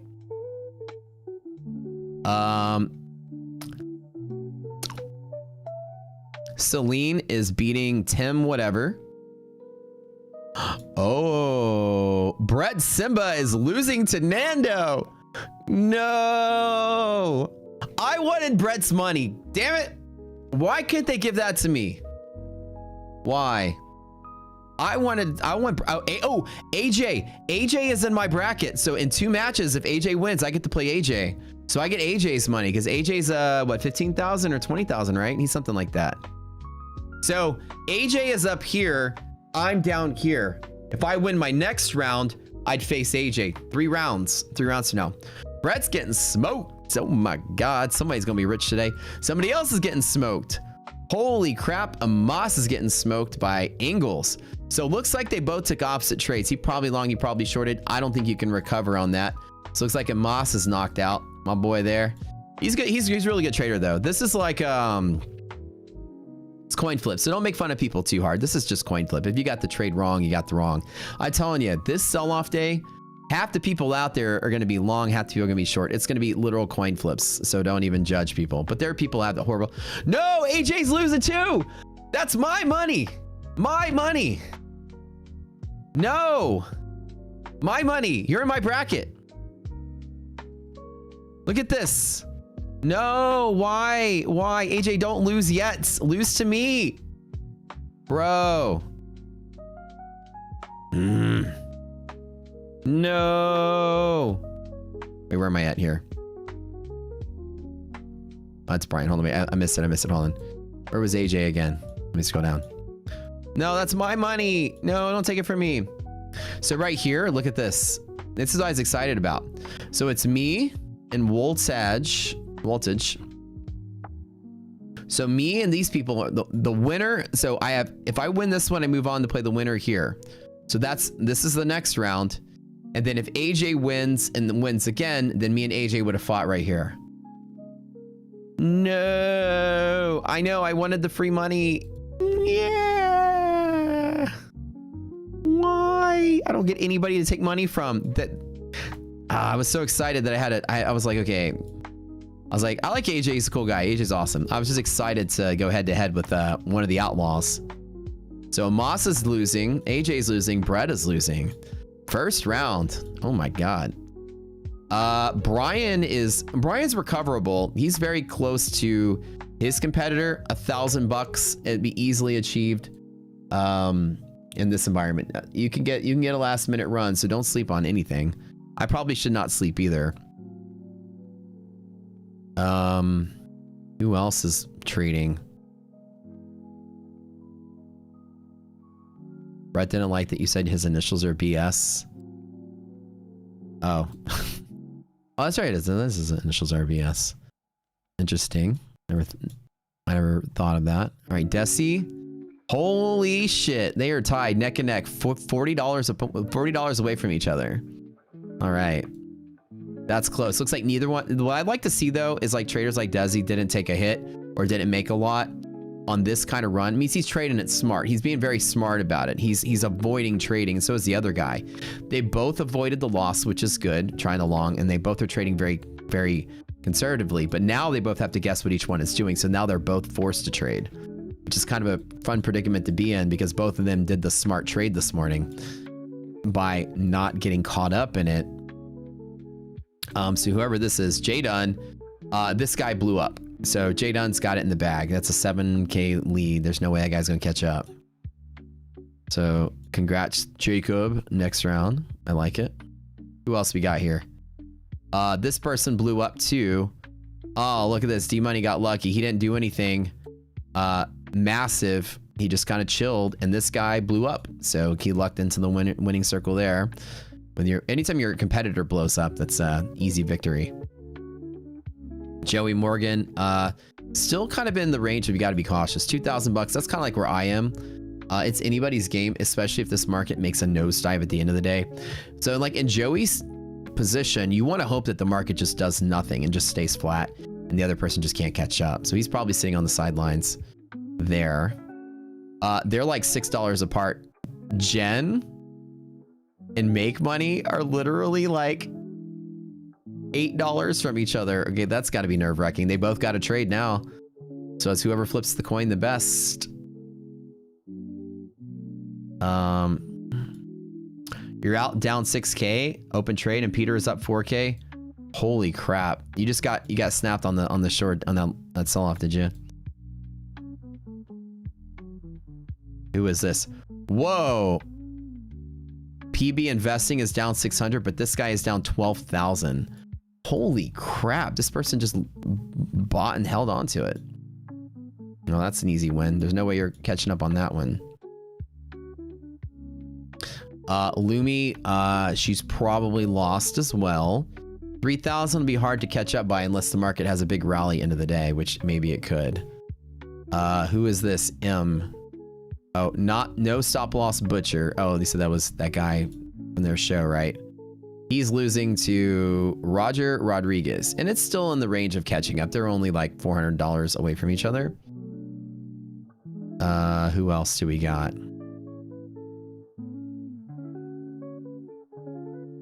PW is beating Biba. Biba just, oh, he got lucky there. Biba just blew up his account.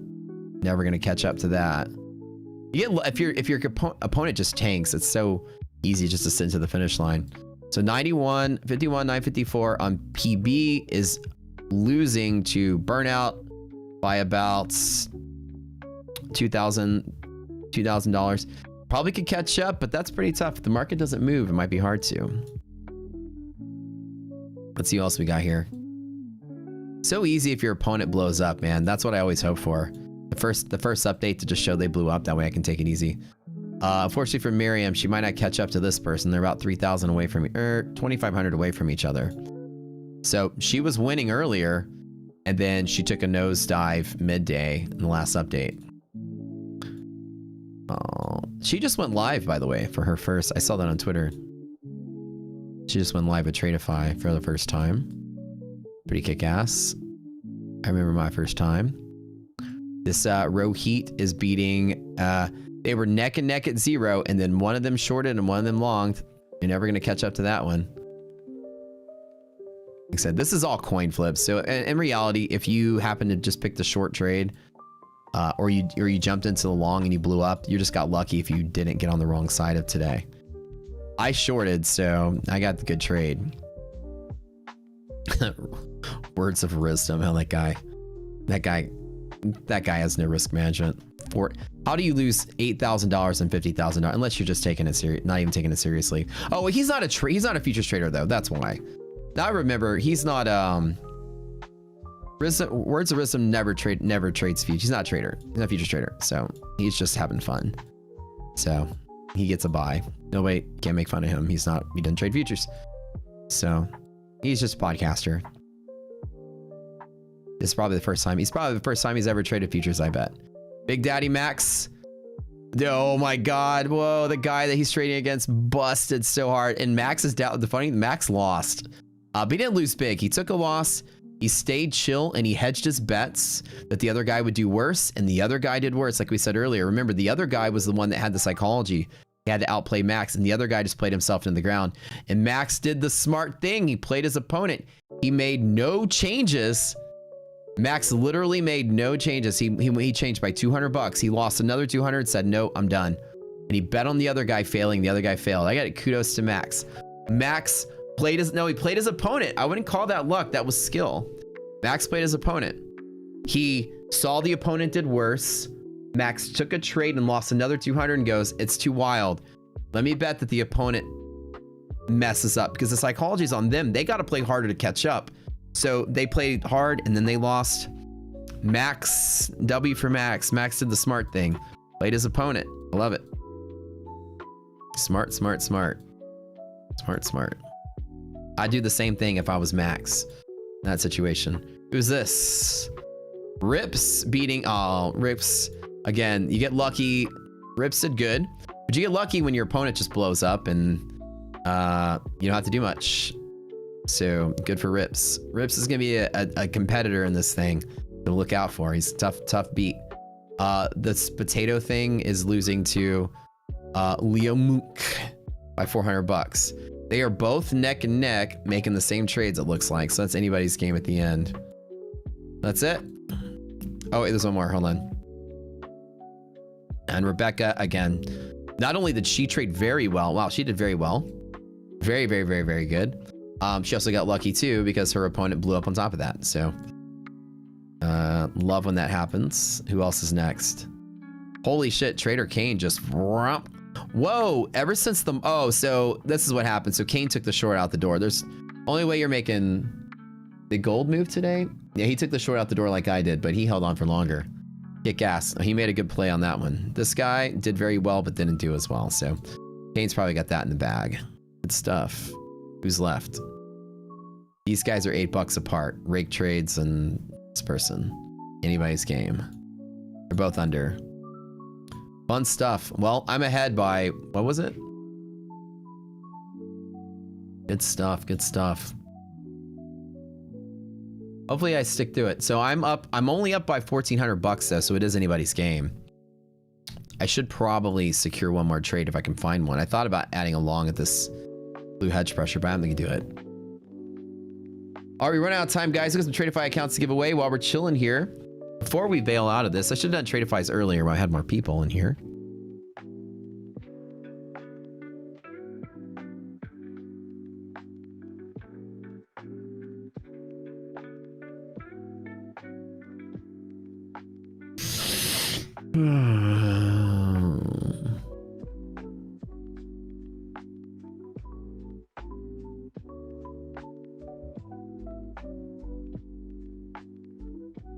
You're rooting for Potato?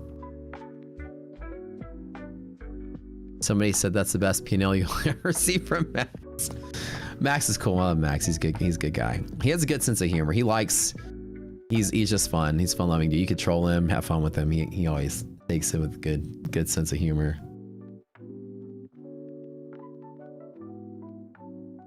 No. Don't. It's hard to not like that guy. He's just a fun dude to know.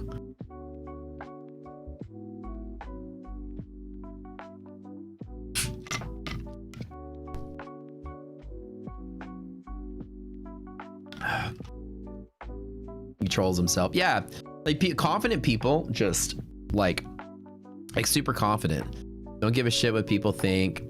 Let yourself be the butt of the joke. Troll yourself. You know, self-deprecating humor, and just have fun with it. Like that's what, like, I have a lot of friends that are like that. They're just so confident. They don't give a fuck what anybody thinks, what anyone says. They just kind of do their own thing, man. It's like those are the coolest people you ever meet. They're not insecure like some of those prop salesmen out there. They gotta constantly try to show people how cool they are, how big they are, how rich they are, whatever. Just feel like that. Don't give a fuck. Like, confident people don't care. You know, insecure people care what other people think.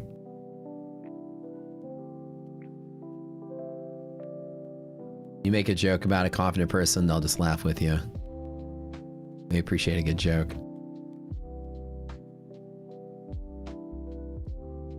AJ gives off that energy. Yeah, that kind of like don't give a fuck energy. Very true. I've talked to AJ a few times. He's just like a calm dude. Very smart guy though. Very smart. You talk to him. He's like a businessman through and through. You can just hear he's an idea, like him and Brett both. I've talked to both of them plenty of times. And when you talk to them, they're just they're idea people. And that you can just stay like, they think like 10 steps ahead. They're always planning something, working on something. I love collaborating with people like that because it's always very inspiring to meet other people. Kind of like myself, I'm always like, when you're talking to me, I'm always like 3 or 4 steps ahead of whatever we're talking about. So I'm always inspired by something, that I'm thinking about something, and I'm always branching ideas. And so they're not just people that are like, let's start a prop firm and let it go. They're like 10 steps ahead of it the whole way. It's pretty cool. Pretty inspiring. Okay.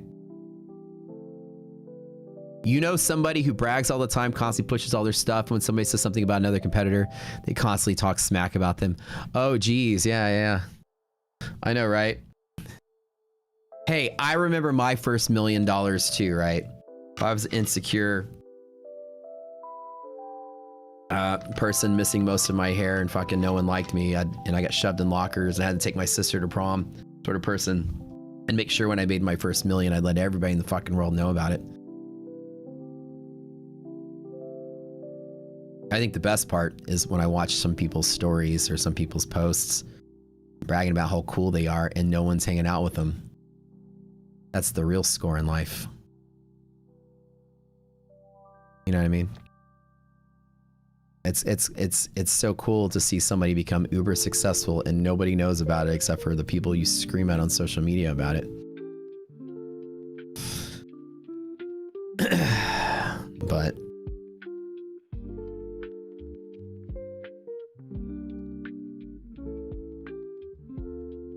got some info in the editor's chat. Okay, like why have a yacht if nobody wants to get on the boat with you? You know what I'm saying?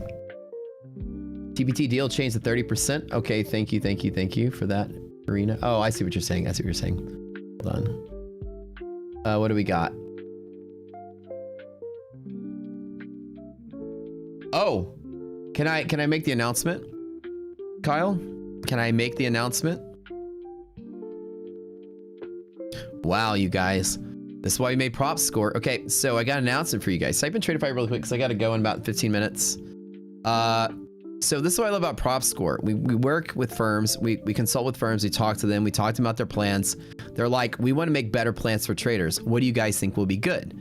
Like, how can we improve our plans to be better? Apparently, news that I've got, we had a meeting with NextGen yesterday and talked to the owner and their affiliate partnership manager. And we talked to them about their plans and a way to improve some of their plans. And it looks like there's a live event going on right now in their Discord coming either tonight or tomorrow. They are moving from 30% to 40% consistency. That was Kyle's recommendation to them.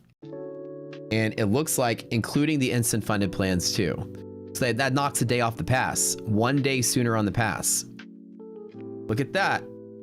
That was Kyle's recommendation. That's crazy. So, like I said, we're The fact that our existence in this prop space is actually helping firms create better plans for you guys is even better. I'm excited to see that. So you can thank our team and them for listening to us, and I think that'll be a fantastic move. All right, giveaway. I gotta go soon. Okay, Tradeify. Awesome. We know Tradeify. Goated. Tradeify. We got carried away talking about the Tradeify tournament here. Giving Tradeify some more love, some more props. One of my favorite firms. One of my favorite firms in the space. One of my first to go live with. One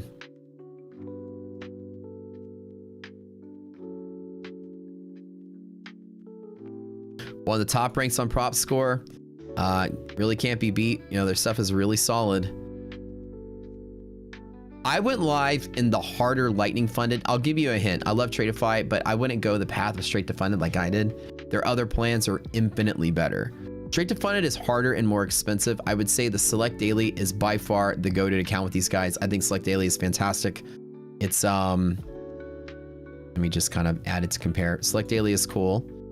The growth is also pretty cool. And they have a Select Flex. We can put them all in compare. Show you guys the difference between them.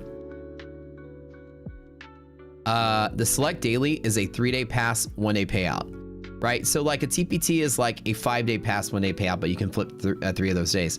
3-day pass, 1-day payout. Easy as that. That's what Select Daily is. Pretty cool. It's their daily payout plan. Growth is a 1-day pass, 5-day funded.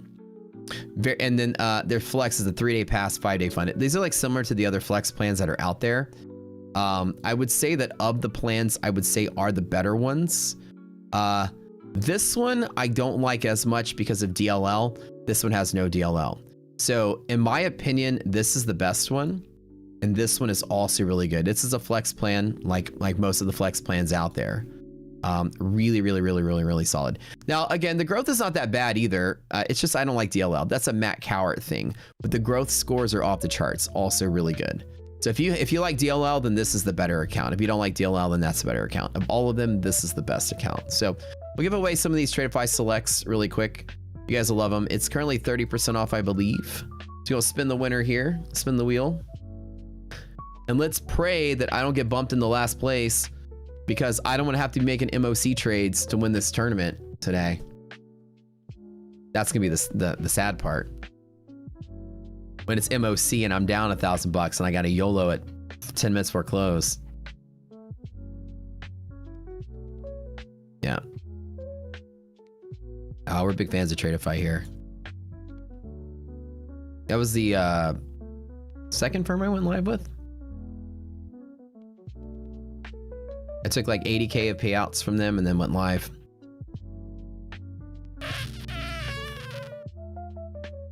Had a really good time. I went the straight to funded route. The reason I don't recommend it is because it's a little more expensive.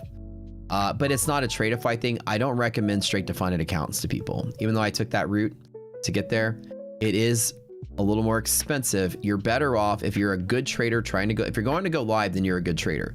If you're a good trader, you should pass the eval and be okay, and it's cheaper. Straight to funded is a way to go live for people that aren't as that want to get there a little bit easier, but pay more money to get there. So the average good trader will be fine not paying the extra money. Anybody's live accounts, I say, and like Lucid has one as well. ETF has one. ETFs is really bad. I wouldn't. They're compared to straight to funded being expensive. Some of them have like rules that aren't that good either. So I would avoid trading straight to funded unless you just really love it. But I would trade the select, the dailies, and the flex. Those are awesome. It's because it's so easy to pass the eval, so it's not worth paying like twice the price to get out the eval. The psychological barrier you got to get over and you pay the price, then okay. But when I was doing it, I couldn't justify the cost. I was just balls deep into it. So I was like, oh, I might as well keep going. But in hindsight, I would have loved to have gone there with like the select plan. Gone live that way. Moneymaker, let's go. You are the next winner. All right, chat. We selling off. We rallying today. What do you think?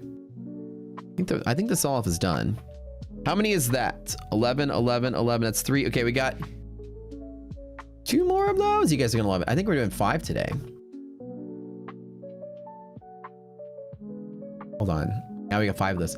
Oh shoot, I don't know if I gave away 5 next gen TPTs. I did those.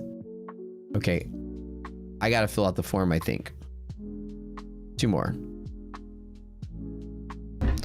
I'm too scared to trade. But that's super exciting. The next gen is moving their consistency from 30 to 40%. If you do the math there, that turns a 4-day pass into a 3-day pass, which knocks a day off, which ups your win rate drastically, which is good. I love it, man. Like when we're meeting with the firms and they're like, hey, you know, we see what you guys are doing. You know, we love, because we're market research. We know everything about everybody, like the public information. We don't share private information. The public stuff, we know every firm's design. And then they go, we'd like our score to be better. We want to build an account that traders will like even more. They might say, we built these accounts, but now we see where we can improve. Where can we improve? And then our team recommends something and they went with it. It's so crazy that we met with them and said 40%, you guys should do it. And they're doing it like a day later. That's incredible. I love it. I love that we can help assist firms in them making changes that you guys enjoy and like. That makes me feel proud and happy. That's kind of neat. You know what I'm saying? That makes prop score feel like it serves a really solid purpose in the space, which is good.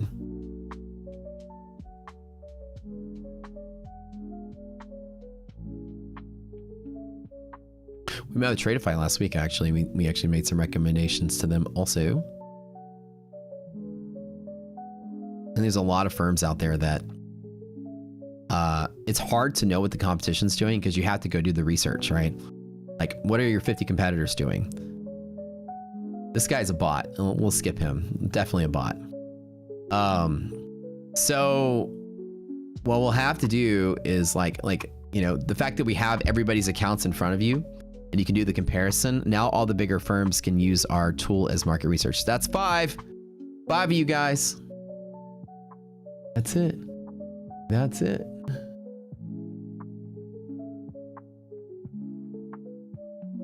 That's it. No more. We're done. But Neon might be doing something later. We don't know. That be all.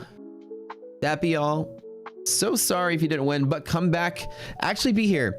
And whenever Neon comes on, I know I go to MyFunded TV, but if you guys don't mind, leave the stream on and give Neon a view. Like, it's highly competitive in this time slot, right? Let's not let, you know, the prop salesmen and dog shit gamblers and blow up artists gain time in our slot. Leave the leave the screen open. Watch us in both places. Hang out with me, but leave Neon open. Open up a second browser, leave it open for me. Keep the views high on that stream. The idea that I leave there and he stays here, we kind of split the community in half. Leave both of them open. Leave it open, put it on mute if you want. You'd be here for both of us. I really would love you guys. Really appreciate that. Think of it as like a direct attack on someone in our time slot. Let's just not give them an extra view. Y'all know the drill. So when I go to MyFunded TV in a couple minutes, i.e. 1 minute, be here in both places. Be in both places. But you guys open up this. I'll give you the link. Don't give the view to the randos. Moderate trading day today. I didn't take, I made money today. I didn't take a lot of risk. You never touched the door. But it's good. I made some money. Hearing about. Here's the link for MyFunded TV. I gotta run, guys. I love you. Love you, love you, love you. Neon's coming on. That's where I'll be, but leave both streams open. Go, you can watch me there for the next hour, then I'm off. And then, but leave the stream open to even another browser. Give Neon the like. We love you, guys. He'll be doing a giveaway right when he gets here, so don't go anywhere. Okay, bye.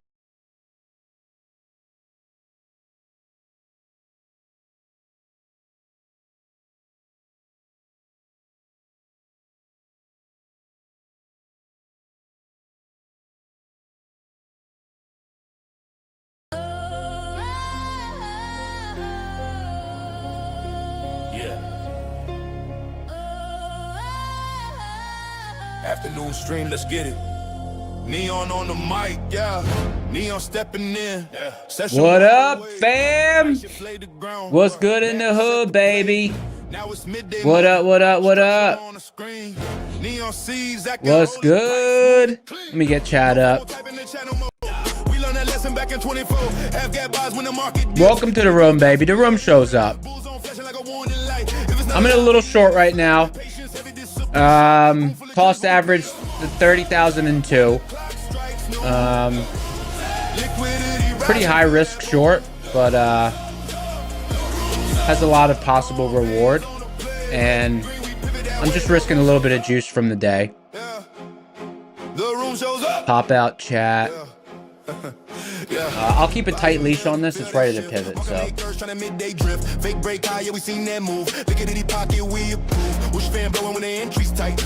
Bring up chat. Matoski, what's up, G? Welcome to the room. The room shows up, baby. We're about to do a giveaway. Let me see what we got to give away today.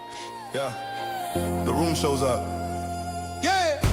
Gabe, Matt Evans, Ty Tommy, Kim Capital, Trader 007, Adam Dash, Frank, Kairos, AJ's, Billy Jeff. What's good, G? Welcome to the room.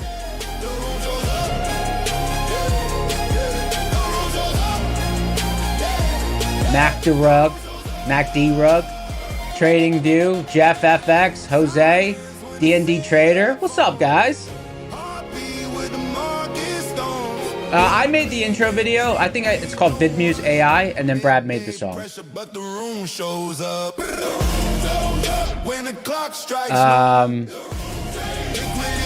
Yeah.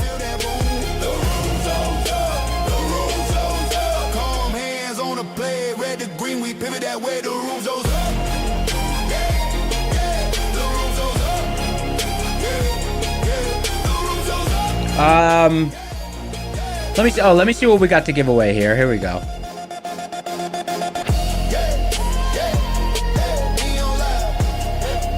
My Funded Futures 50K Rapid. We're gonna start with that. Don't forget Friday's giveaway Bonanza. Nice. Let's do Chill House 01. Anthem top right. All right, here we go. All right, so the main pivot that I traded off long this morning, I'm actually taking a short around it right now. A little bit of a risky short, but the bet on this short, I'm gonna keep a tight leash on this one. But if we drop back below this, pivot that I have, we can make it all the way back down deep into this zone. So if I didn't already have juice on the day, I wouldn't be short this. But since I already have juice on the day, I don't know. Market was seeming heavy even when we were down here. So I just want to see if we kind of cross this highway back down into this zone. Someone said can't hear me. Can't hear me. Mario, I think it's just you, brother. Can you guys hear me?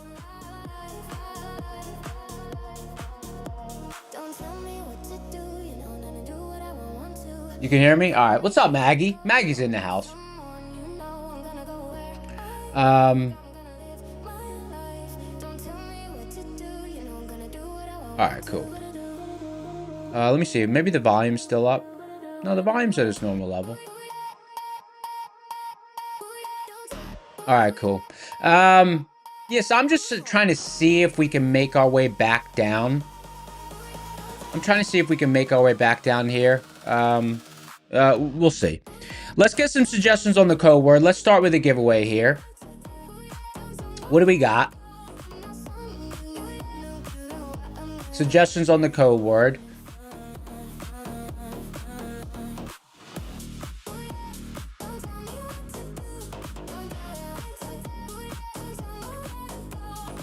Cliffhanger? Cliffhanger sounds cool. Cliff Hanger.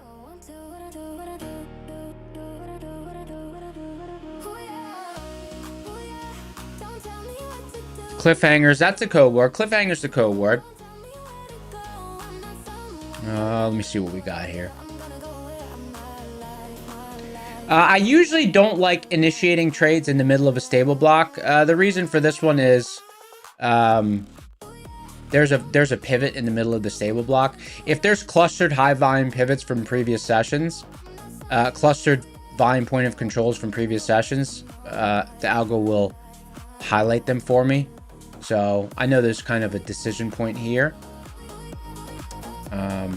I know there's a decision point here.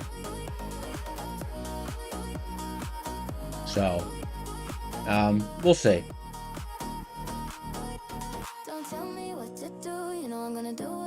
Might, thinking about trimming down the size here. Let me see.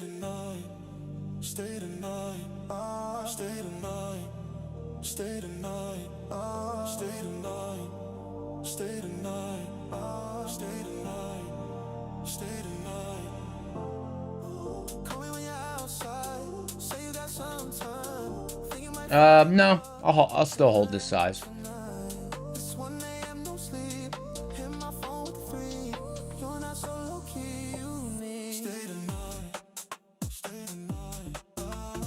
All right, let me see what we got here. Giveaway engine, My Funded Futures 50K Rapid. Let me bring up the prop score site.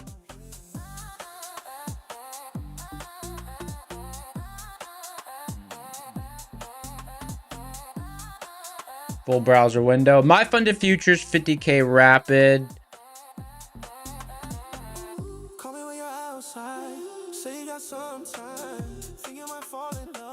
This is the first short I've taken in a while. I haven't taken a short in a while.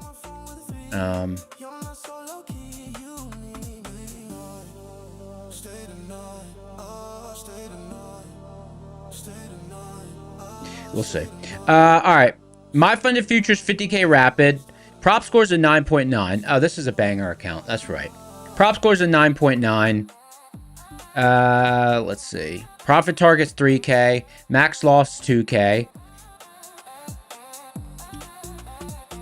No DLL, no consistency. I mean, 50% consistency. In funded, no consistency. 10K target, 2K drawdown. That's expected payout.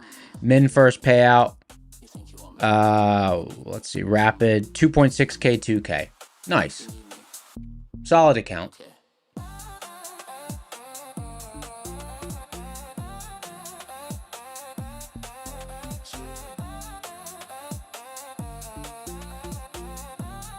How far are we off this pivot? Let me see.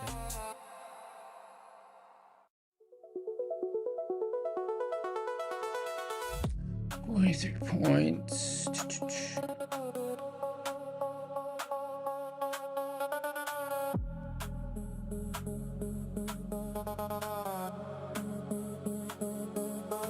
Not kind of decision time for this trade here. Okay. Giveaway engine. Cliffhanger, 286 entries. Guys, smash the like button if you didn't already. Thank you for being here. 665 people in the house. Giveaway engine. All right, here we go.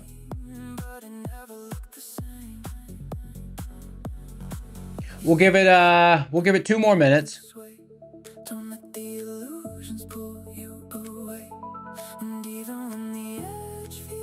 Positive DD ratio, positive res.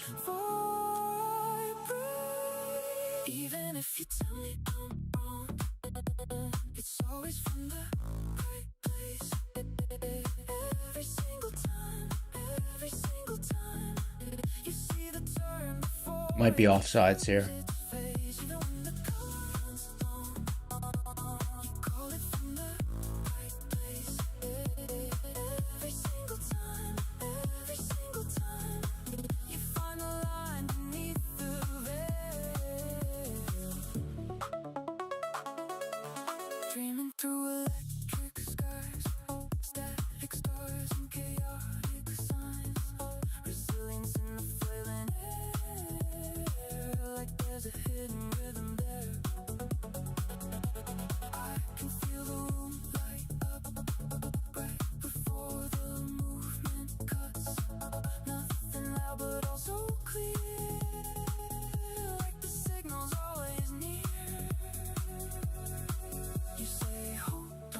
watch the space.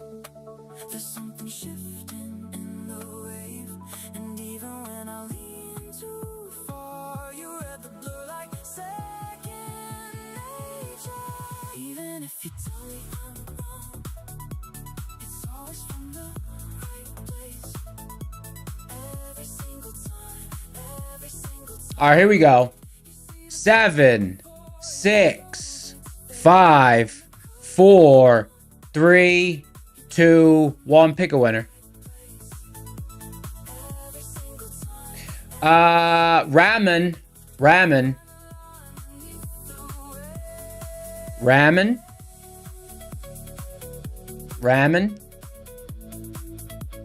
Type something in chat, brother.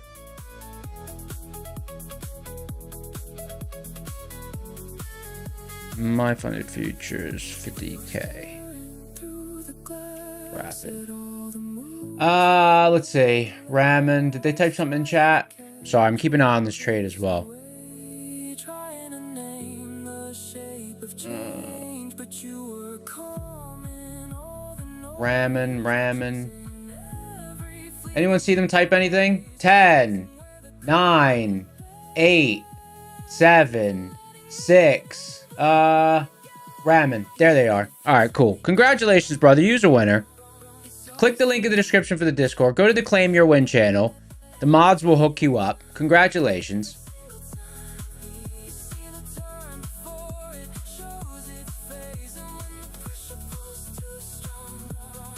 Let me see.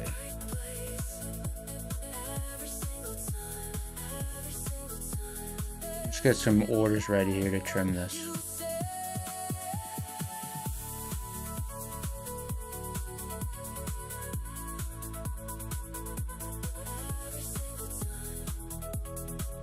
Oh, congratulations, brother. Glad you won.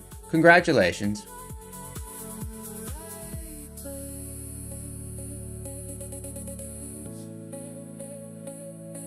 From the right place.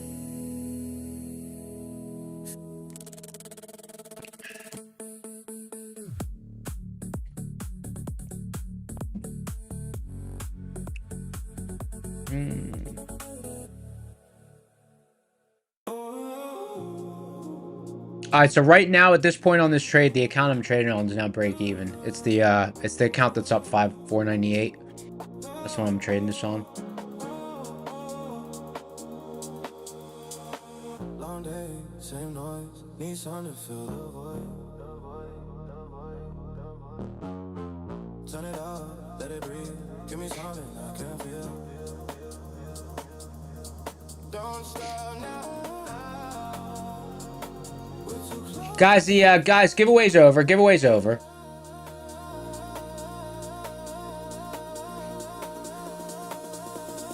I just need that feeling now. Hey, Leslie, I'm good. Thanks, brother. Guys, giveaway's over. Giveaway's over. Let the bass take over me. I just need that feeling. Need that feeling now. Need that feeling. Need that feeling now. All right, Patoskis. Stop, Patoskis. Lights blur, time slows. Let the pressure go. No past, no doubt. Only right now. So that get too close to losing control.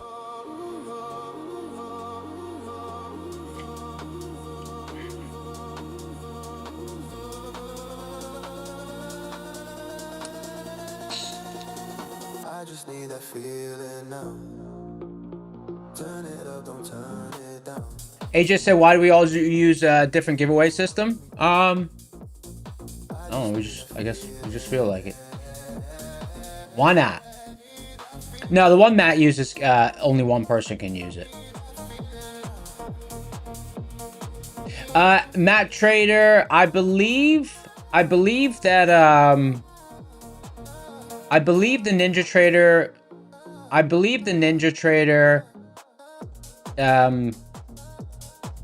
integration should be approved by hopefully next week.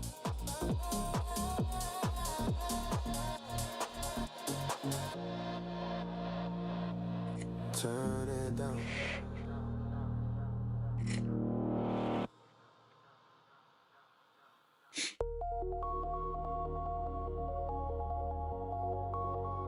I'm looking forward to trying it. It'll be nice. Just wanted to say, the fella I was today, it's sunny me every day. Let's see. I am smart, I am clever, I am beautiful. I think the NYSE approval was for just for Rocket Scooter data. That's separate. That was just for Rocket Scooter data. But you can never tell,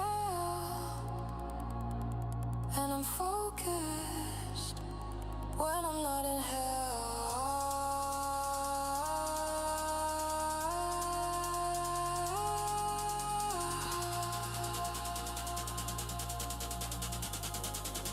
But I don't want your sympathy. Let's give away a boot camp for people who are new here as well. Anyone new here? Let's see. Giveaway engine. Reset tool. Boot camp.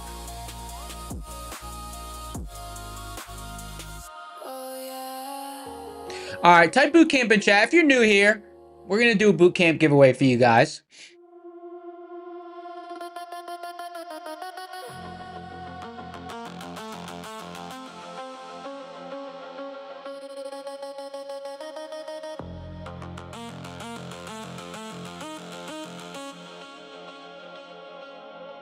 I take a step in the dawn, but the dust pulls me under. Every mile I cross, Gabe. torn asunder. Gabe typing in shenanigans. I reach for tomorrow, but I'm Yeah, guys, I love 80s style music. I love 80s style music, and I love 80s style music. There's just not a lot on the Discord, but Darb made some. All right, let me see if this trade's gonna apex or not. Darb made some. I've got some on my playlist. Anything that Darb made, 80s I like.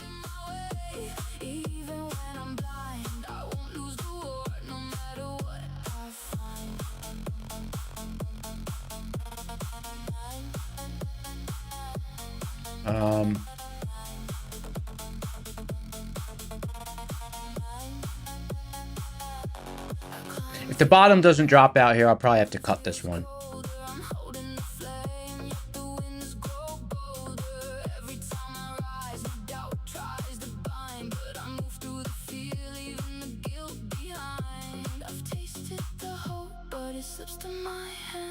I'm reaching for substance, but I don't understand. I pray for the strength through discord, because the road to the sky is valleys and thorns. I'm finding my way, even when I'm blind. I won't lose the war, no matter what. Nah.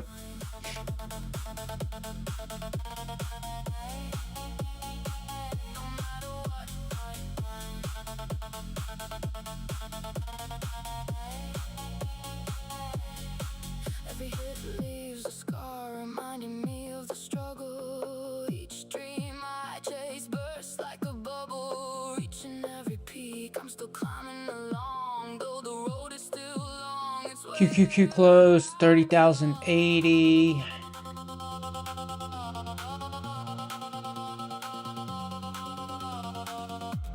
in the storm, I see clear, though the chaos is bleak.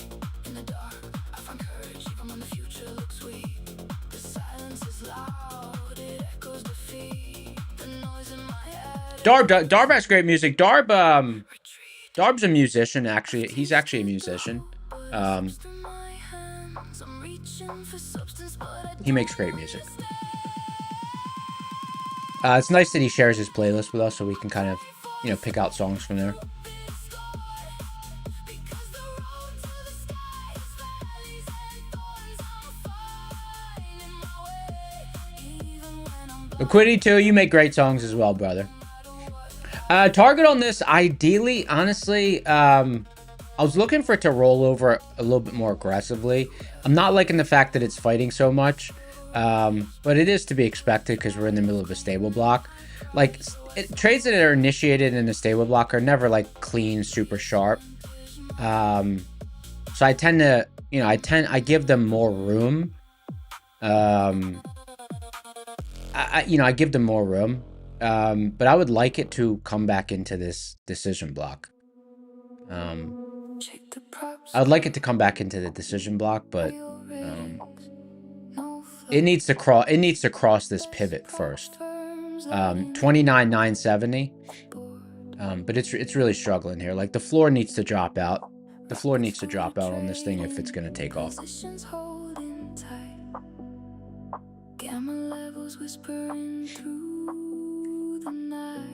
A lot of potential travel, but a lower probability.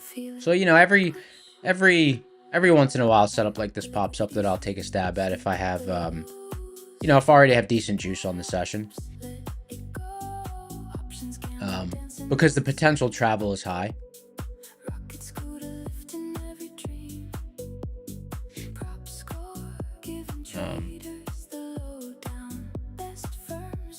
Like, it needs to really come down.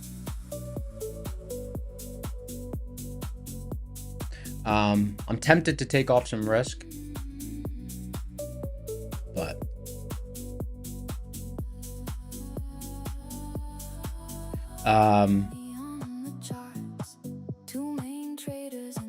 give it a minute to work.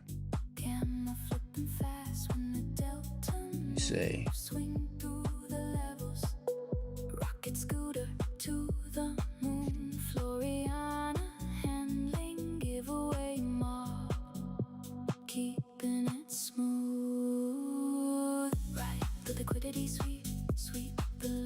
Come on.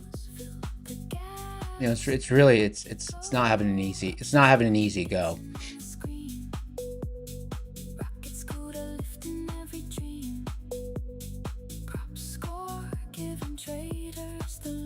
Stable block is an area where I'm more expecting like, I have less directional edge from stable blocks. Stable block it's exactly that. It's a place where I expect price to try to find stability.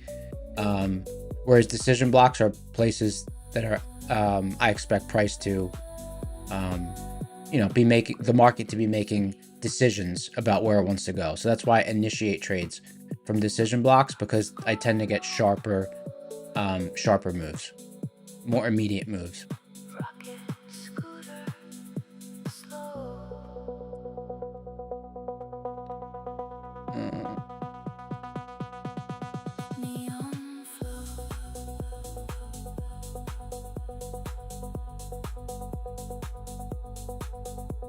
If we get a sudden drop, I'm gonna trim this. I want to take some risk off.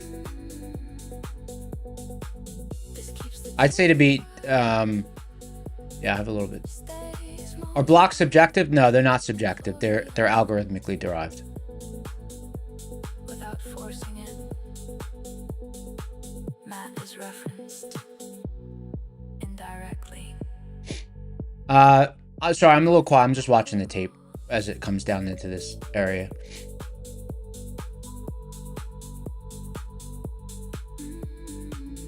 All right, here we go. Hollowing out a little bit. Hollowing out.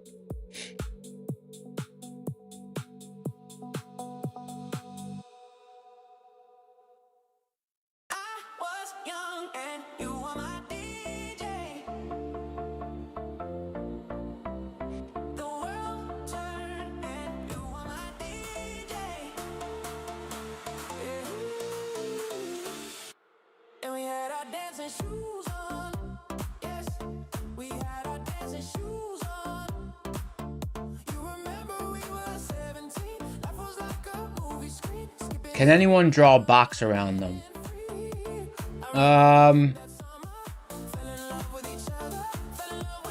PG contract, what are you referring to, brother?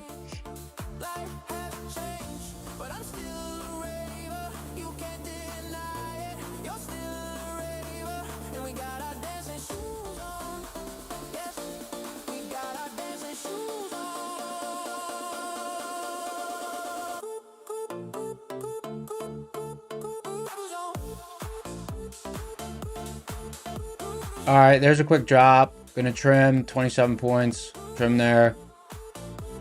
Trim.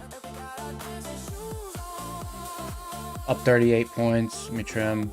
Trim a little bit more. All right, this is the area I really wanted to get through. Was young and you were my DJ. The world turned and you were my DJ. Blue is short, white is long. I don't use red and green. Blue is short. Because of his stories, if my position is blue, I'm short. If my position is white, I'm long.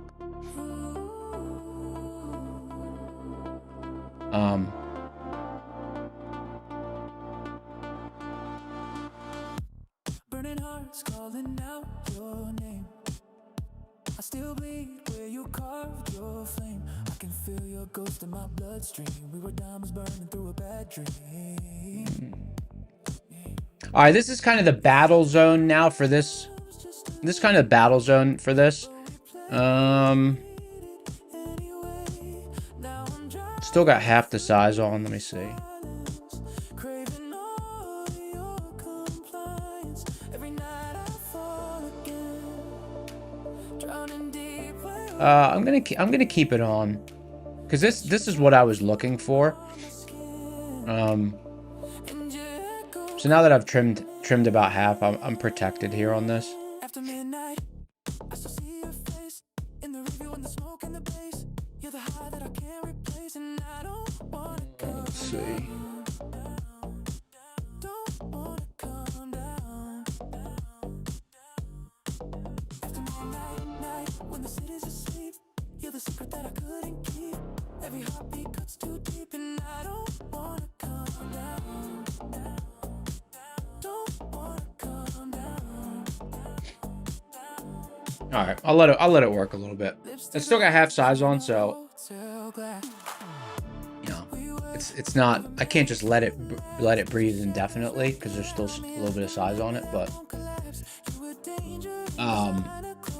oh, it's up nice. Oh, trade's doing nice.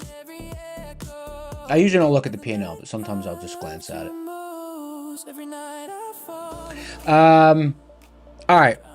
Boot camp. Here we go. Sorry, I got distracted because the trade started taking off. All right, here we go. 7, 6, 5, 4, 3, 2, 1. Pick a winner. Jetta? I don't know if Jetta's still here, because I know I started the giveaway a while ago. Jetta, you still here?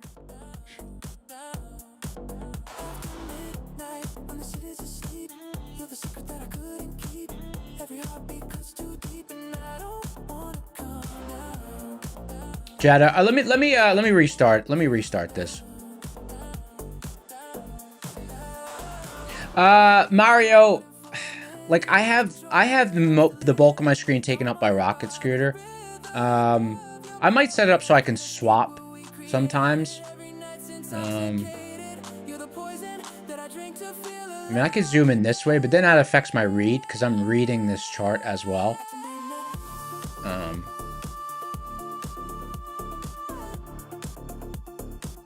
Because I like to keep my chart pretty zoomed out. Because otherwise I hyper focus. Like when I'm watching the chart, I don't make it real big. I keep it zoomed out when I look at it. Like the little chart on the screen that I see, that stream sees, I could trade off that.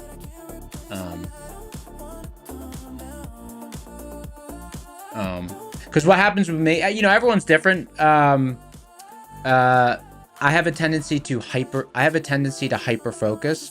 So if I make the chart too big, it affects the way that I trade. All right, let's let me just bring up the giveaway engine again. Sorry, because this trade is kind of at an apex point, so it's not easy to just leave it alone. All right, start capturing messages. Boot camp. Type boot camp in chat.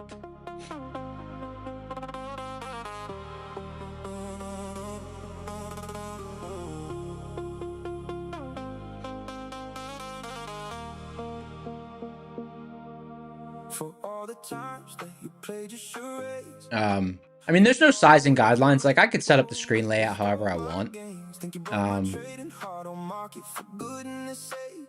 I also know that a lot of people just, like a lot of people from the morning stream, like, you know, they're maybe they don't have Rocket Scooter, they want to see the levels and stuff, so I do that for them as well. And I use it, it's part of my trading, so.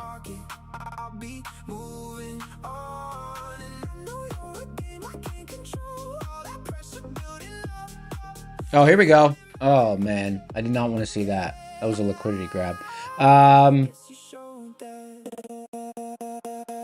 Well, this is the decision point for this trade. It's all of a sudden just hollowed out. It just became really illiquid. I don't like that. We got to break this low. Come on.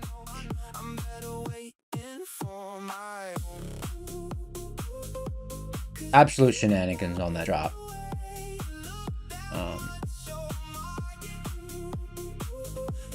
So it's pretty hollow in this spot. So if we do start to break that low, that'll be good for the trade, but...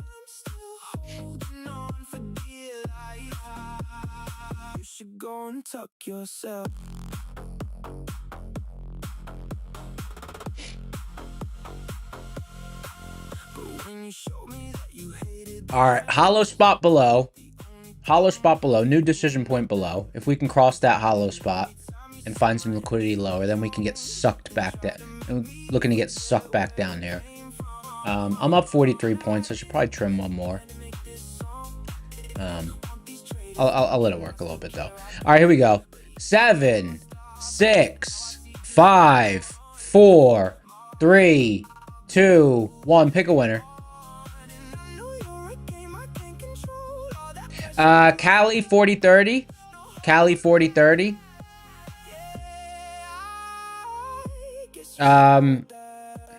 Is there any scheduled catalytic events? I haven't. Let me see. I've been out of my rhythm with the new start time. Any scheduled catalysts? Callie? Callie, you in the house? Callie, congratulations. Use a winner. Neon. Stream. Congratulations. All right, back to the trade. I gotta stay on top of this one. Trump's talking as we speak. Is Trump talking as we speak?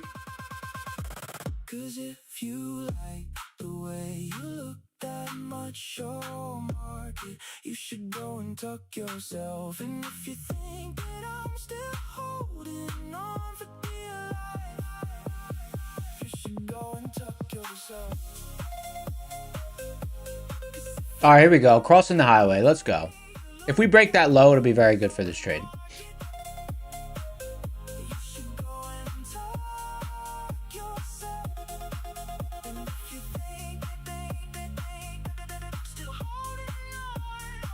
So far, resolving exactly how I wanted, so that's why I'm trying to maintain this half size.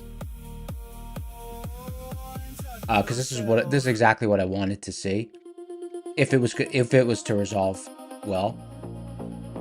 Oh, here we go, banger song.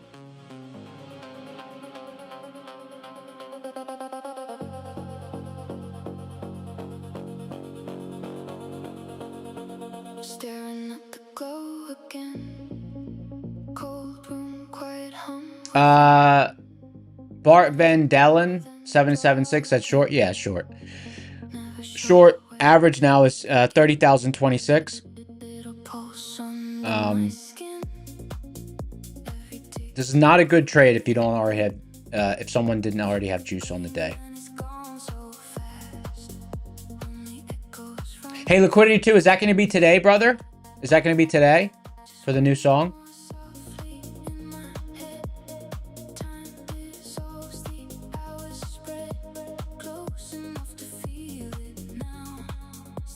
Hey, football wise guy. I mean, I'm targeting coming back into this zone. But I'm trimming along the way. But there's a hollow spot below, so the trade's kind of doing exactly what I had hoped for. This was a lower probability, but higher travel trade.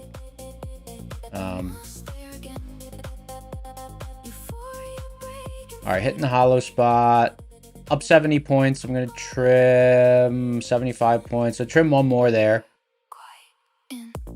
I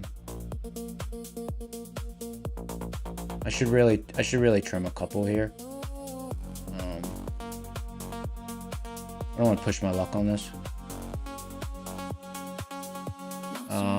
Up 85 points. Yeah, I should trim. Because we're in a hollow spot. I can't tell where it's going to turn. Still got 5 on. Let me see. 95. Okay, here we go. Coming back into the zone. Coming back into the zone. Almost there. Hollowing out. 90 points.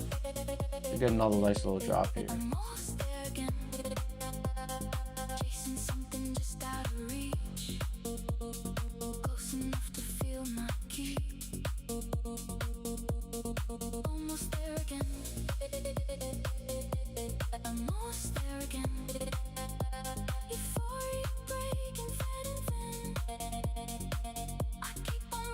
One more quick spike down. I'm gonna trim one more. AJ said minis or micros. Minis and props. Micros and props. Minis in regular trading. All right, up 100 points. Let me trim one more. All right, let me let it. How many do I want to let work?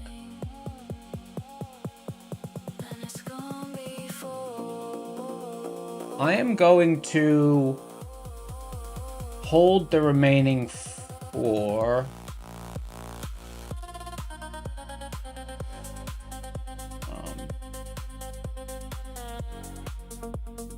I'm going to hold the remaining 4 because I'm 110 points off my average. So that's a lot of breathing room for it to work.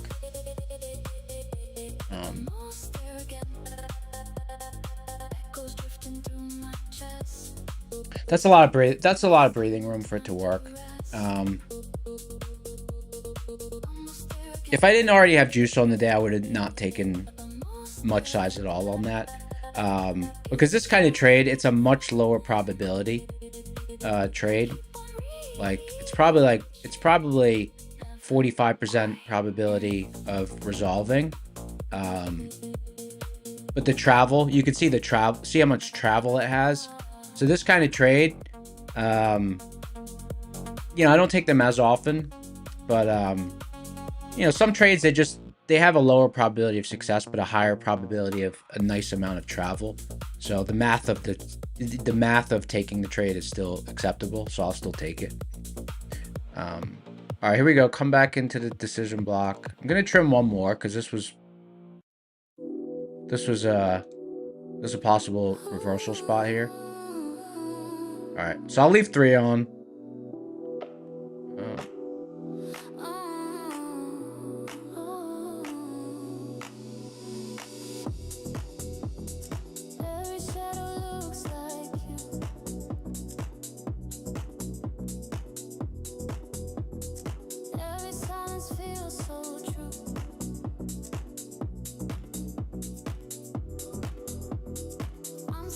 Okay, I will say, so from this point, my read is now neutral. Like, I don't have any read from here.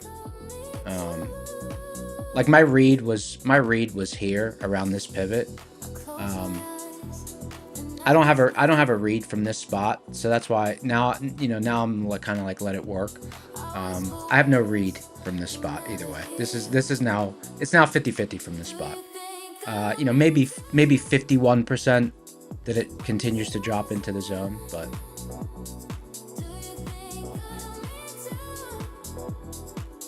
so I'll let the 3 work, but my read is like my read is a lot removed now that the travel is so far. We're very far from where we're very far from where I had a read. Okay, let's did we do the boot camp sorry. Sometimes when a trade is moving a certain way, you know, it's hard to multitask. Let me just boot camp. Did we do the boot camp giveaway? Let me see.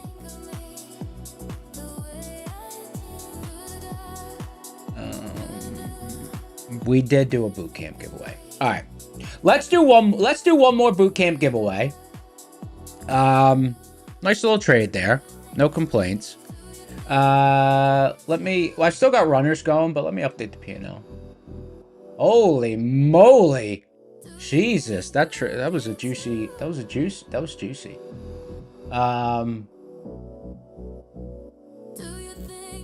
Nice.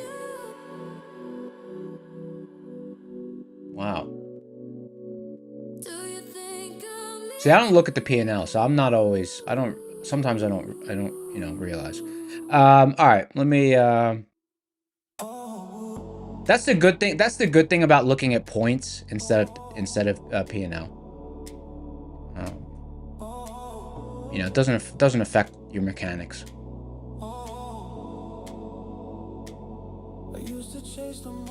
It's still floating a nice profit too.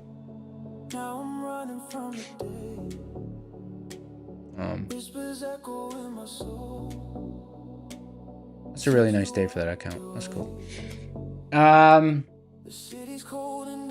Oh, Trey said, is there a way to change trading view to points and not ticks? Does anyone know? Does anyone know?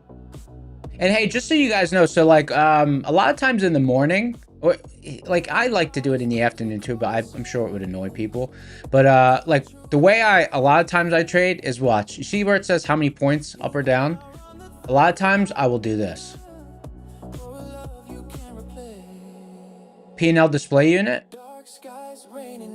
A lot of times I'll change that to none. Watch. Now look, it's just black. You know, because if you plan your trade correctly, you shouldn't need to look at P&L point. You know, you shouldn't need to look. But sometimes around the entry of the trade, you know, I do pay attention to the points. It just depends on, you know, it depends on the setup. But some people like to trade it without anything at all. Some people like to trade it without anything at all. But obviously for stream, I know that would be, you know, you guys probably want to see something.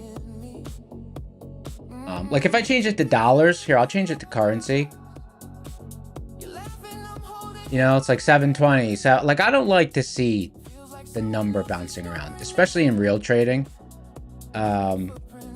Like live account trading, because you know, you don't want to see a number moving around big up and down. You know, I don't like that, because I don't like to think about the dollars. I like to stay disconnected from that. It helps my performance. Okay, let me reset the giveaway engine. We're gonna do one more boot camp. And that's not my idea. That was taught to me by someone. At the start of my career. Not to focus on the dollars, but to focus on risk units, how much you risk on a trade. Okay, let's bring up the giveaway engine here. Boot camp. Reset tool. All right, guys, type boot camp in chat. Hey, this has been nice. This has been nice. We've been having the last week or two. The last 2 weeks, there's been nice pivot interaction.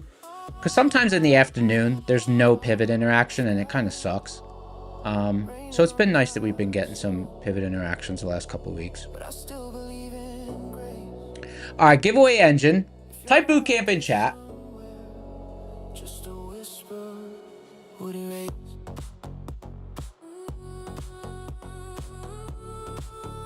Type bootcamp.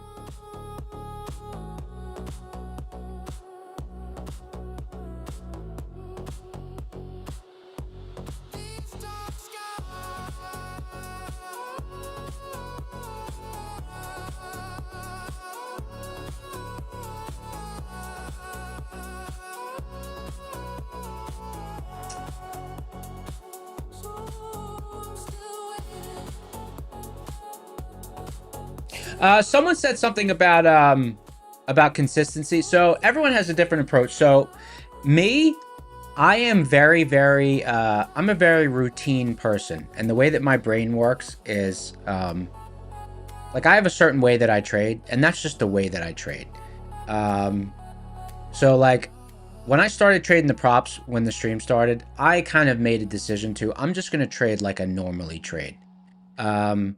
Because for me to manage multiple types of game, you know, like in real trading, you don't worry about consistency, this and that. Like you're just exercising your trade idea with good risk management.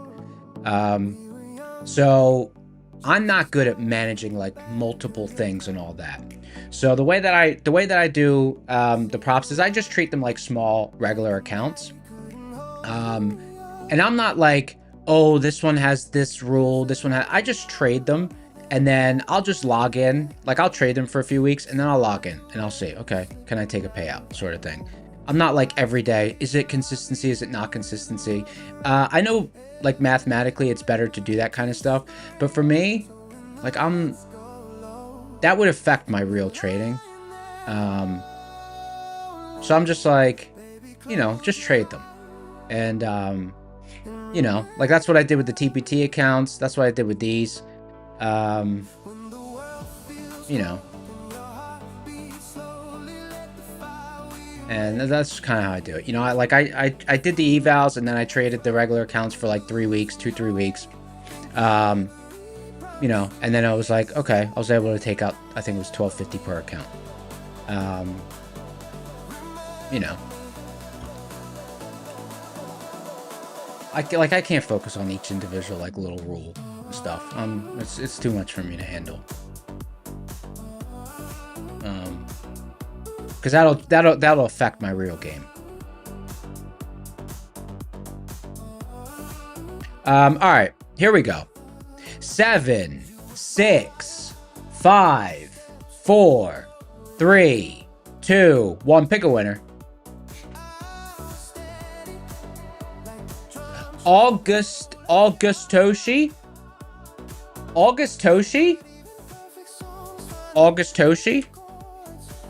Top loss said, do I trade micros or minis? In the props, I only trade micros because I don't think that they have enough drawdown. In my opinion, for risk management, they don't have enough drawdown to make minis worth it. And then in real trading, you know, I trade minis. August Moshimo, Scoundrel. What's up, brother? Congratulations. You're a winner.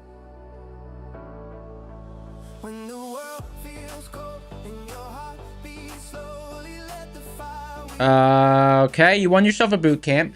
Click the link in the description for the Discord. Go to the Claim Your Win channel. And the mods will hook you up. Why can't I hide this? There we go. Someone said, what's the logic for stable blocks and decision blocks? Like, there's multiple algorithms behind it, but they all focus on the same thing. They're all almost identical to each other, just slightly nuanced. But it identifies the edge of the decision block. Basically, a stable block is a not decision block. It's not deciding where's stable block, where's a decision block. A stable block is a not decision block. And decision blocks are derived based on a micro analysis of volume velocity and price velocity and the damping effect of price. I mean, you know, there's math in there that I use to determine those things. Like that took me many years to refine. But the underlying concept is that's what it uses.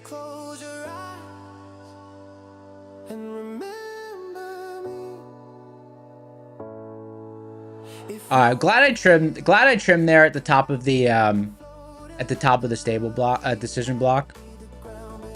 The top of this decision block is also an acceptable long, which is one of the other reasons it was my, you know, a target to trim. Because if there's a place where I would be open to taking a long, obviously if I'm short, I'm going to want to trim there.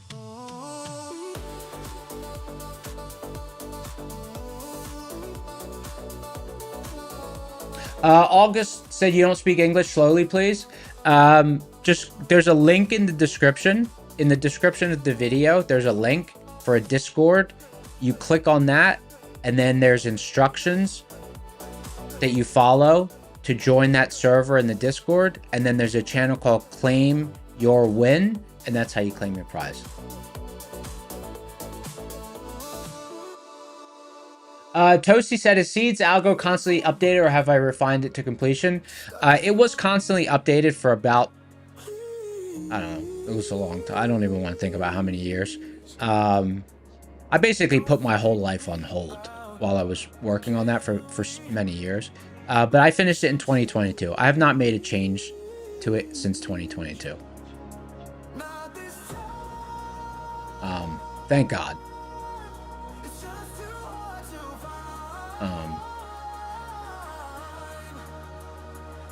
Because, you know, it's time consuming. Forward testing things, changing things. You know, it was a very, you know, it was a long process. But it was worth it. And, you know, now it's like, now it's my bread and butter.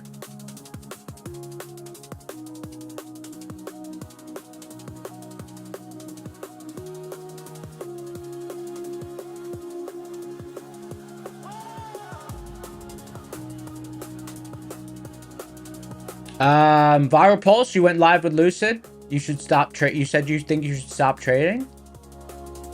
Oh, you're up 13K. Oh, that's nice. That's cool.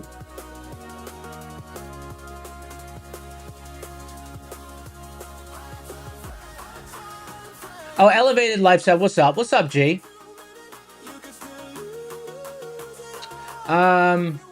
What's up, G? So, I tend to go on these kind of sprints where I get an idea that I want to work on. So like I had an idea last year, and that kind of took up my whole year. That was an execution algorithm to try to reduce slippage. I finished that at the beginning of this year. Now I'm kind of just focused on,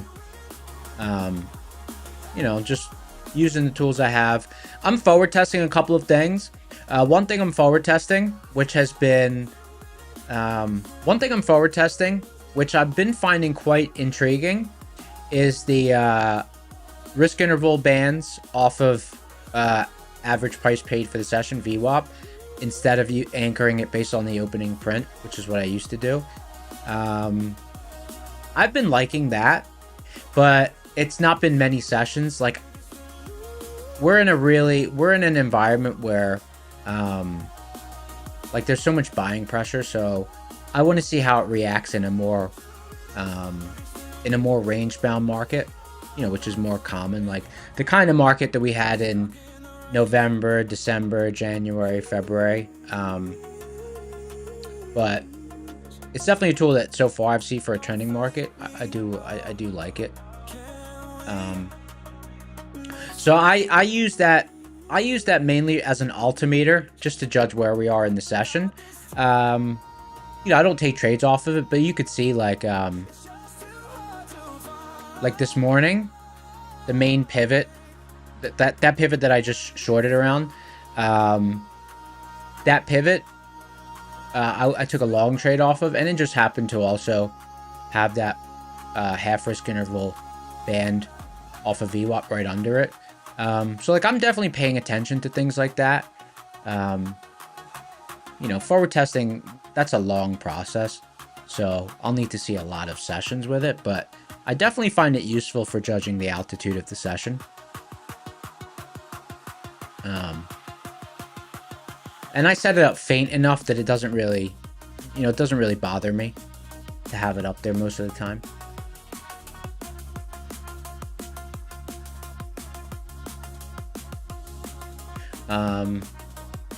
If I was aggressively shorting this market, I'd be adding back to this trade right here. I'm not aggressively shorting the market, but if I was aggressively shorting, I'd be adding back here. But this is kind of a decision point that I don't want to mess with. My read is now neutral. I'm just floating these 3 because the cost average is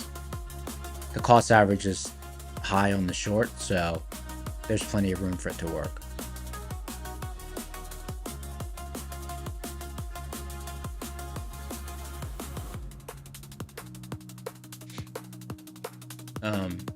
But I'm not going to add back. No chance. No chance.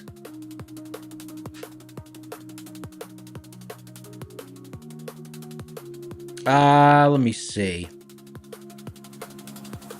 All right, cool. We still got, let's see, 1, 2, 3, 4, 5. We still got 5 more giveaways. That's cool.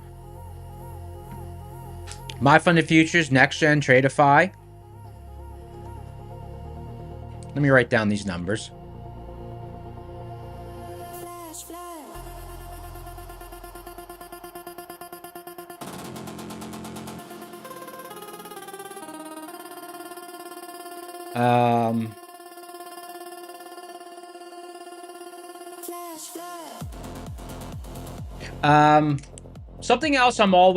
Something else I'm also wary of is I've been swinging pretty hard the last week and a half, because what happened was there was like 2 or 3 weeks. There was 2 weeks. I don't know if it was 2 or 3 weeks. I know it was 2 weeks where there was barely any setups, and there was like 2 weeks where there was barely any setups, and you know, I kind of said it on stream. I'm like, you know, I'm saving my risk. I'm saving my risk for when things start to normalize and I start to get pivot interaction again. And then I think it was last week or the end of the week before last where we started to have pivot interaction again. And I started, like, I was kind of using those bullets,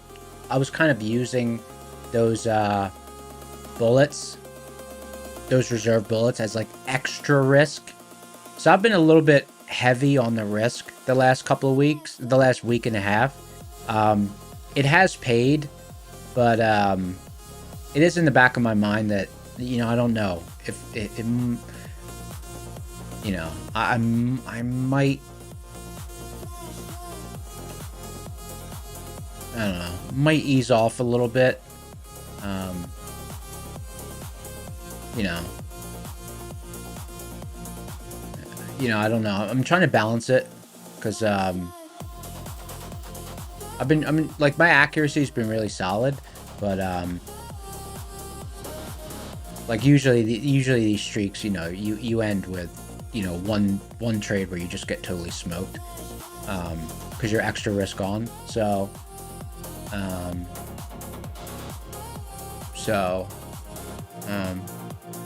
like my entire like the last week and a half is like, you know, it's pretty much been the main juice of the month. So that's just something that's on my mind as well.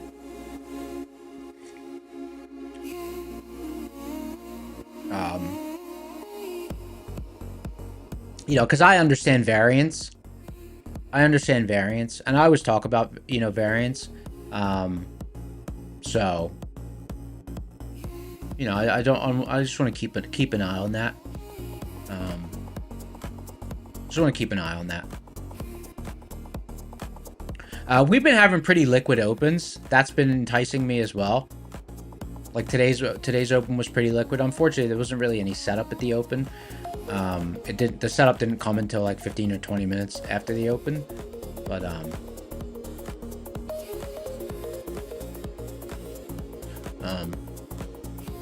you know, it's just something I'm keeping an eye on.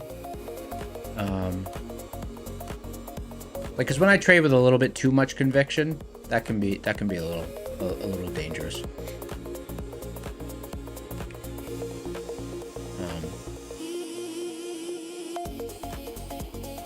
You know. Someone said, what risk management strategy do I use for prop firms and for smaller accounts? For the prop firms, what I usually, and this kind of ties into what I'm talking about being more risk on, because I've been putting on more than $300 of risk per trade on these props.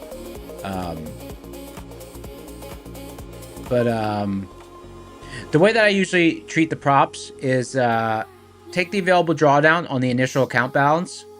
So, you know, if it's a 25K account, you know, let's say you get $1,500 of drawdown. You can use, I'll divide that by 2 or 3. 2 would be very aggressive. 3 would be a little bit more conservative. And I would assign that as risk per session. And then from there, how you divide that up by risk per trade is very much going to differ based on trader to trader. I myself, I'm like a 1 to 3 trade idea per session trader. Like that's generally how I trade. I have about 1 to 3 ideas per session. You know, of course, some sessions it will be 0. Most sessions it will be 2. Some sessions will be 1. Some sessions it will be 5. You know, but generally, you know, like I probably have about 1,000 trade ideas a year intra-session. So, 4 of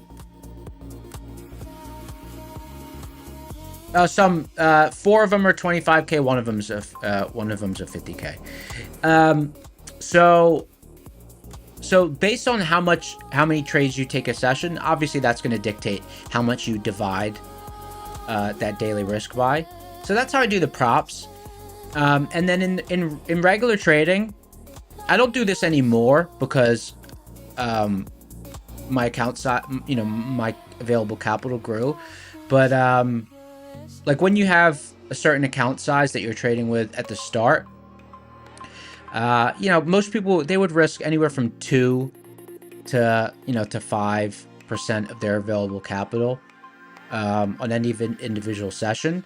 And then once you get to the point where you know, you've really built up, you know, you've built up a substantial amount, then you probably trade with a max size. Like I don't trade with a draw, like I have a drawdown that I won't take greater than for the session, but it's not based on my available capital anymore. Now it's just based on, you know, what's realistic for the size that I would be trading.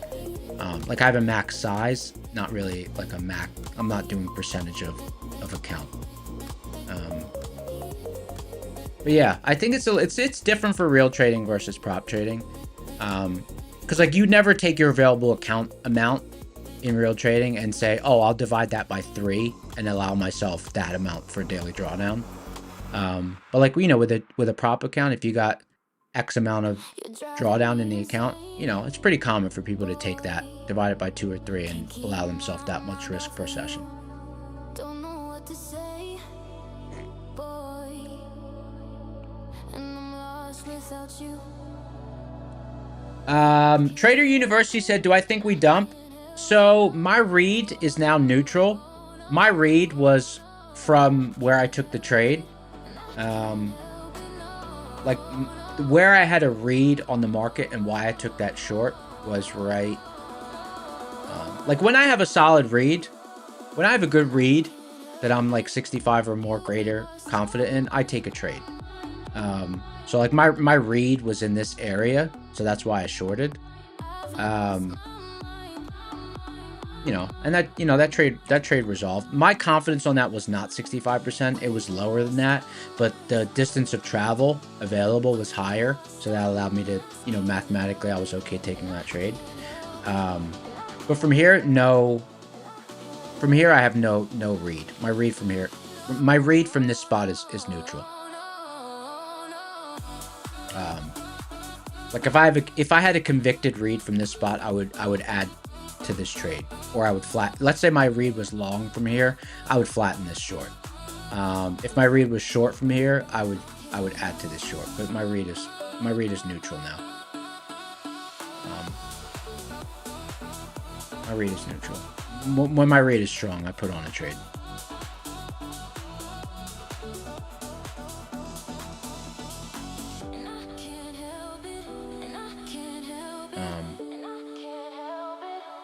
And I try not to make just random reads from random spots on the chart, because that just consumes cognitive energy for no reason. Like, I critically think around the apex of an entry when I'm thinking about putting on a trade, and it's not wasted energy, you know.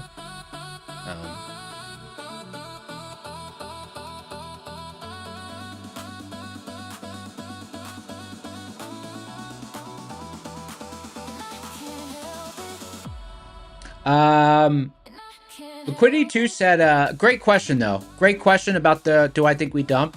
I just wanted to give a full explanation. Dr. Kesar said, are the seed zones drawn from overnight trading or using longer time frame? I can refresh the algo at any time, but I refresh it every day after the close. I refresh it every day after the close. So, like, the levels that you see, they were, like, I had them last night.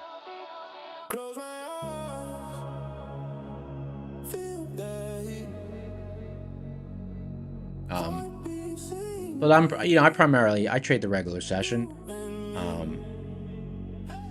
And also I like trading the regular session even more now because I have Rocket Scooter as well. And the Rocket Scooter levels come up at the open.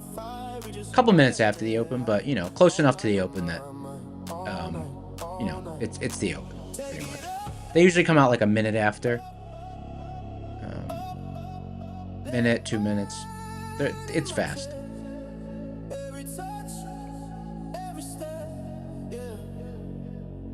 I don't think I've taken a trade off of, I don't think I've taken a trade around a black line.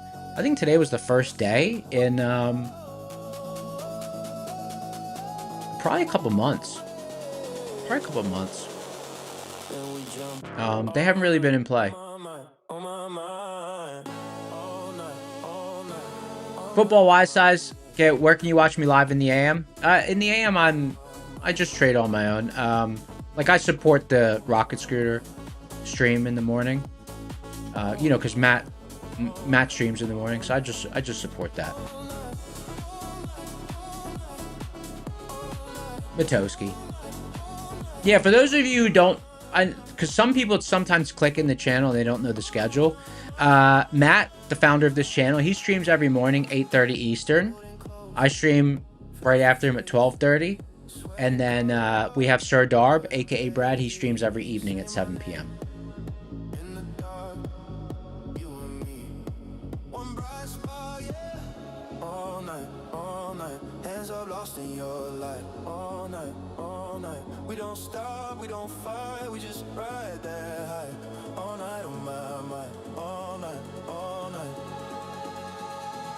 A just said the indicators available on the Rocket Marketplace.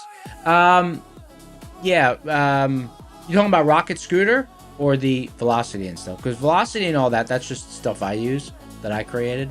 But Rocket Scooter, yeah, Rocket Scooter's at it is I always forget the URL. Let me see. rocket.play//Matt for Rocket Scooter.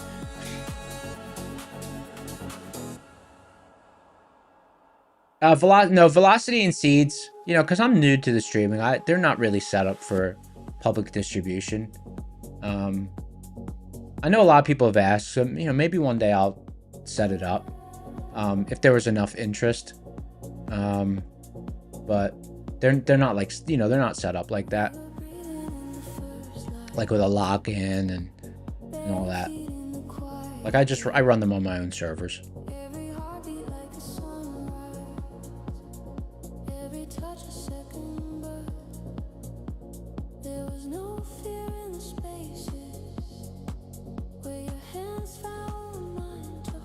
Agitprop said Seeds look sufficient for what you've seen, entries and exits. Yeah, it's solid. It's really solid. But I will say, and I always say this, my accuracy increased when I added Rocket Scooter. Substantially, by like 3 to 5%. Sums, no, I'm short. I'm short from 30,030. We already trimmed. I forget, was it like 100? It was over 100 points that moved down to the zone. Took the bulk of the trade off. 125 points.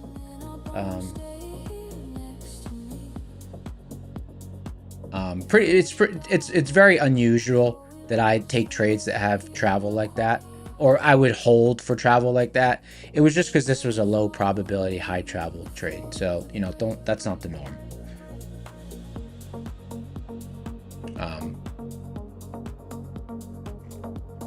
Like, I usually take the bulk of my trades off 30 to 40 points.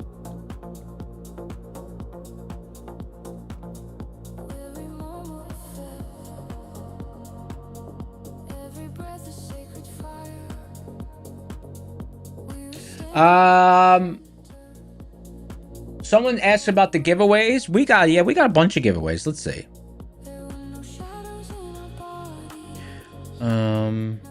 My Funded Futures 50K Rapids. We got Next Gen Trading. And then we got Tradeifys. Oh, shoot.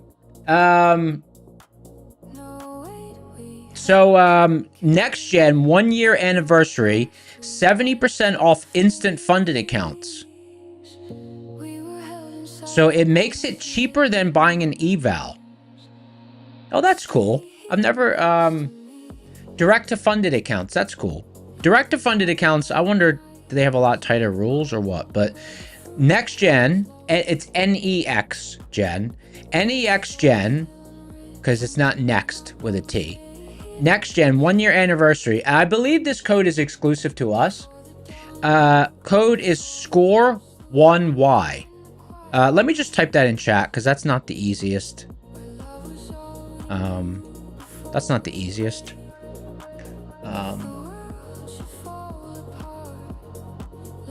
SCORE1Y. Okay, I just typed it in chat.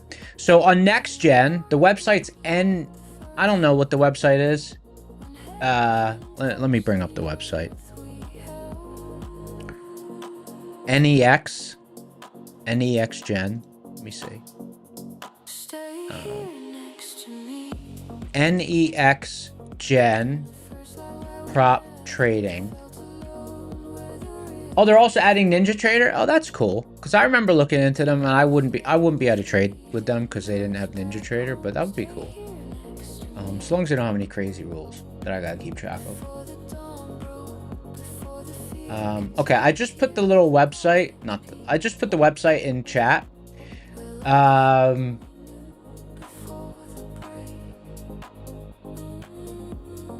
Chris said, "What story behind the cucumber name?" You know what? It was stuff just pops into my head.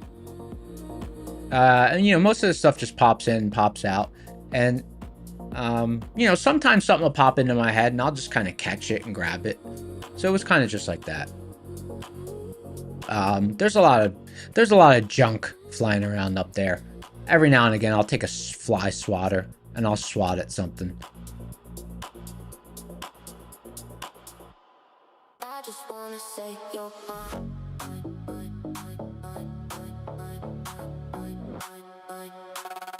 TRSU stands for The Room Shows Up. Right above me, The Room Shows Up. That's our chat chant. And chat abbreviates it to TRSU. The Room Shows Up.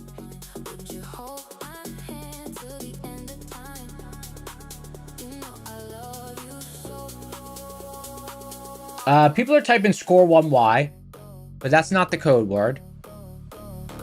And I know some of them aren't Batoskis because Bearing Bull Trades is a regular here. He's not a Batoski.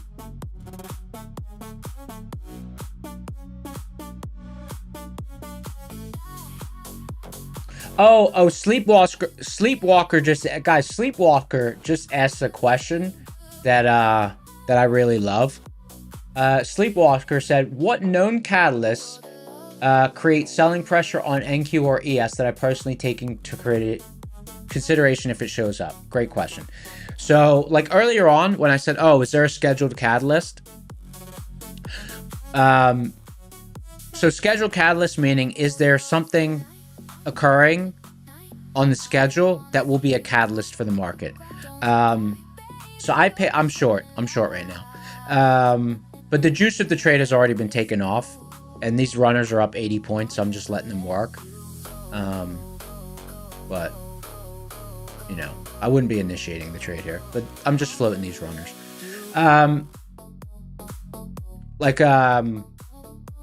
I took off the bulk of it at in this move from 1 p.m. down to it was like a 10-minute sell-off.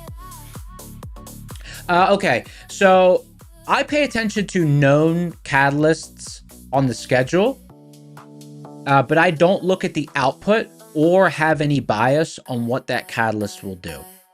So I pay attention to the timing of the catalyst because, like, let's say I'm in a trade and let's say the trade's floating around the open or around the entry price for 15 minutes. And then all of a sudden, like, we're then 10 minutes from a scheduled catalyst. You know, we're 10 minutes from a rate decision or, you know, whatever, something like that. I'll then make a decision on whether I want to hold that trade into the scheduled catalyst. I never look at the output of the scheduled catalyst. I never say, oh, this is what happened with rates, I should buy. This is what happened with rates, I should sell. Because usually the market, first of all, there's insider information, so sometimes the market reacts oddly to the output. And second of all, like, you know, sometimes through algorithms, through whatever, quants, like, they're already positioned for what's coming out. So the reaction of what happens with the news, it's never really makes sense. Sometimes it's already realized on the chart, or sometimes it takes a while to get realized on the chart, but there's a lot of consolidation because of liquidity positions and stuff. So, you know, I just pay attention to the chart. So I know about known timed catalysts because I look at the calendar. And then I can also identify unscheduled catalysts, both by using Rocket Scooter's risk interval, but, you know, that defines the travel the market's travel, a catalyst active after the market has traveled a certain amount. But in real time, in like just a quick second, there's two ways to identify a catalyst. Like the one most people use is, you know, they just see a huge move with volume on the chart and they say, okay, there's some sort of catalyst going on. You know, I do that as well, but I utilize the price velocity to, like, usually if there's a significant all of a sudden catalyst that's moving the market, there'll be a long streak of red, because the market will sort of cover a large distance without a lot of transacting. Like, the market will kind of skip. You know, I don't know. It would take me a while to scroll back and find one. But just scrolling back. Oh, here we go. Okay. So, like, yesterday at 10 a.m., I forget, maybe there was a scheduled event, but like yesterday at 10 a.m., exactly at right where my mouse is, that's 10 a.m. And look, right? So I immediately know, oh, some sort of catalyst occurring. So I do it visually as well.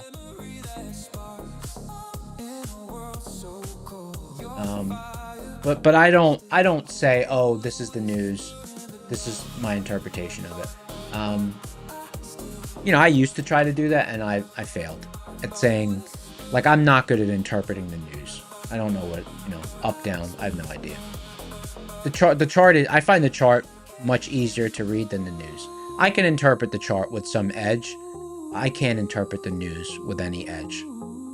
I have no edge in interpreting the news. Therefore, I don't pay attention to it, except the timing of it. The timing of it, I do.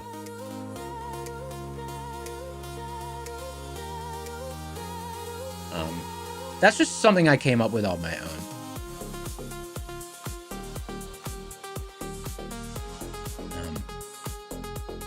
And, you know, if you think about it, it does make sense, because, like, everyone has the news. Not everyone has Rocket Scooter. So, like, if you can choose to read the news or to read Rocket Scooter, what would you rather read? I'd rather read Rocket Scooter.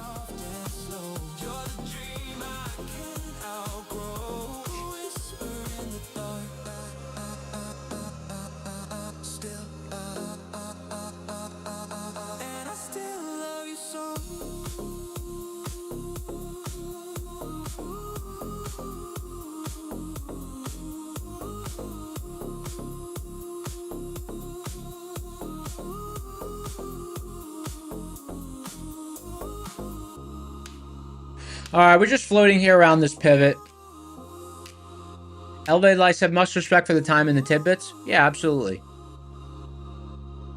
Absolutely. I love talking trading with the fam. I love it. It's cool, you know, because you know, like the afternoon, like, okay, before streaming the afternoon session, you know, I'm setting alerts at levels, and then, you know, I'm just like, well, I would watch podcasts, I would do stuff like that. You know, like, because I wouldn't just stare at charts all afternoon waiting for the pivots. You know, I would just set alerts and I would do other stuff, but this is a lot more, this is more fun. You know, hang out with the fam, talk trading. If we get a pivot, you know, we trade it, sort of thing. It's fun.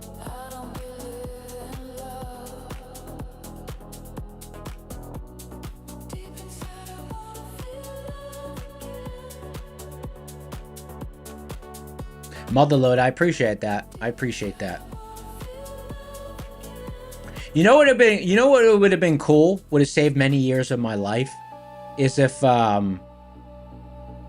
Rocket Scooter existed like 10, 15 years ago. That would have been cool. I probably wouldn't have, I don't think I would have worked on my own stuff if that was the case, you know?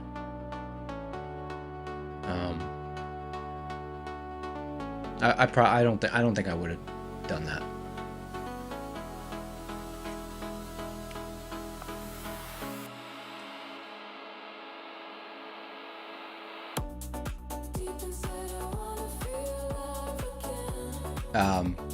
Like my family would like back when I was working on it really intensely for a few years, you know, my family was like, they were like, you know, because that's all I would do, that's all I would do. And you know, my family would be like, dude, you gotta work, you gotta do something else, you gotta get out, man. And I would be like, no, I'll just like work on this for 5 years, because if I don't work on it nonstop, you know, it'll take me like 20 years to finish it, sort of thing. So it ended up working out.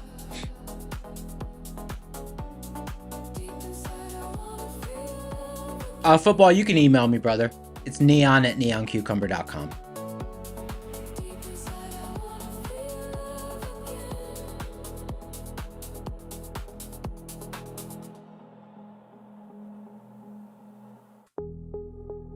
Tony Finchamp. Oh, Tony Finchamp asked a good question.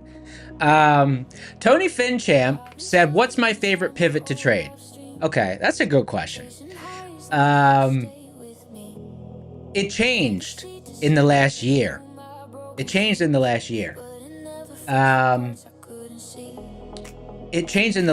So my favorite pivot to trade before I discovered Rocket Scooter was the mid pivot of a seed zone, right? So like I traded all the time. The mid pivot of a seed zone. Stop area bottom of zone, target area top of zone. Okay, that's always been my favorite pivot to trade. Since discovering Rocket Scooter, so now I have access to, obviously, you know, both pivots. Most of the time I'm looking for Rocket Scooter and seeds to line up, and most of the time, you know, they do.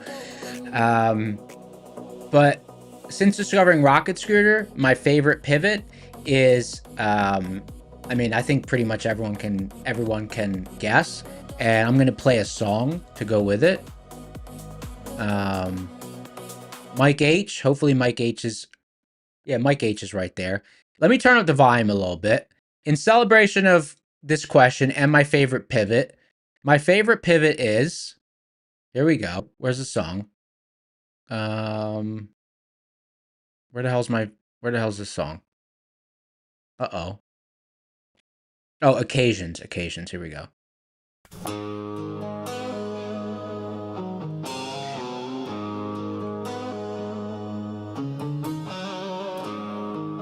Turn up your volume.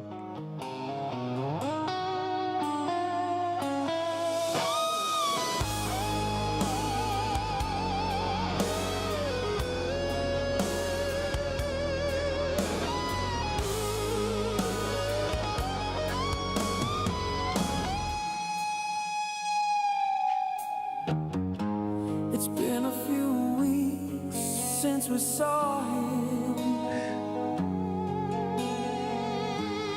Gone, but not forgotten.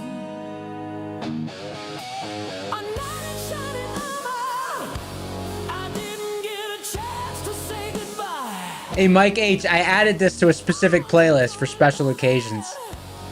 When he finally stops by, MHP, we love you, dog. Where have you been?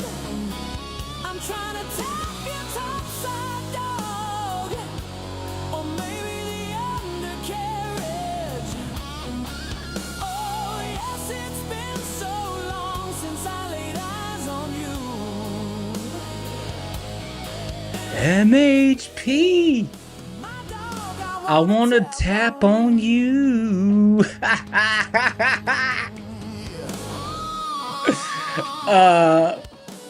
Anyway, so yeah, since discovering Rocket Scooter, my favorite pivot has gone from the 50% pivot of a seed zone. My favorite pivot is now MHP. so good. And sometimes MHP lines up with a 50% pivot in seeds, and then I'm like all about it, even more. But MHP is, I don't know, the statistics around MHP, and they do realize themselves, it's such a strong pivot. Obviously, you don't get a lot of interaction with it every day. It's not like an everyday shows up pivot, but it's still such a banger pivot, you know? It's such a high probability pivot. So yeah, that's my favorite pivot. So I got a song specifically. I play when we talk about it. See it in the sunlight. Trust we gonna take price, and you're gonna make it alright.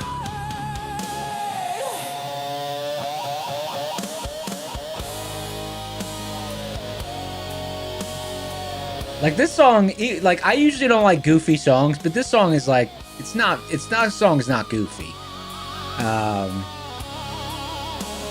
This song is just good. It talks about MHP like it's a person, you know?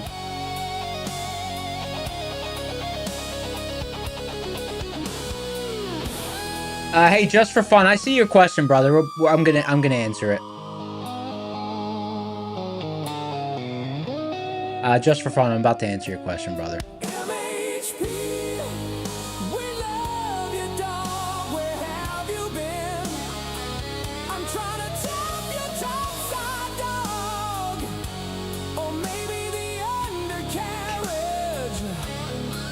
Oh yes, it's been so long since I laid eyes on So you, MHP. my dog. I want to tap on you.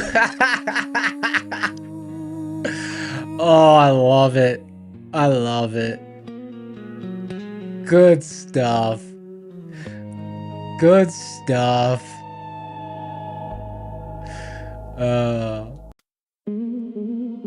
Let me turn the volume back down. All right, let me answer. In celebration of that song, someone asked me what my favorite pivot is. Anyway, so yeah, my favorite pivot out of everything I have available to me in my strategy, my favorite pivot is MHP. And then someone asked, what is MHP? Okay, so so let's just do a little quick overview of what the Rocket Scooter platform is. So on the left-hand side of the screen, this platform, it's called Rocket Scooter. It draws pivots at the beginning of the session. They're high-volume tradable pivots. The pivots have edge. They're great pivots. And they all have slightly different, they all have positive expectancy, but some of them have, even more edge than others. So I would say the one that has the highest probability of response is MHP. I think it's like 90%. I think it's 90% of days close same side. I'd have to look at the stats, but I just know it's such a responsive pivot. So what is MHP? It's monthly hedge pressure. It is the maximum gamma exposure of dealer options, and MHP is monthly options and HP is weekly options.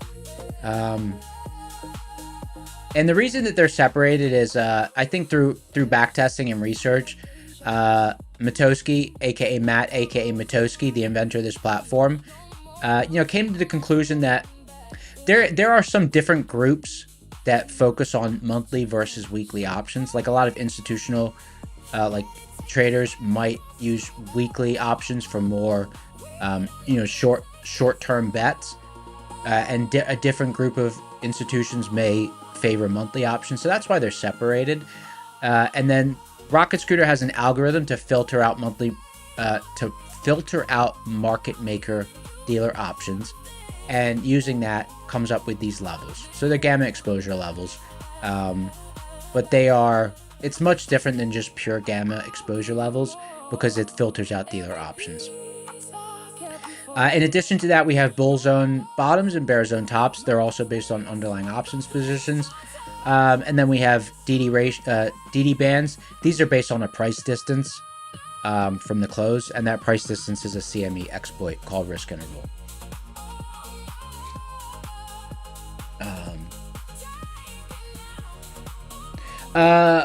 Carl says, can I explain the difference between MHP and dynamic MHP? Sure. So I don't use the dynamic because I found that it almost always lined up with the level that I was already using. So I don't know. I started to get decision fatigue, so I don't use that one. I don't know. Maybe I should add it back into my workflow. But I found when I was testing it, it usually lined up with the level I would have already had. But MHP is the actual level, and then dynamic MHP is a predictive level. It comes out before the open interest is actually released. So Matt created a predictive model for MHP that he releases the number before the open every evening. So that just provides an overnight level that traders can use. And a lot of traders in the community found that level also was effective intra-session in the session following its release. Meaning like the dynamic MHP that was released last night, a lot of traders found that it will be effective in today's regular trading session. So a lot of traders keep it on their chart for regular session as well.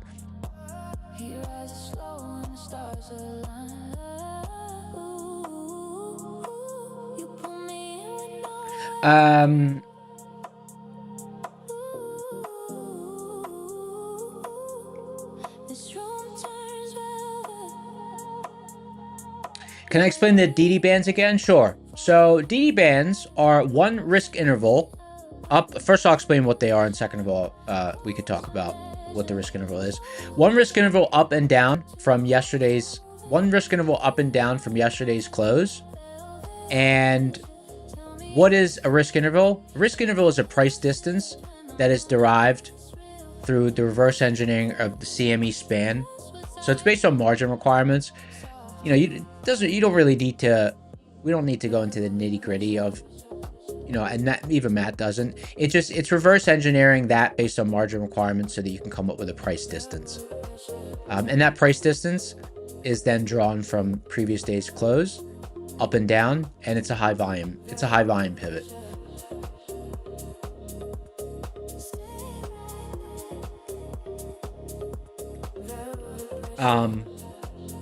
I would say that's it's one of my lesser. I use it more as an altitude meter. It's one of my lesser used pivots. It's one of my lesser used pivots.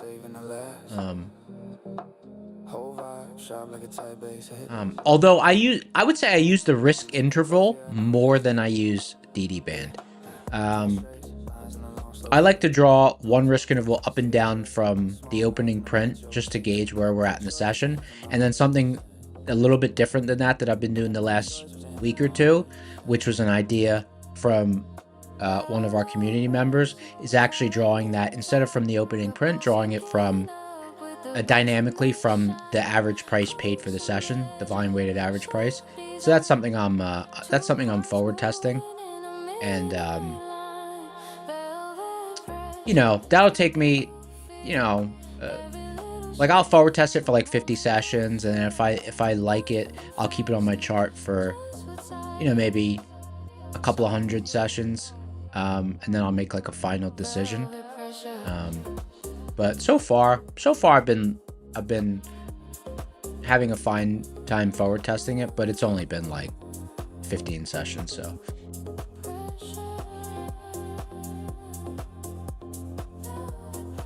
ADHD Craft said how to hit the like button. Boom, baby.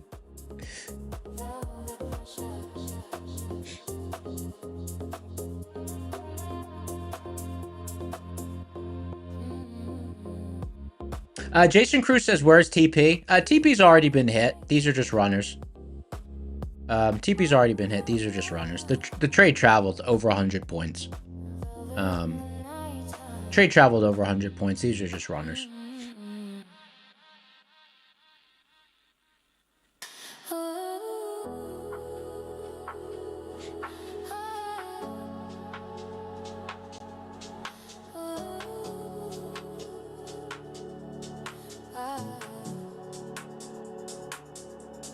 Morning on your shoulder,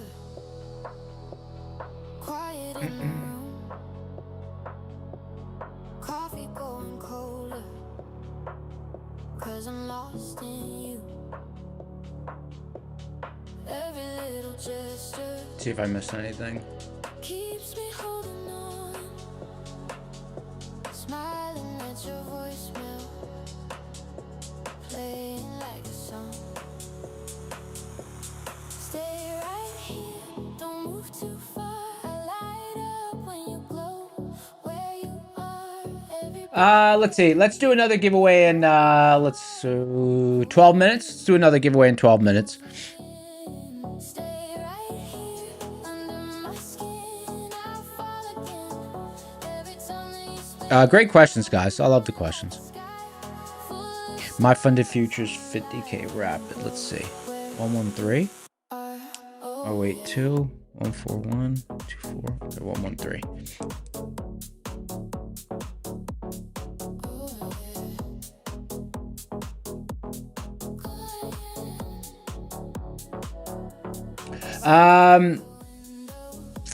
Suggestions for the code word. What do we got? Let me get it queued up. Reset tool. Any suggestions for the code word, people? tell me all your secrets. Tell me what you fear. I just want your laughter echoing here.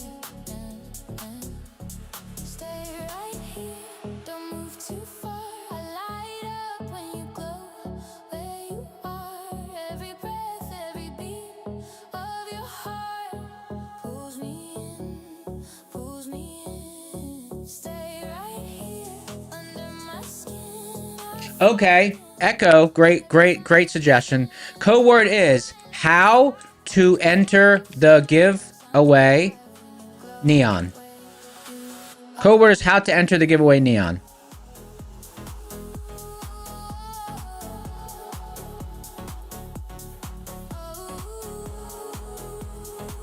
There it is. If this is a dream, don't wake me yet. I'm not ready to forget. If this is a dream, What's up, my nerds? one more second, one more minute. Hey, stay right here, don't move too far. Light up when you glow, where you Guys, don't forget giveaway bonanza on Friday. All right, my funded futures 50K rapid. Let me bring up this account. pulls me in. Stay right here, under my skin. Oh yeah, we already brought it up. My funded futures 50K rapid. $126. Oh, it's 20% off. Okay, let me see. 50K rapid, $126. 2.6K. Oh, that's funded. Hold on. I'm alive when you glow. 3K target, 2K drawdown. It's pretty standard. Prop score's a 9.6. Simplicity 9.8. ROI 9.6. Drawdown per price 8.2. Nice account. I think I know you. You spit your words like they mean something, but they don't reach anyone at all. I'm bad because I scream, you're quiet when you mean. Was it hard to understand the echoes? Feels like no one is listening. Forming thoughts while others cause you only love you. Make or break time coming for these runners, I'd say. That shit so surface was Back up at the pivot that the trade started from.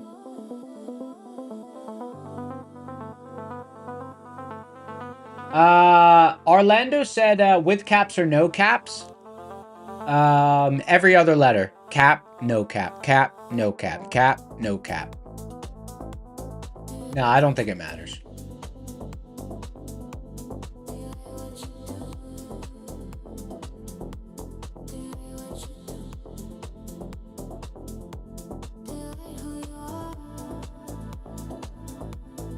This pivot's become really sticky, so I don't know. Might just rotate around it now.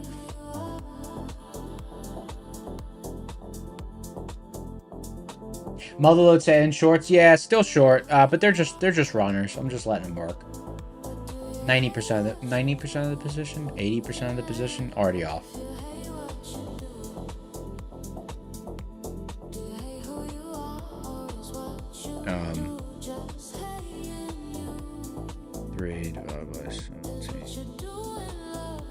Yeah, 17% of the position remaining.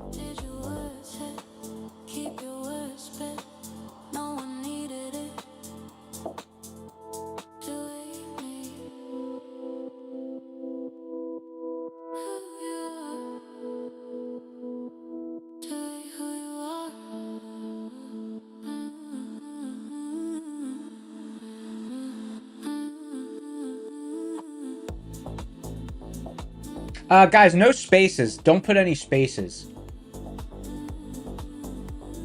Don't put any spaces. Someone said, am I related to Matt? I mean, I think like everyone's related in so many generations. Probably like 1,000 generations though. Distant relatives probably. We're both humanoids.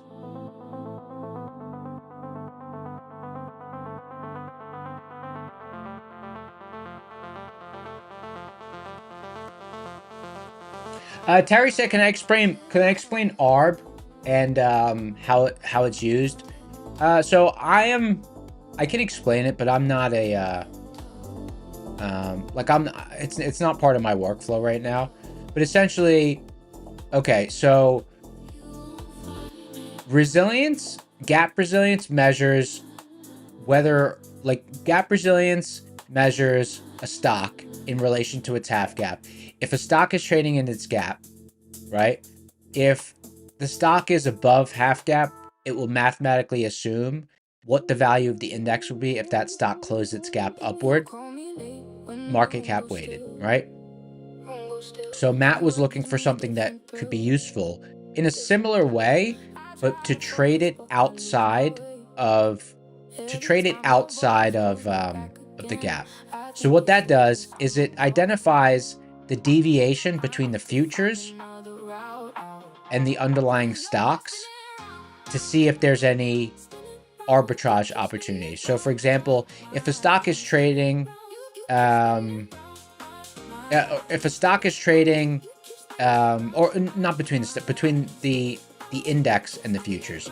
If the index is trading a certain value and then the futures have deviated from that, it'll create that separation in the ARB indicator. But there's a bootcamp class on it. I wouldn't be the person to speak in depth about it because it's not part of my workflow.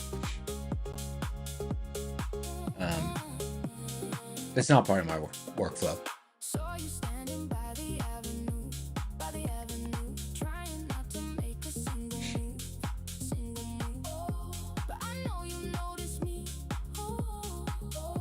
All right, here we go. So let's do the giveaway here.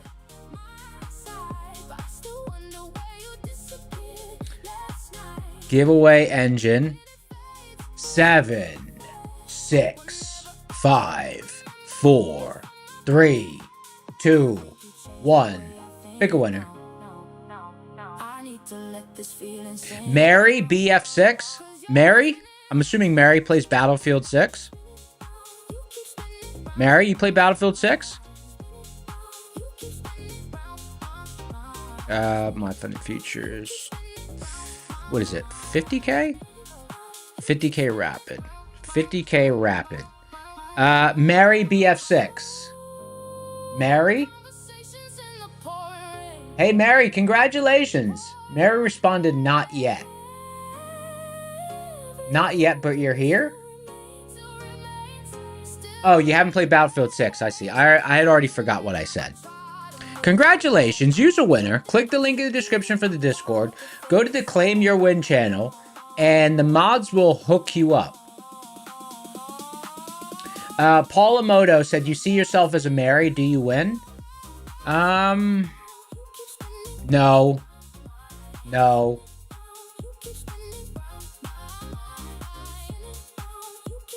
You don't.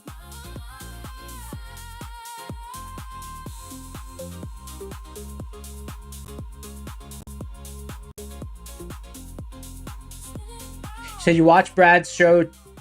You checked our show yesterday, so you came back today. Hey, Brad Allen, welcome back, brother.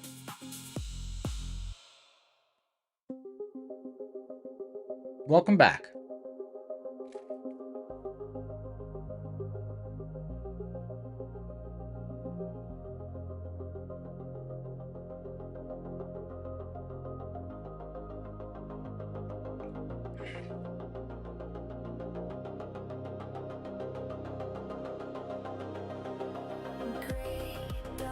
Scratches on these prison walls, grinding routine, where spirit to stone. Past life whispers echo through the halls, faint perfume proves I'm not yet alone. Footsteps tally, every captive hour softly. Runner's almost back to entry.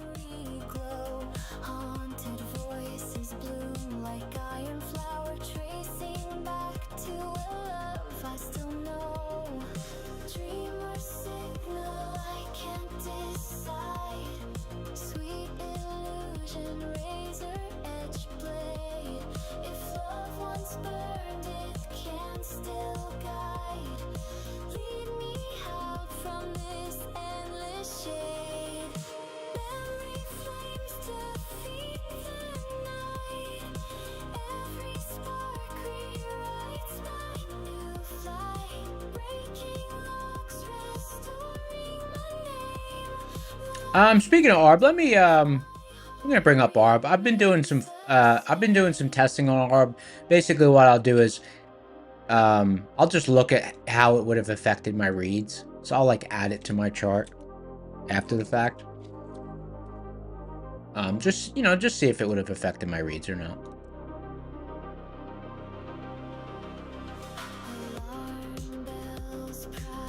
$12.50.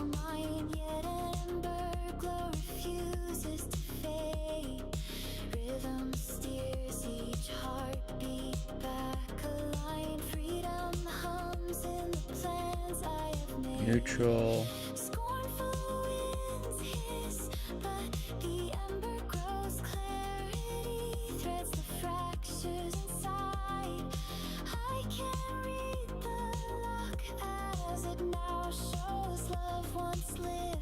No, it doesn't really speak to me. It doesn't really speak to me.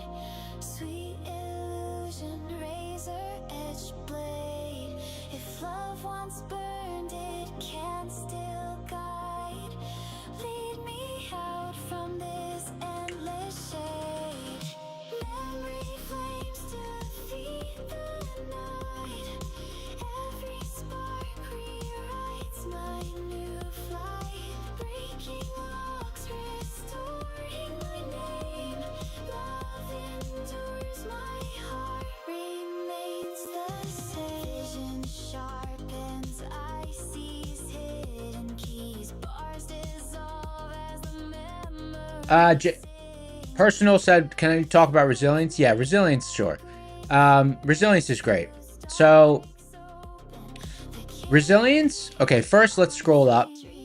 Let's look at the open, the close, and the midpoint between them, which is the half gap, right? So, Rocket Scooter will print these levels, the open, the close, and the half gap. And what resilience does is resilience looks at all the stocks in the underlying index, trading around their gap.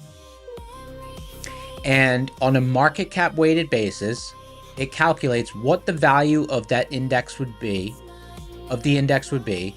if the stocks trading above their half gap were to close the gap upward, and if stocks trading below their half gap would close the gap downward, right? So let's say a certain stock is trading right here, right? Market cap weighted, it's calculating what would the value of the index be if that stock just instantaneously went to the open, right? So it calculates the value of the index, and then it comes up with this resilience number, right?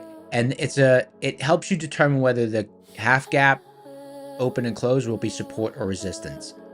So the deviation of the underlying stocks from the actual value of the index trading around the gap. And you can, like, let's say you're long bias and you're looking to buy, you might wait for res to turn positive before you start initiating a buy. Like, let's look at a 1 minute chart this morning.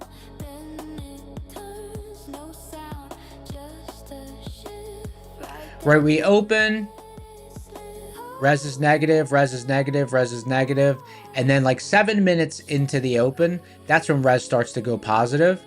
And then it looks like it flipped negative again, and it didn't start sustaining itself positive until 9:45-ish, right? And then you can see we had this move up. So it's kind of, it can give you something to wait for, and it can give you a tiebreaker at the around the gap. So like, it wouldn't be like the sole purpose you would take a trade, but it's a confluence indicator you can use.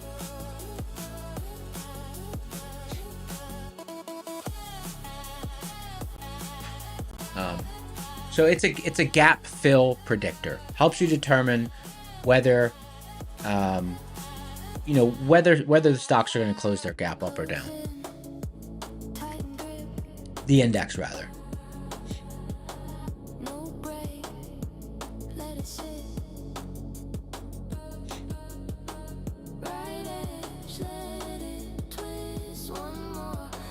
Sekel said, do I still have a neutral read from here? Since we're back at the entry? I haven't really looked, let me see.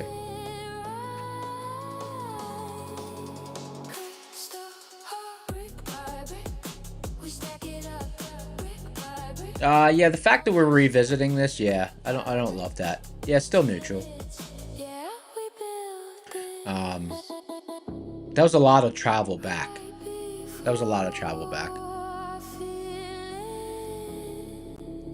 I wouldn't add back though.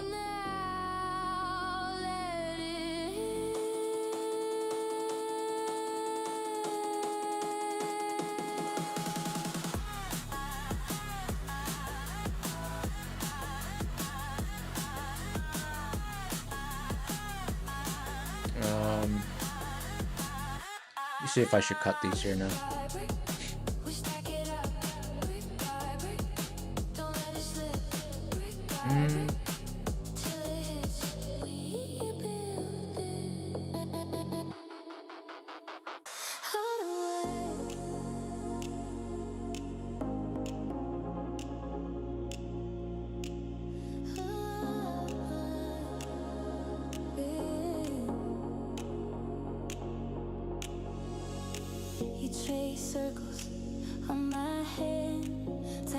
See how much we overshot the level. I think it was 65 points. Let me see.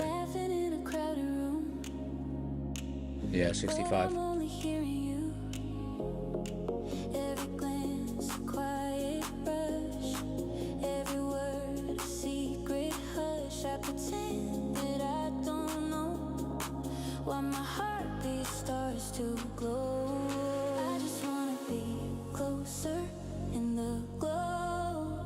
To the colors you touch me, time moves slow. I just wanna be closer, closer in the glow. I just wanna fall into your light, spinning like we're weightless in the open sky. Every little moment feels so right. I just wanna be closer, closer in your light.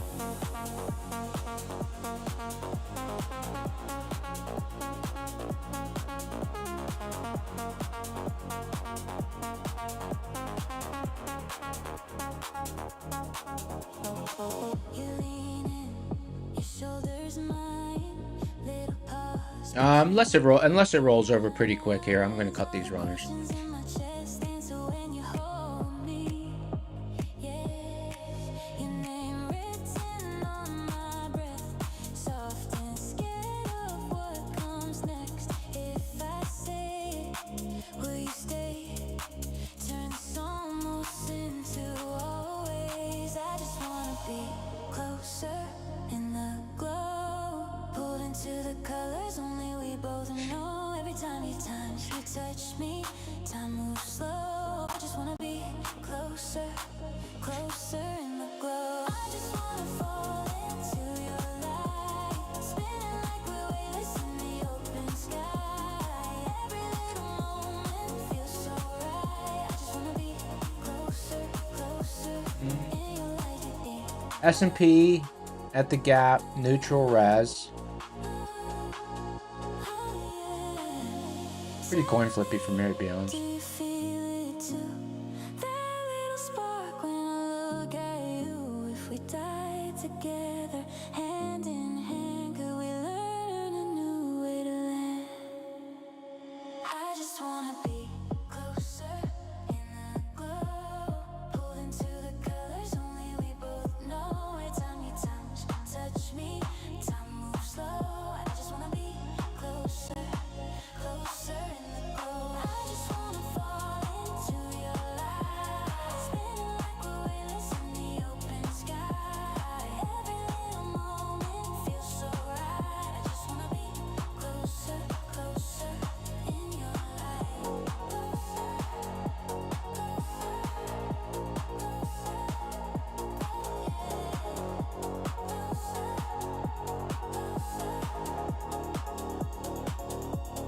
In your light.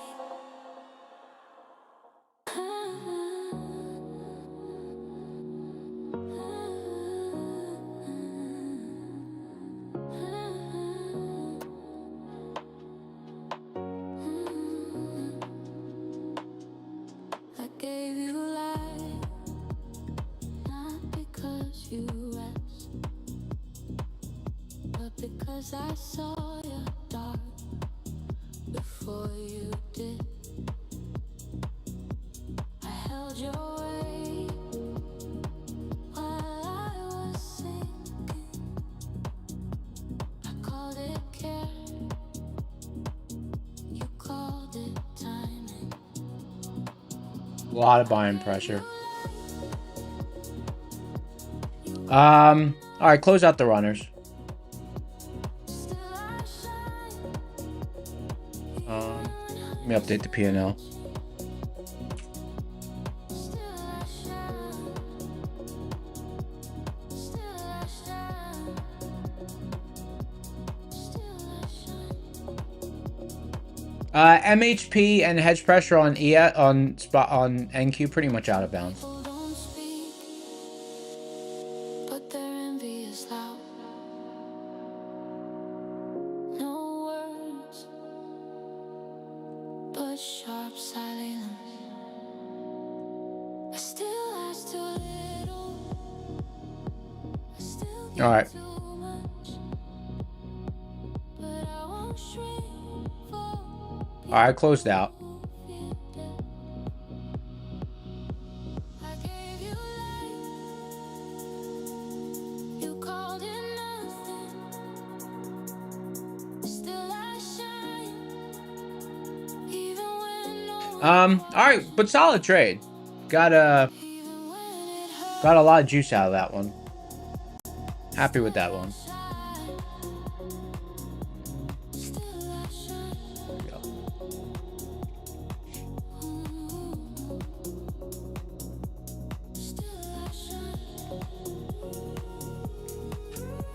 Pretty neutral from here now.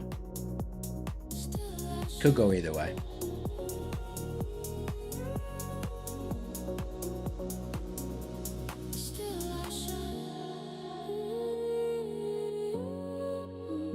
Just for fun, said, "Will I look for a long here?" No, I wouldn't look for a long here. In the middle of this table block, no, I wouldn't make a trade from here. Not from this spot. Not now.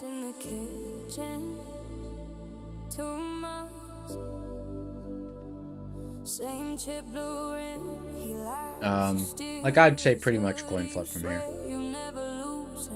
Now place they stacked in the sink. Your side of the bed runs cold. You trace his name on the window. Hating how Jason Cruz said went plus 600 to minus 900. No, no. Most of the trade was already off down here. No, that account's still up 1,200. I think I gave back maybe 200 on the runners. No, I already took most of the position off. I wouldn't hold the whole position for that whole reversal.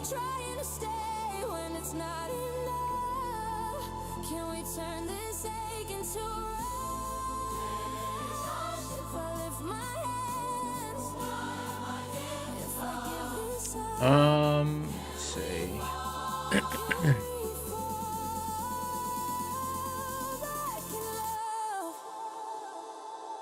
Got here. Let me draw this out.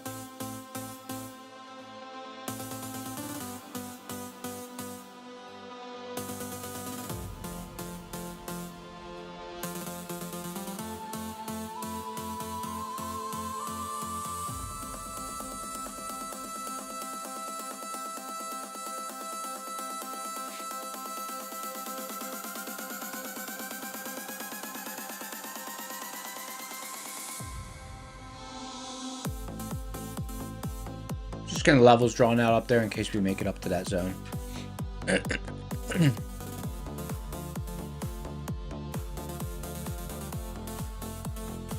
he sits across at the table, eyes fixed on a glowing screen.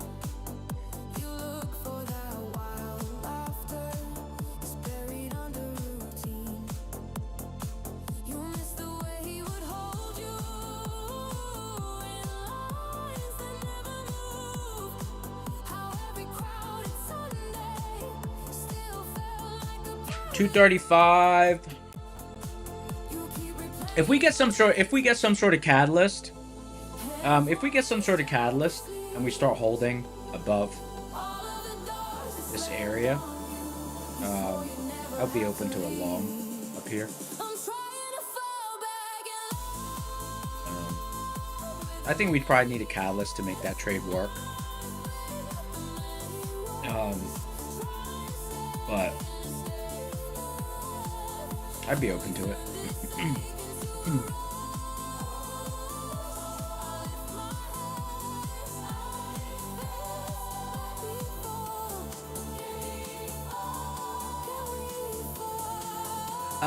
Sway Acing said, "How would I describe the edge and what we learned in the boot camp?" So the edge is really in the levels and just how you execute around them. The levels have edge, but then you also need to have a plan to execute around the levels. You need to have a plan to how you execute around levels as well. And in the boot camp, you learn general market information, like stuff that will be helpful for you regardless of what strategy you trade. But also you'd learn the rocket scooter strategy, and the execution patterns that are recommended around the pivots, including things like sit out rules, the statistics behind the levels. So it's very complete because you learn all of that information. You learn a lot in the boot camp.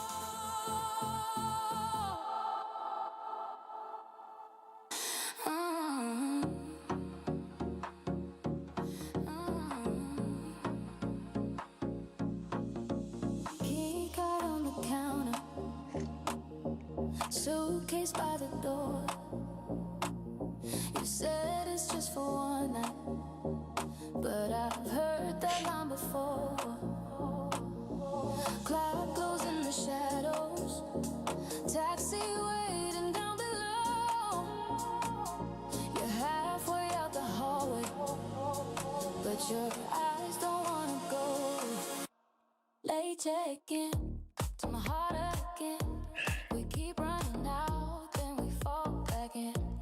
Late check-in, same hotel sin.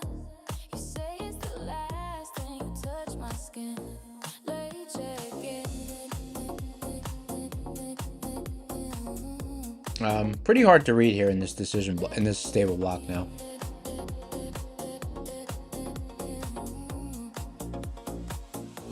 You're talking like a stranger, but your hands don't know my name.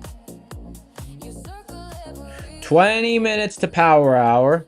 you kiss me just the same. See what we got here. We're dancing on the carpet. 4 giveaways during power hour. Nice. You're halfway to forgetting. Terry says it's amazing how patient bootcamp and platform are teaching you to be. Yeah, you know what? When you have particular setups that you trade and you know the edge behind them, it'll tend to make you a lot more patient because you're kind of like, you'd feel stupid for just taking random trades when you know you could save the bullets for trades that have edge. You say it's the last, then you touch my skin. You know, it tends to be how it goes.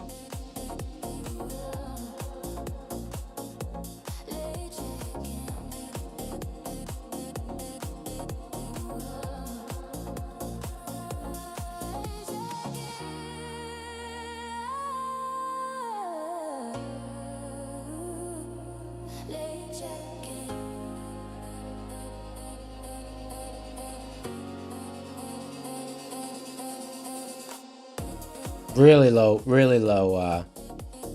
volatility now.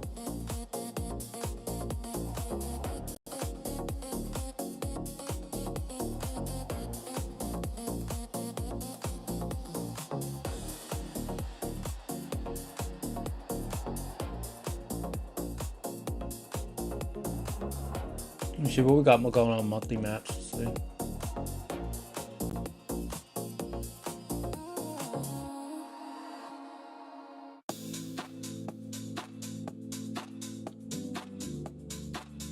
Oh shoot, wait, hold on a second. What do we got with monthly maps here?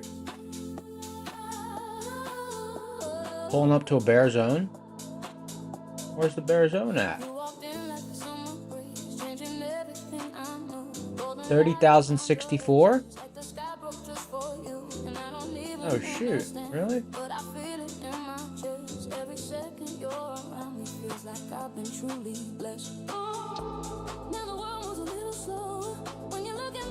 Bear zone top 30,064?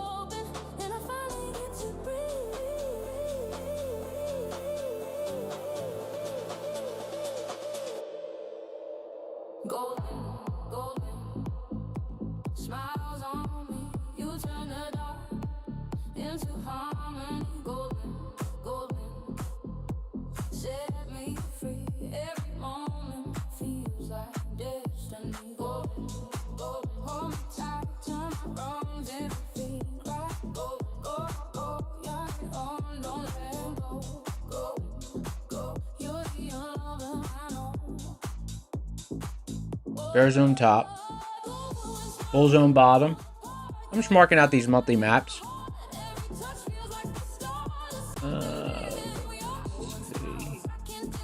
Bull zone bottom 30,106. Oh look, it lines up right with right at this level. Well, I said if we start mounting this, I'll be interested in the long. So there we go. That's cool. I got confluence there. Nothing wrong with a little confluence. Let's see. 30,000. 30,106. You just feel like home to me, like the wind that changed my story into what it's meant to be. Now the world moves a little slower when you're looking back at me, like the universe Cool.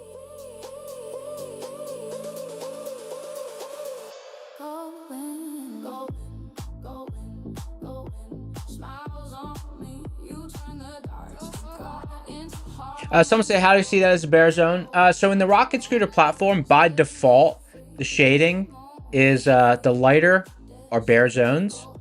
In bear zones, you just pay attention to the top, so bear zone top. And the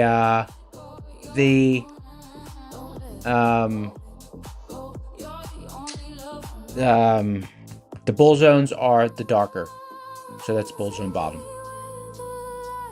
It's breaking through the silence, through the rain. Every moment you are near me heals the pieces of my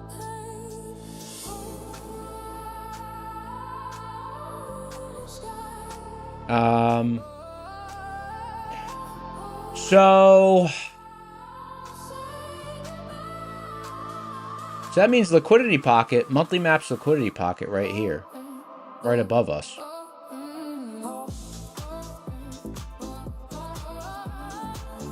And I will say, when we got down here, when we got down into this decision block, like market wasn't happy down there.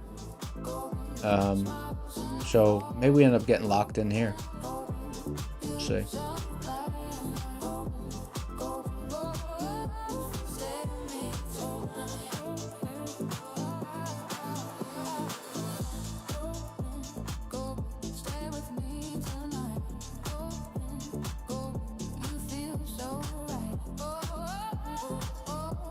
It's going to be very interesting. If we transact up here, I'll be very interested to see what sort of action we see here.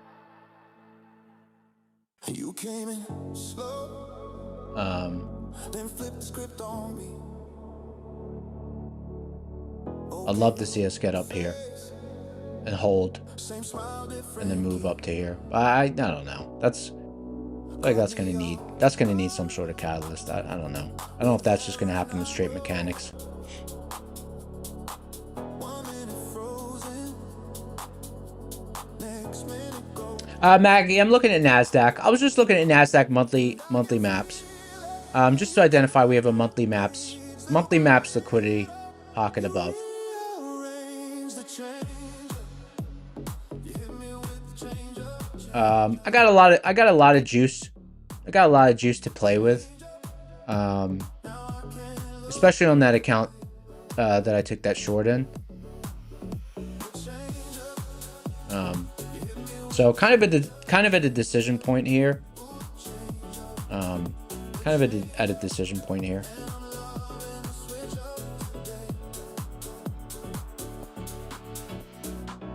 Same two shoes, but you're running new. Same old room, feels brand new with you. You say one thing, then you do the other. Keeps me leaning in. Liquidity 2, what's up, G? What's going on? Liquidity 2 back in the house. When you turn that page, little by little, Keith said, is there a rocket scooter tutorial? Yeah, so we have a boot camp. It's a 20-day boot camp. It's tremendous. It's only $20. It's essentially free. It's kind of just the cost of delivery. And that teaches the rocket scooter strategy. It teaches general market information and also the rocket scooter strategy.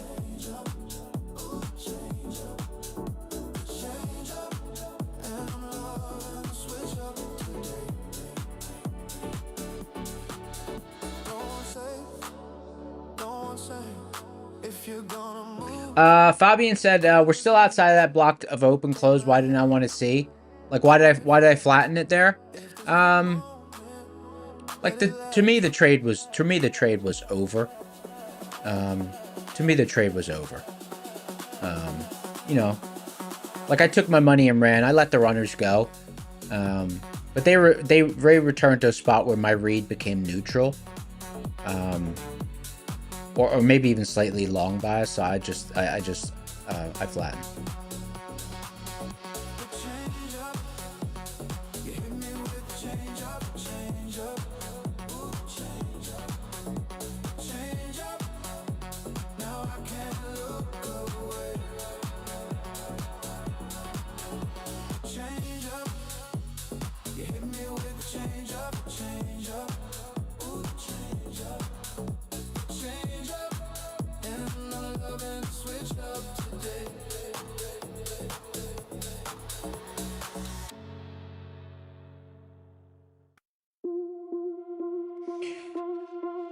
Someone said you're 10 days through the boot camp, so it's a good idea to watch it multiple times. I would say yeah.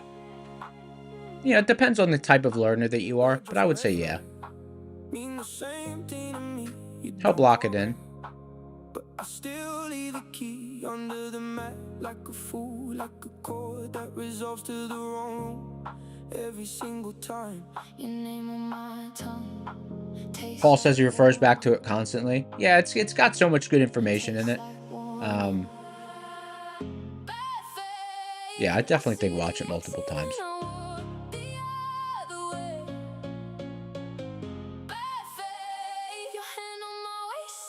Never a bad idea to have a good good refresher.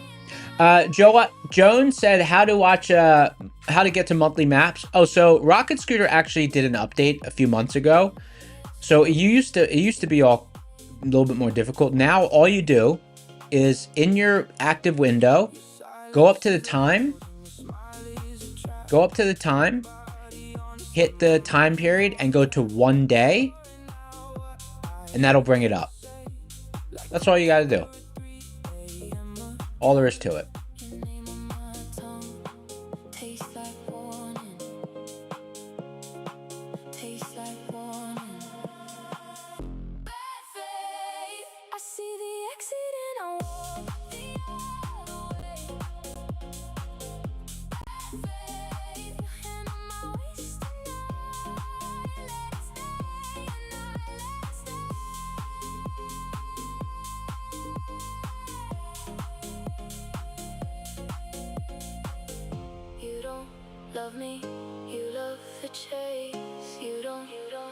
Surprised the market's so happy in this spot.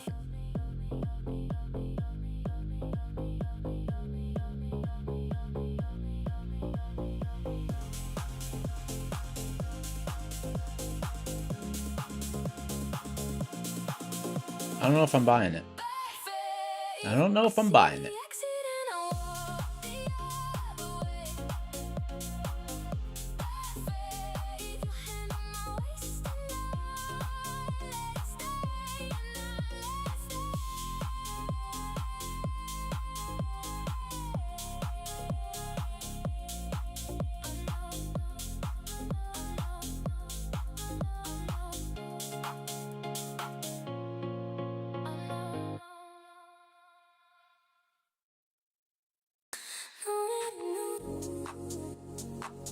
Elevated Life said, "Where am I at? I'm in Nevada. I live in Vegas."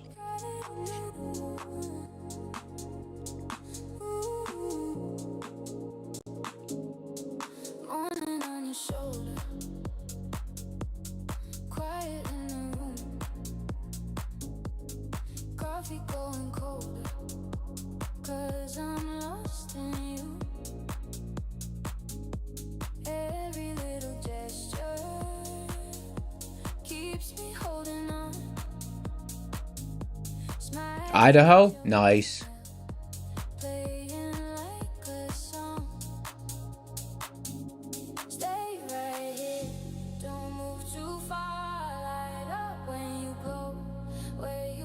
Is this thing gonna squeeze or what?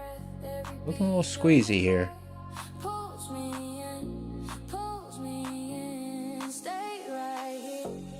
Catalyst could pop this thing. Giveaway in 9 minutes.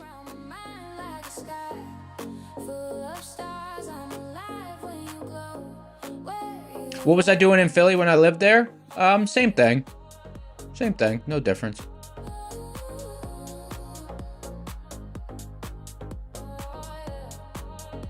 Same thing. Same desk, same screen. Pretty much the same setup. No, actually, no, not same screen. I had a different panel there. That panel burned out.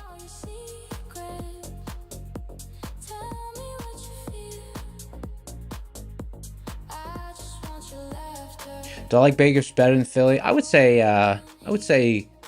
no. It's just different. It's different. It's just different. No, I should have bought that though. It's just different. Nah, too neutral here. Stay right here under my skin. Fall again every time that you spin around my mind like a sky full of stars. I'm alive when you glow where you are. If this is a dream, don't wake me yet. I'm not ready to forget if this is a dream. Juan, man, so I moved partly, like, I wanted to move to a state that that had better tax structure. Just for my permanent residence. I mean, I'm still open to getting a place in Philly again. But I wouldn't have it as my permanent place because it just costs too much in tax.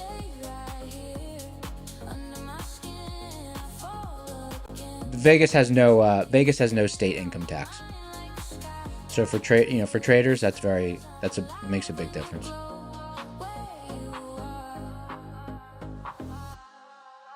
I'm alive when you glow where you are.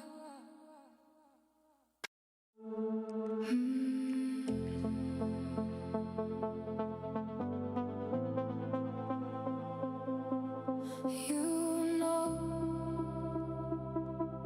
Vegas is way overpriced, someone said? I don't know. I don't think so. Houses are dirt cheap here. I like it because it has low humidity. I love the weather. It's clean.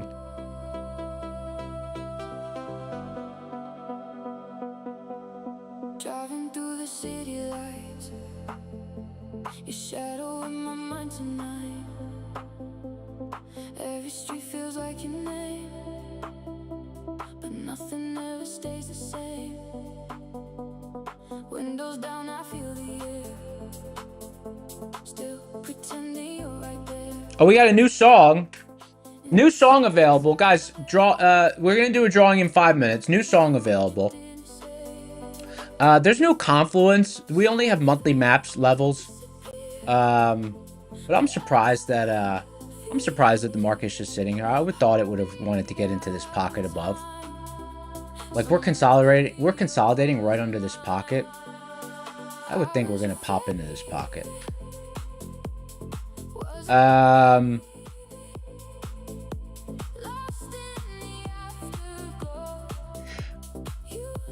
It's just not really a setup I have stats behind, so it's not really a setup I have stats behind.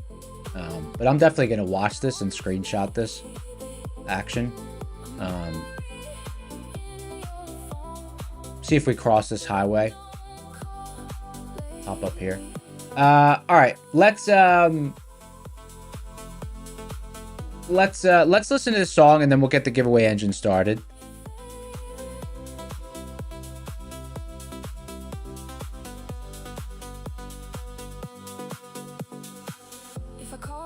Like I have mechanical thoughts on this spot, but I don't have stats behind trading at this spot, so that's why I wouldn't put on a trade right here at this spot. Okay, let me but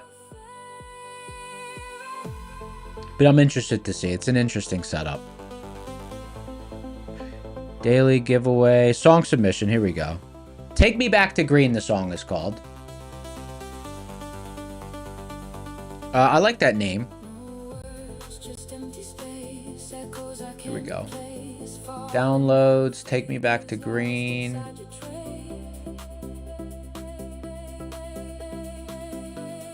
Temp. All right, here we go. New song. Let me, properties, filters. I'm going to turn it up 8 dB. All right, here we go. New song, Take Me Back to Green.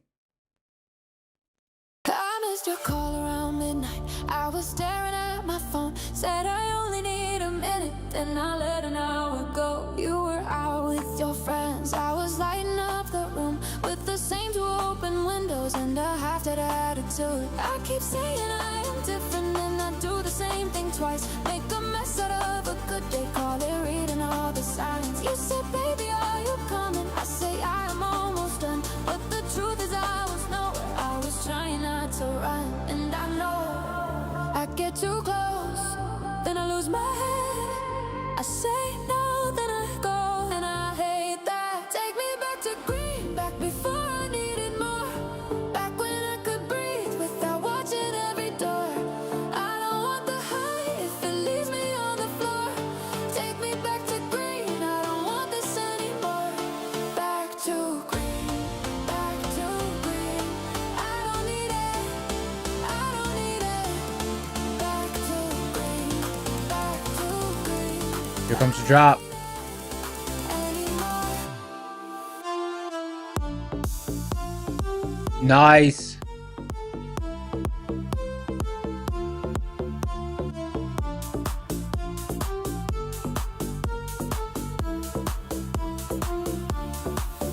There is coffee in the kitchen that I made but never drank. There's a message I keep typing and deleting when it stings. I am not proud of the quiet. I am not proud of the way that I turn a little pressure into throwing it all away.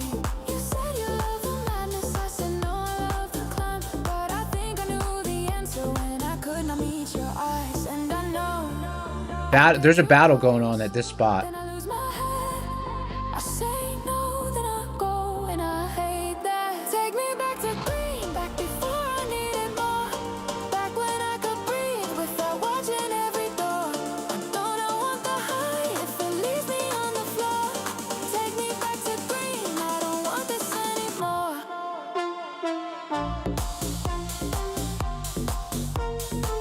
Good vibes. It's gonna go on the house playlist for sure.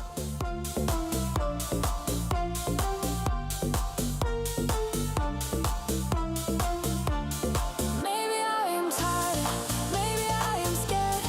Maybe I got used to almost being there.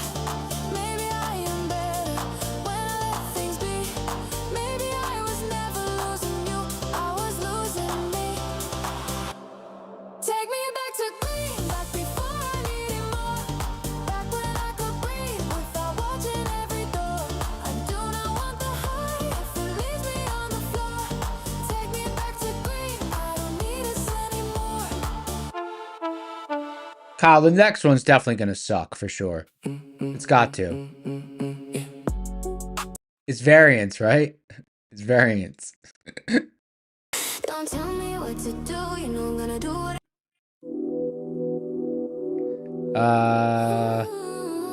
Let's listen to Bangers 01. Filters. Turn the volume back down.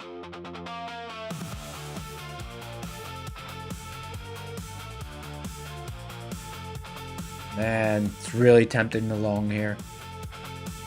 I don't have stats behind this setup. I don't trade monthly maps in isolation.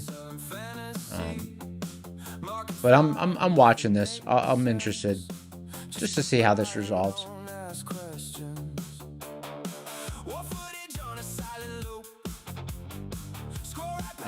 Just for it to test 30,085.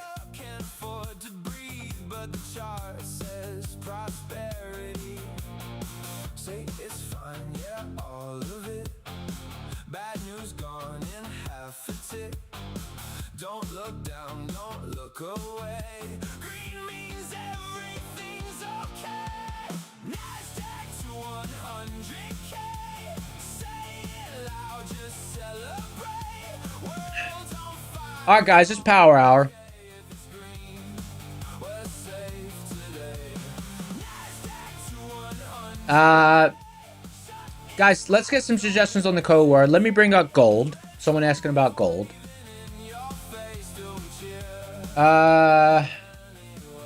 Oh, wow. Look at gold. Gold hedge pressure and monthly hedge pressure, both at the same price.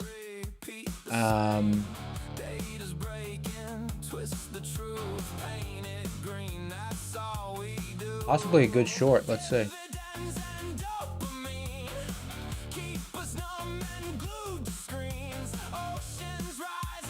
Wow, look at the distance between these zones on monthly maps. Wow. That's quite some gap there.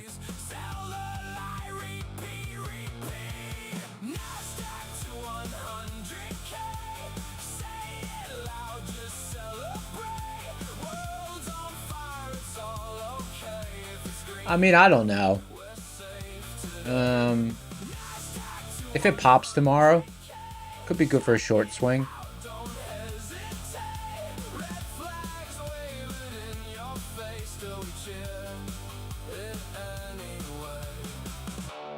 But it's not really that instrument is not my specialty. Last trade I took in gold was a nice win, but I think it was in 2023. I think it was long, 2023 or 2024. I could probably look. Probably look at my options account. Let me see. I just bring it up on my phone. Let's see what my last gold trade was.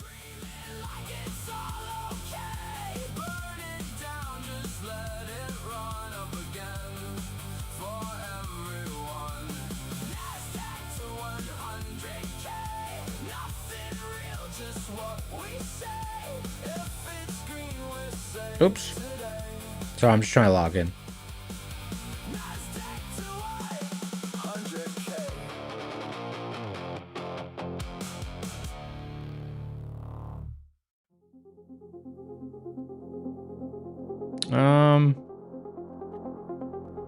Can't get in. Let me check.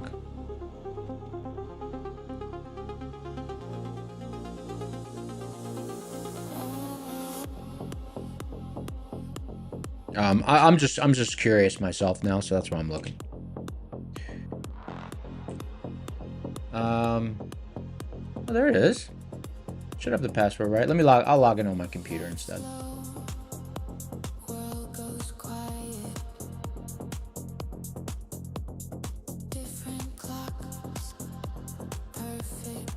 Oh, I see. Just looking at my password.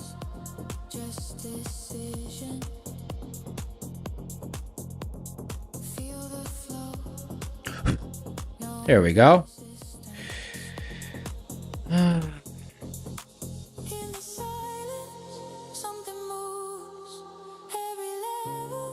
History.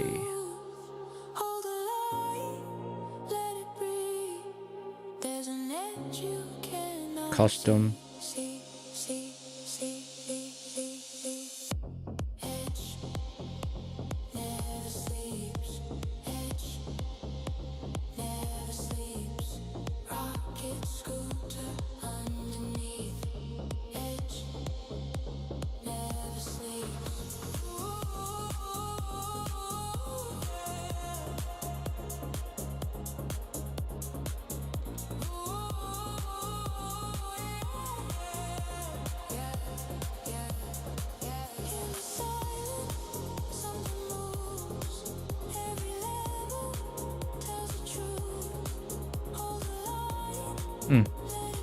Oh, I can't find it.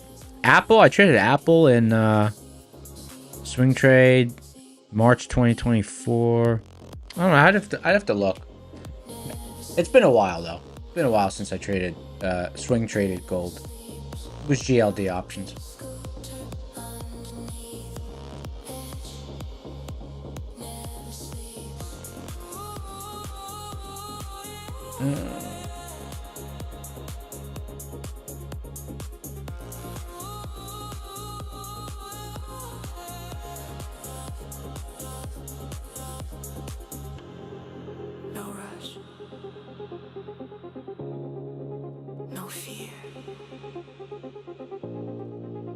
Just the plan. The edge is there. If you wait for it. Code word is... Guys, smash the like button if you didn't already. Reset tool. Code word is house special. Code word's house special.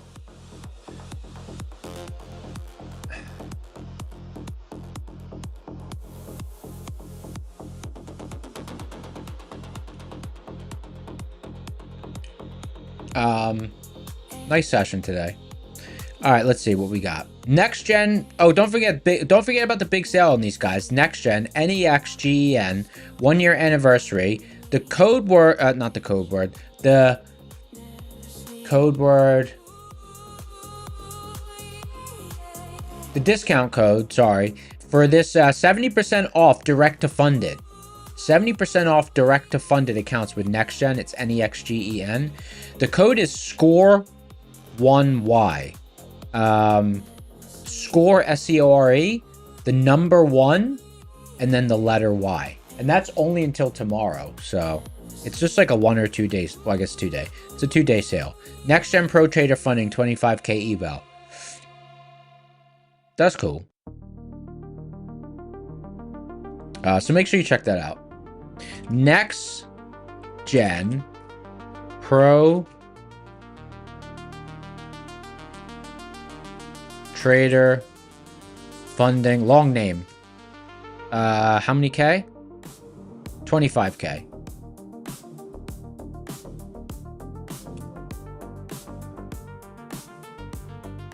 That's cool.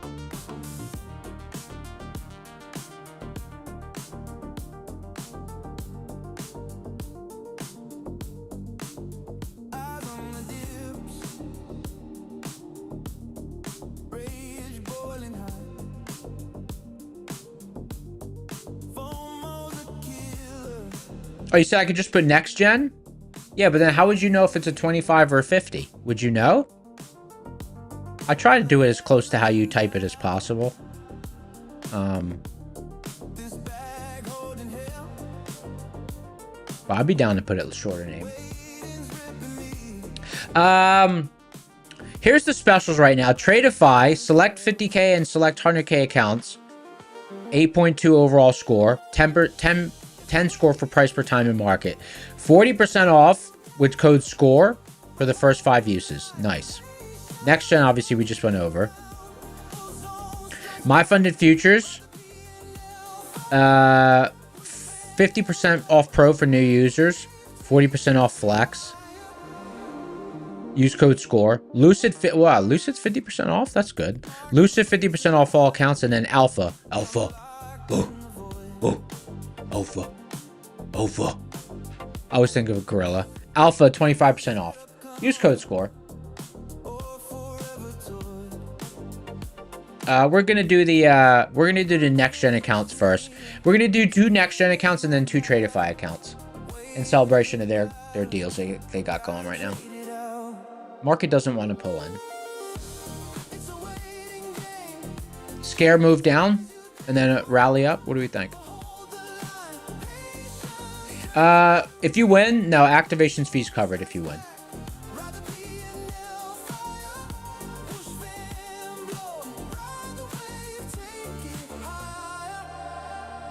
Stay calm in the storm, rocket scoot about to launch. 4 more tears deep. My patience Someone's hoping for a lower DD tab. screaming. Yeah, that would be interesting. While the endless delay. Grip slipping fast, but I won't fade away.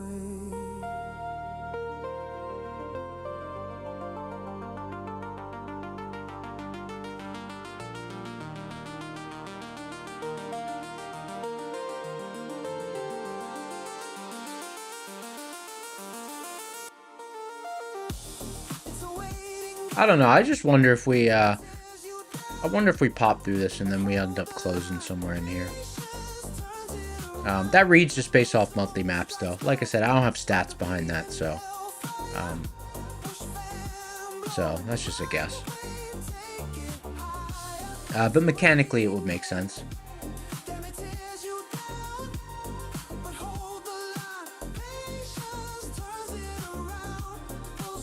But obviously, I'm not confident. Otherwise, I'd put on a trade.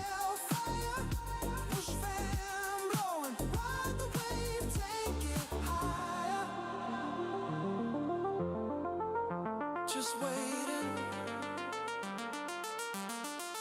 Is the name of the game.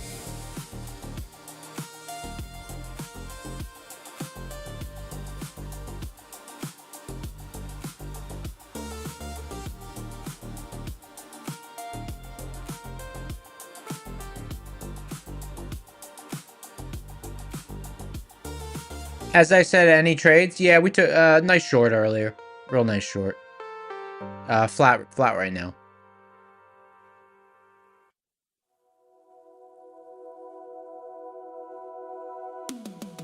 Oh, let me bring up ES again. Sorry about that, guys.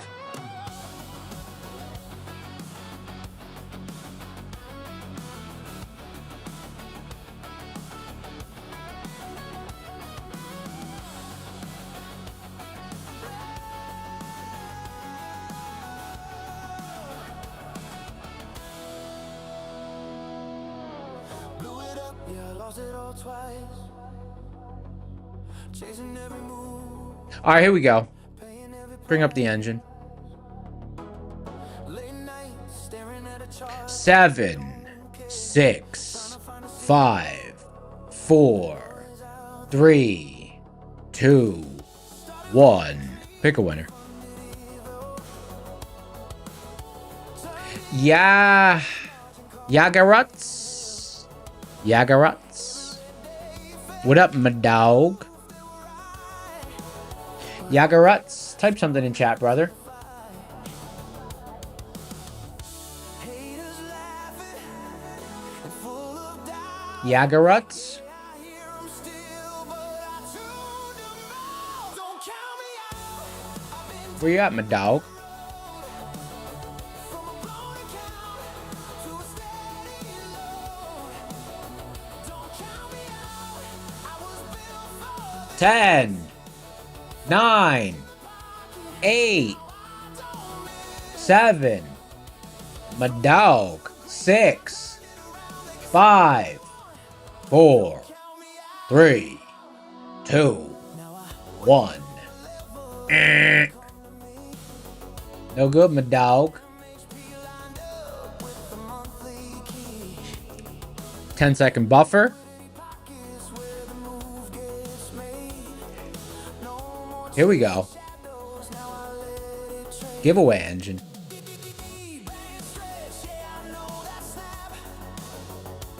I'm doing a fast countdown on this next one, so you better be on the edge of your seat. If you're sitting in a seat, move forward, scoot forward, get to the edge of it.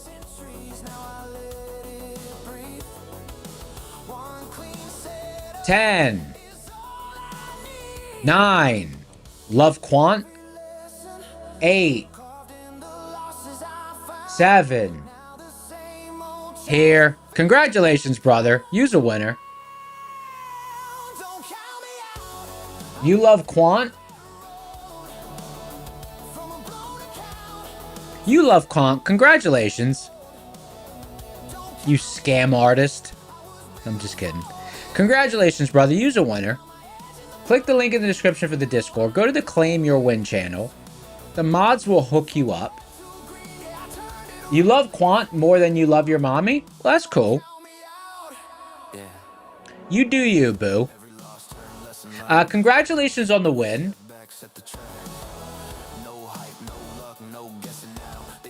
Sit in the middle of a stable block here. Mark is just barcoding, as the kids say.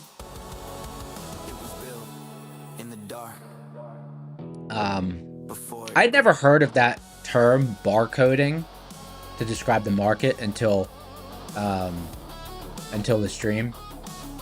Barcoding. When did that become a trading slang? Make me feel old. I'd never heard it before.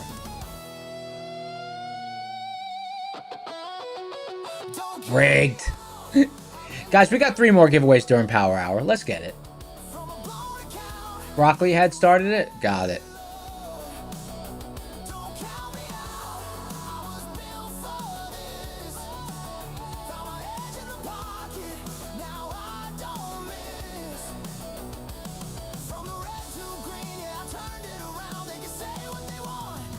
Don't count me out.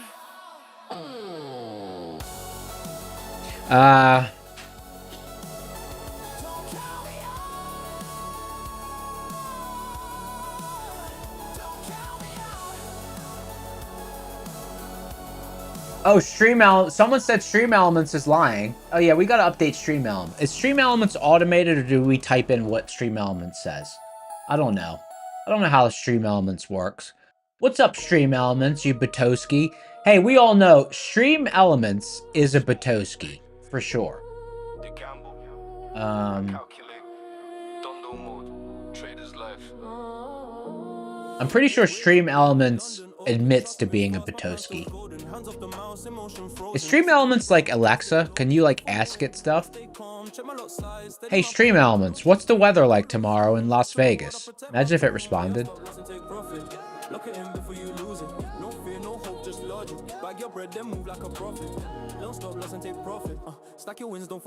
Stream Elements, all the other bots daddy? Yeah, seriously.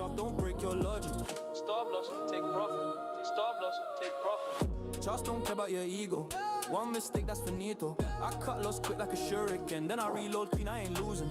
Toronto grind, Montreal vibe. All my traders, whoa. We still got people typing in the code word. How special. In my head, I sleep good cause I manage my bread. Fake gurus talk, but they all misled. Real ones know it's risk that fair. Don't stop, listen, take profit. Say your plan before you drop it. Don't trust luck, trust logic. Smart money moves, that's toxic. Like stop, loss and take profit. Let it run, don't panic. Risk tide, don't ever fake it. Profit hit, just take it. Oh, Let me see what the weather out. Might go for a walk after. Oh, it's beautiful out. Oh my god. Vegas is nice this week. Nice. All right. We're going to do another giveaway in 11 minutes.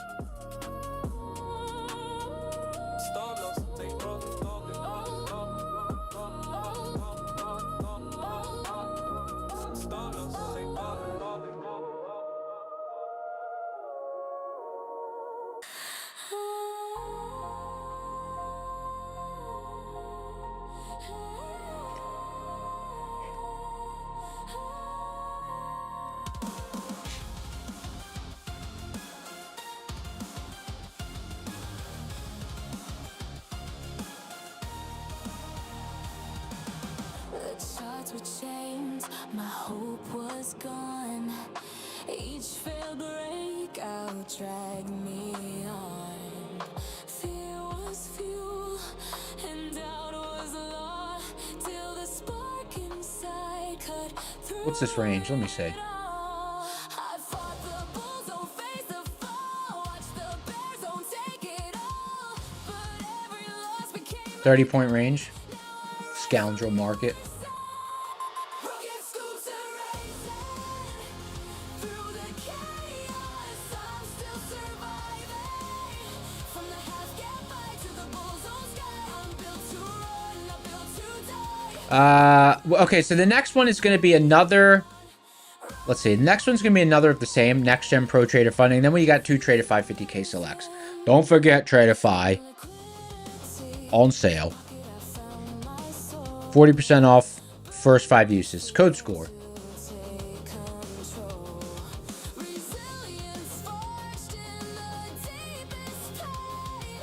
I can't really be mad at this tight range though. The range did expand. The range did expand nicely for the trade this afternoon, so I'm not gonna complain. At least the range didn't contract during the trade. That's never fun. Get stuck in range contraction right after you enter a trade. I ain't about that life.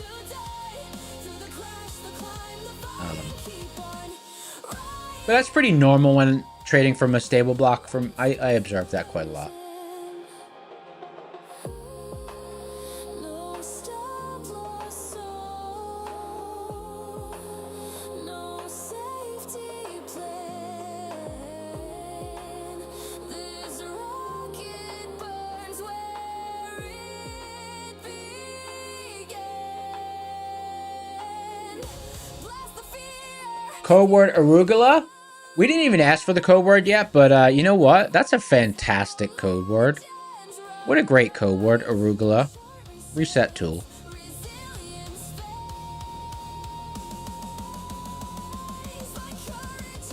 I like it.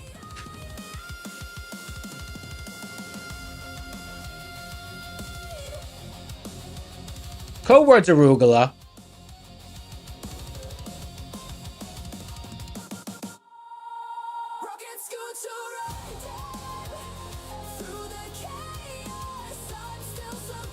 Someone said next gen changing their consistency to 40. When will it take place? I don't know. Prop score team probably knows that. That's cool. Probably speeds up how fast you can pass the eval. Frazier in the house. What's up, Frazier? Didn't see your name earlier. What's up, G? Good to have you here, brother.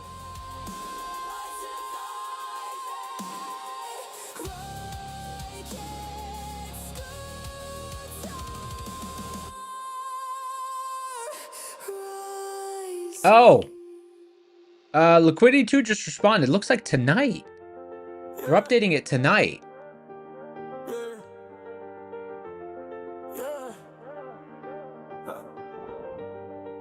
Someone said it's already happened.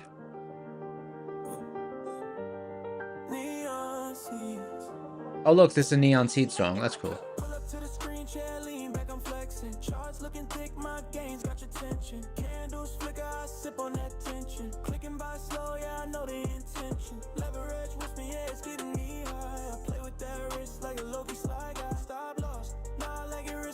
Joshua Verkler's in the house with his shaded name.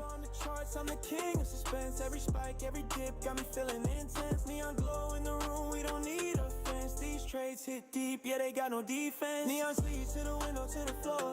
Watch me ride this candle, I'm coming back for more. Up all night, yeah, I'm feeding that score. Money moves rising, heartbeat hit the floor. Neon sleeves to the window, to the floor. Charts go up and down, but I still adore. Clicking by on the thrill, I can't. Volume slowing down here. Volume slowing down. This little consolidation. Can't stay here forever.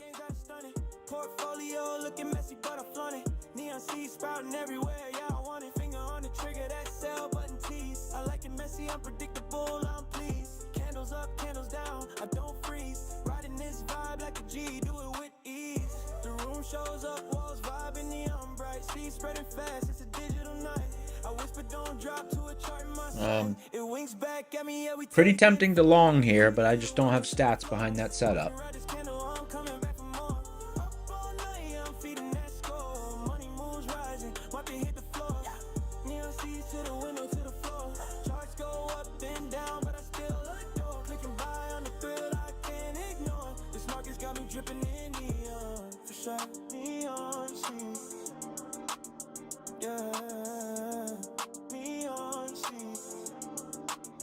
To the window, to the floor.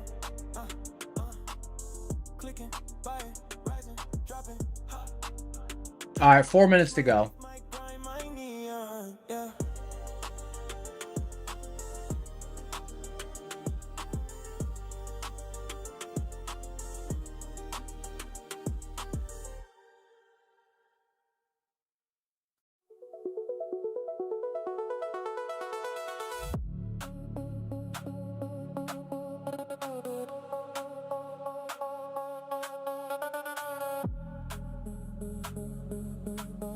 Lucky Mon said, "What other things happening here?" I mean, market's just rotating through these.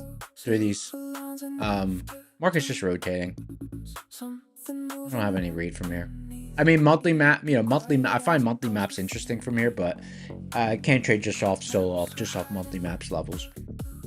But we're sitting right under a bear zone. We're sitting right under a bear zone top.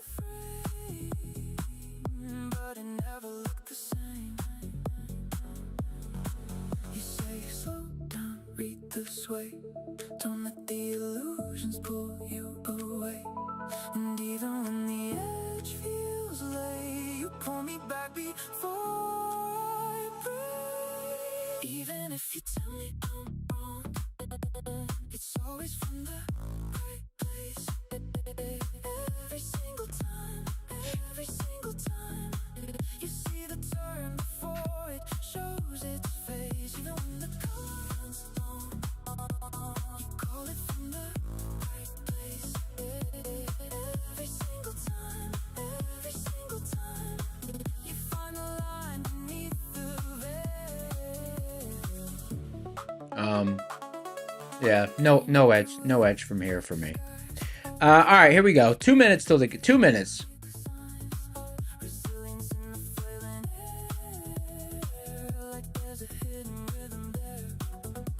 Arugula. Type it in. Arugula.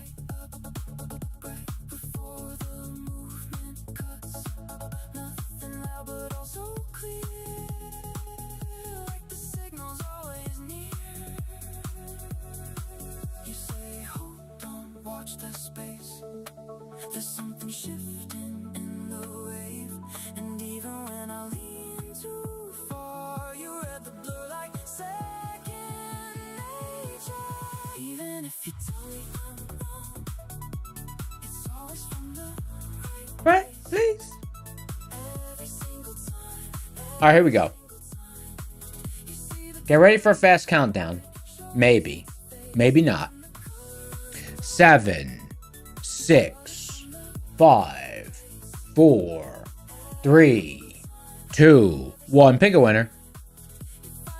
It's another of the same account we just went over. Oh, Joshua. Joshua, one of our regulars with the shaded name. Congratulations, Joshua. I already know he's here. Congratulations, brother. Type something in chat. What's it called? Let me see. Next Gen 25K. Next Gen 25K eval. Joshua, type something in chat. Uh-oh, I'm not seeing it. 10. Not. Oh, there he is. All right. Joshua, congratulations, brother. Use a winner. Next Gen 25K eval. Very nice. Submit. You've been entered into the winner circle. Rigged. Rigatoni. Rigatoni. Little sweep action. Market's getting scandalous here. Terrible spot. Absolutely horrible spot on the chart.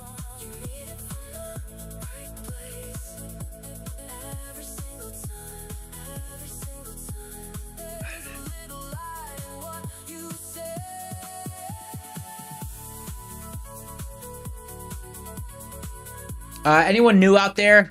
Type me if you're new and you want to do a bootcamp giveaway. Type me, M-E. M-E. Type me in chat if you're new and you want to see a bootcamp giveaway. Oh, look, bunch of people. That's cool. All right, let's do a bootcamp giveaway.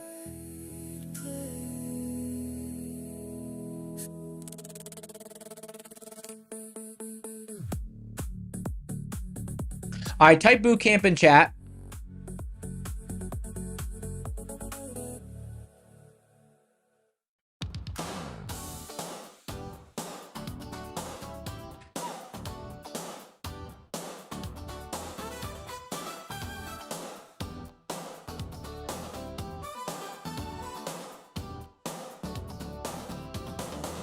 He's just a shadow in the night.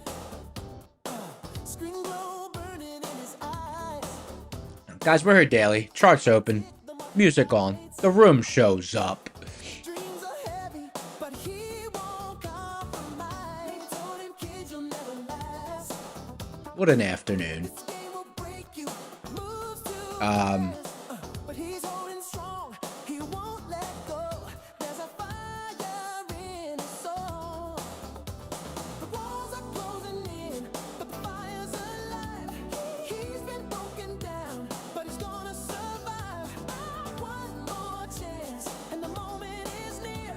He feels it now, the breakout is here. He's unstoppable. Nothing in his way. Rising from the shadows to the break of day. All right, here we go. 25 entries. Pick a winner. 7, 6, 5, 4, 3, 2, 1. Pick a winner. I can't say that name. SP? There's your initials. I don't know how to say that. Type something in chat. Pay. I don't know. How do you say that?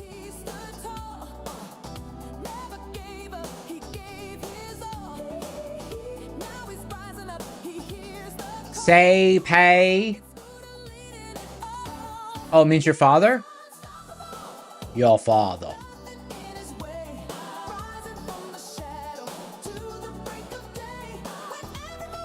Man, here's that long taken off. Man, don't give me FOMO.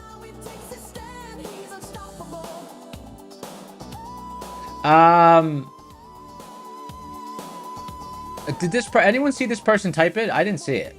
Anyone see it? Did I miss it? Not here? I'm not even doing a countdown. I know it's been a while. All right, here we go.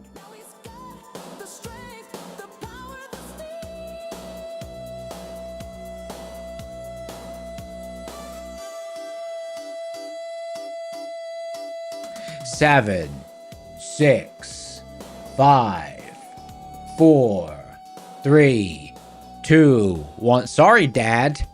Sorry, Dad. 0 PhD. I can say that. 0 PhD. Use a winner. Type something in chat. 0 PhD. Where you at, my dog? 0 PhD. 0 PhD's here. Hey, congratulations. Use a winner. I'm doing one more. 7, 6. You didn't expect to win? I didn't expect for you to not to expect to win. 7, 6, 5, 4, 3, 2, 1. Oh, I hit reset. Look, are you sure you want to reset everything and start over? This action will permanently delete all captured messages. Cancel, obviously. I hit the wrong button, my dog. Pick a winner.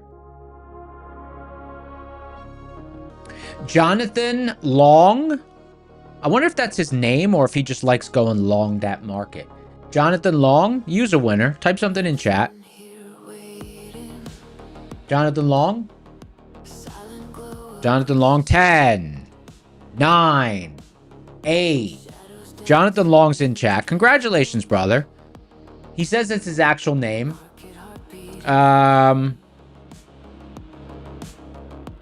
I say 85% believe you. 85% I believe you. Congratulations.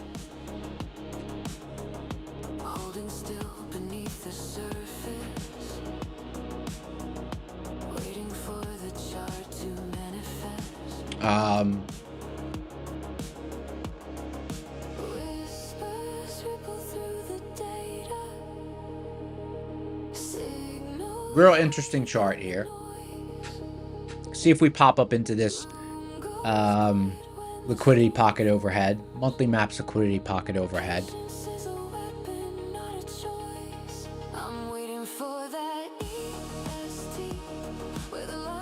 Might be a nice spot for the market to get to.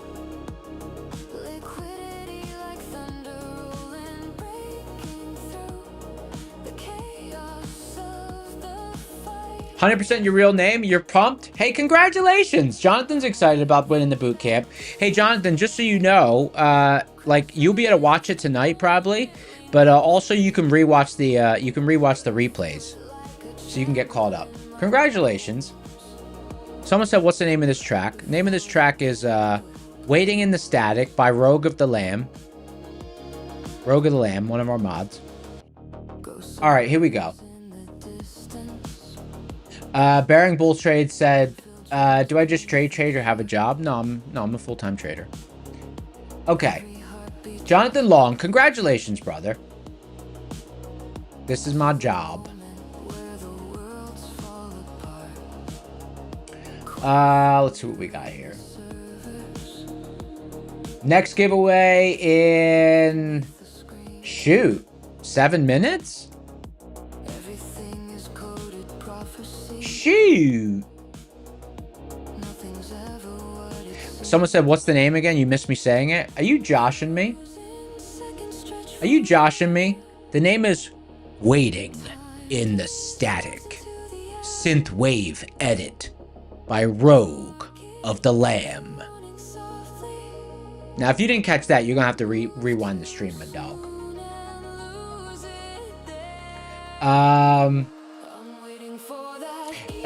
Master said, "Do I also trade in a cash account?" Yes, I trade in a cash account. I mean, I don't think you could earn a living off these. Well, I guess you can earn a living off the props, but, you know, it's not gonna... I don't know. But it's more complicated. But the stream loves props. All right.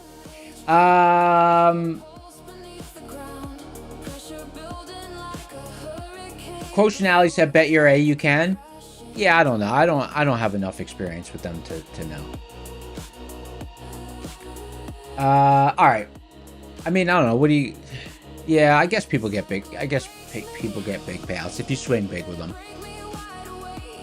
All right. Let's see what we got here. We got a trade of 550k select. Nice. Nice. All right. Here we go. Popping into that pocket.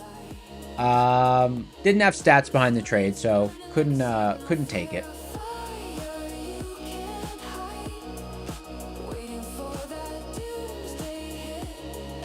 But I'll definitely screenshot this one. I found it interesting.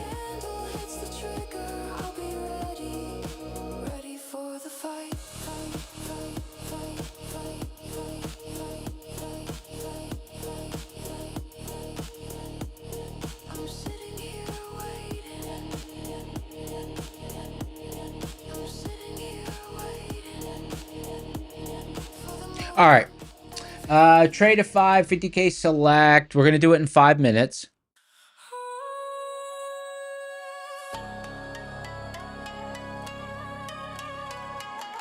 Is this Tix? What's the song called? I like this song. Let's see.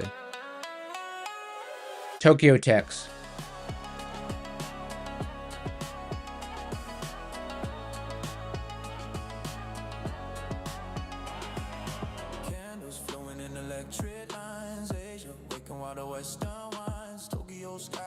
Master said, what's preferable risk tolerance on a cash account? I mean, when I started, I would risk like 5, 6% of the account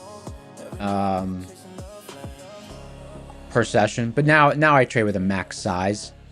Like I'm not risking 5% of my capital in one day. I trade with a max size now. All right, let's get some suggestions on the code word. What do we got?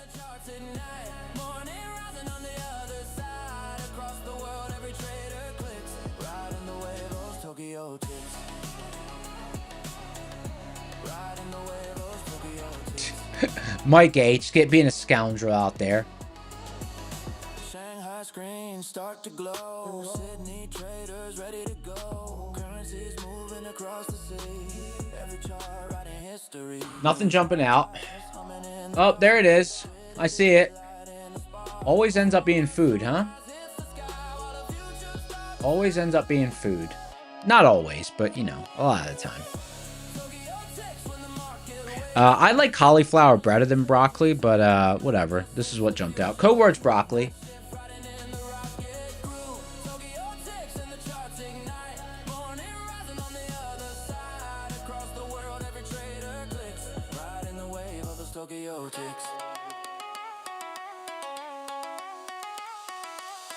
Different cities, 8 minutes to mock. same candles, same demand. From the moon to the trading floor, rocket scooter evermore.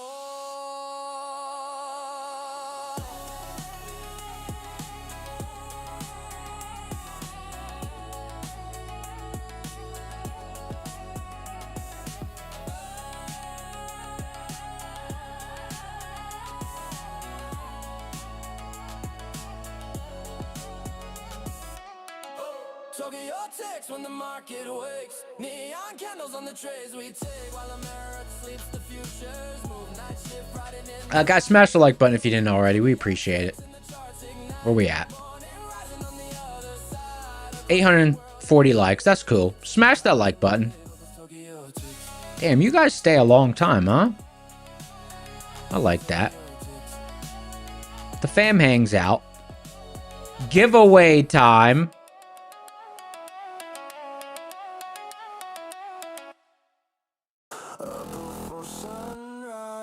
back at the screen, chasing the freedom I've always Scoundrel market.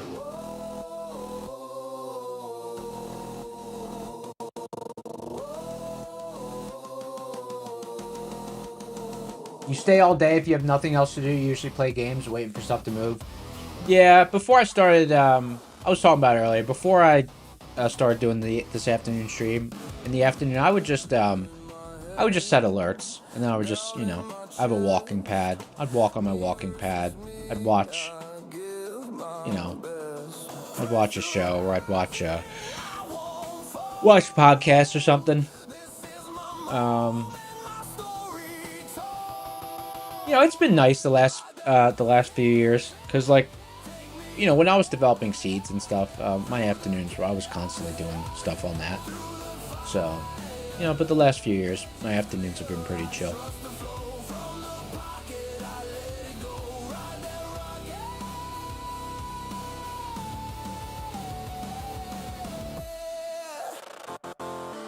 losses cut deep, scars don't fade, but steel is forged where fire's made.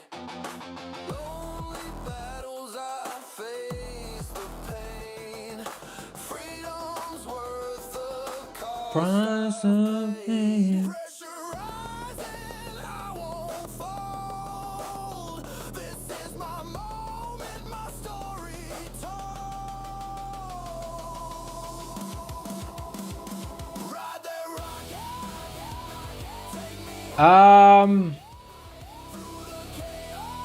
I'm not gonna lie, I'm kind of, I might trade Asia Open.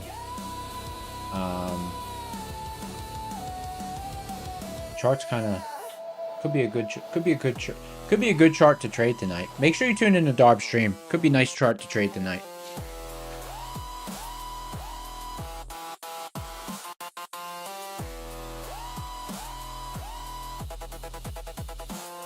Alone in the fire, I stand tall. No fear inside, I'll risk it all. Ride that rocket, take me higher. I wonder if we get a pop and drop. I wonder.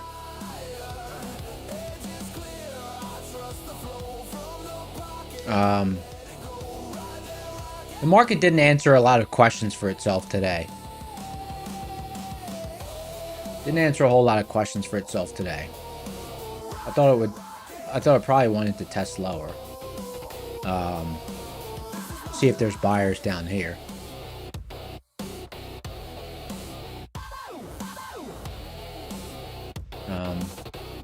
It didn't honestly, even though we were in this area all day, it didn't seem super happy here. What account is broccoli for? This is for a trade at 550k select. It's a banger account. My dog. Yeah. Wake up, same wall, same ceiling. Phone in my face, start fleeing. Got plans on the wall, start peeling. I say tomorrow just to Oh, this is a good song. Do It For Me. I like the song. still I binge that trash. Know what to say, still I burn that cash. This has got a real commercial sound to it. Tradeify. Doing worse. Same path, they say discipline's a love in disguise. Trade at 550k select. Use code SCORE, 40% off. Promise myself, then I improvise. Turn every hard choice into compromise. Simplicity's 9.4. The dailies are goated, huh? I try my best when I duck the glory. It's the mask I I didn't choose daily on mine. made, and it cuts me more than the world could gore me. I'm doing it for me, not to prove you wrong, not to be Alright. to sing your song. You can doubt, you can talk. Here we go. Those eyes, I'm done living in the shadow of a pretty lie. I'm doing it for me, for the man I see. When the noise dies down and it's only me, you can let 2 minutes to mock. you can keep your help. I I'm gonna do the pick a winner at mock. I'm not quitting on myself. No way. Yeah. You said, sit down, kids, stay in your lane. Said you never lived that much weight of pain. Said some people change, but you stay. Cool story. Watch me walk straight through your frame. You see the stumbles on Quotient Alley sets the right when we should be watching the chart. I know some scoundrels like to trade mock. You know what? Let me do it now. 7, 6, 5, 4, 3, 2, 1. Pick a winner. Ed Bogus. Like, I mean, you pretty much announcing that you're a Batoski. Bogus is in your name? That's a bogus name. Bogus. Ed Bogus? Type something in chat, my dog. You just want to bang our account. This is not a casual thing. You just want to bang our account. That's you. Hello. Ed Bogus. What's up, G? Hey, Ed. Are you a real person? Hey, Ed. Hey, Ed. What's your favorite kind of pasta, Ed? Ed, what's your favorite kind of pasta?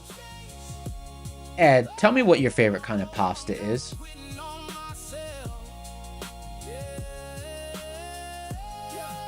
Ed, what's your favorite kind of pasta?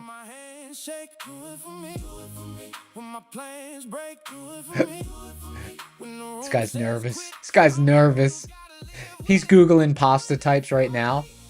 Spaghetti with meatballs? Alright. Alright. Alright, Batoski. Ed Bogus. Congratulations, you're a winner. Mark it on close.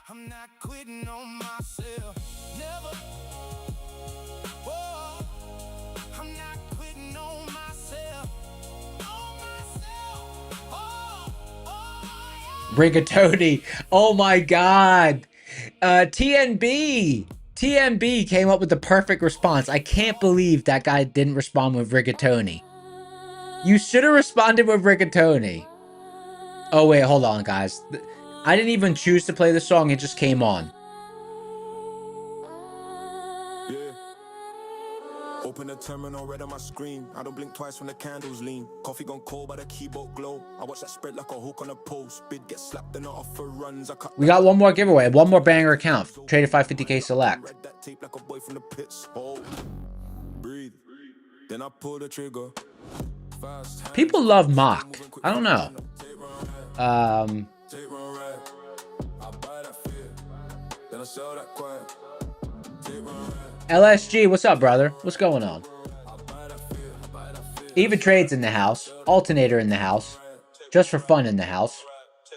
I've seen us talk to the smoke and the flash, seen brave men fall when I break out crack. I keep my stop with a hurt can't stick. If it slips too far, then I'm out. Saga Bull. Saga Bull? That's a cool name. Frequency. Grant Ryer. Then I pull the trigger. THX. Cold, still moving quick for the winner. Tape run right. Take run right. I buy that fear. Then I sell that quiet. Take run right. Take run right. Take run right. Lieutenant. Then I sell that quiet. Cass Siad. Room gets mean. I stay 10 toes in the middle of the screen. If it rips, I'm gone. If it dumps, I grin. I don't chase goals. I let price begin. Tape run right.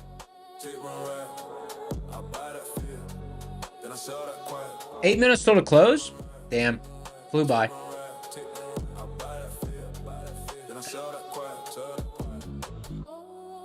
Nick, no, Tradeify today, brother. Tradeify. Final accounts Tradeify. Tape run right.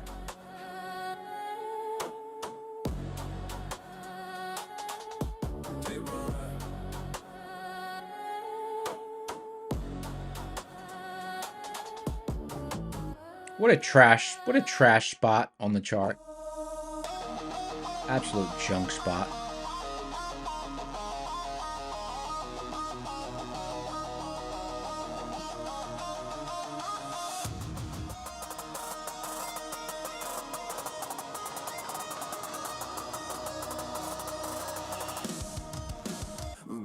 It's 9:30, I'm already online. Rockin' scooter glowing, green arrows in my eyes. Have kept disappears like it never even tried. Bad zone rejection, just ready to riot. Just seems like it wants to float. Price respects the levels like you're scared to be wrong. I just Warren Buffett said he makes most of the money during mock. Well, he probably submits market on close orders when he's closing position, right? That's a big dog. Woof, woof. That's a big dog.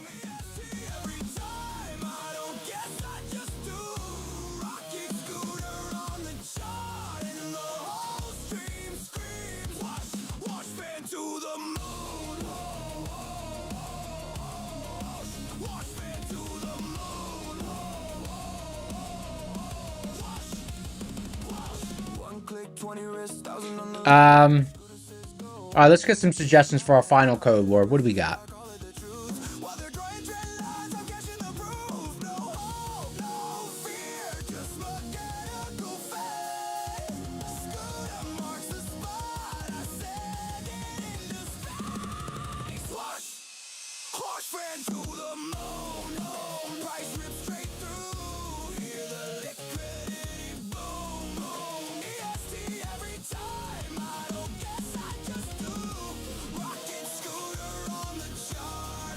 What's post-stream look like for me? Just get a little snack and then usually maybe go for a walk or work out again.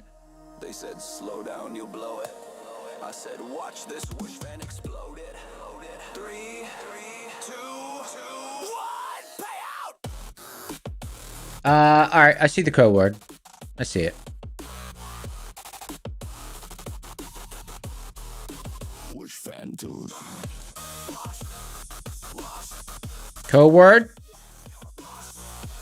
Wow. How did Victor know? How did you know, Victor?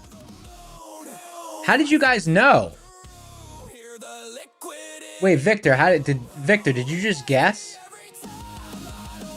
Because it was food related? Yeah, but there was a few. There was noodle. There was a few. How did Victor know?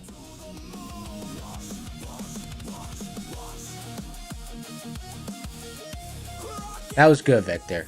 That was good.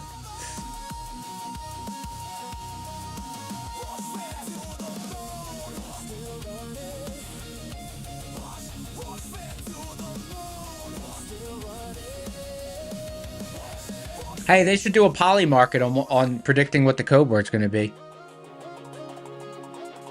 Little poly market.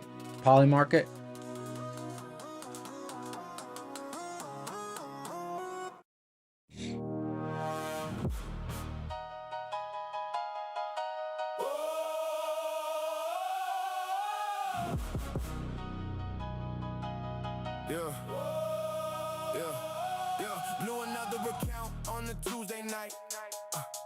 Watch the slip, yeah, I knew that fight. Had it right there, just one more trade. Turned green to red, like a bad mistake. Every loss got a voice in my head, saying walk away, just leave it instead. But I've been here before, I know that song. And I don't stay down, not for long. I'm fighting on. Blew it all, but I'm not gone. Break, reset, right the wrong. Never giving up. I'm fighting on. I'm fighting on.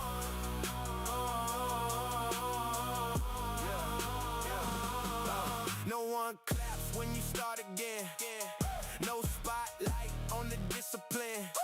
Oh, guys, don't forget boot camp tonight. And let me see if there's any Discord exclusive stuff. Every doubt gotta see in my mind. Every failure just waits in line. But I've learned pain don't mean you don't. Yeah, we have a Discord exclusive as well. Next Gen Pro Trader funding 50K eval. Link in the description for the Discord. And then you can go to the daily giveaways channel to sign up. We've got a Discord exclusive giveaway. And don't forget, they've got 70% off instant funded accounts right now. Code is SCORE1Y. SCORE, letter, the number 1, and then the letter Y.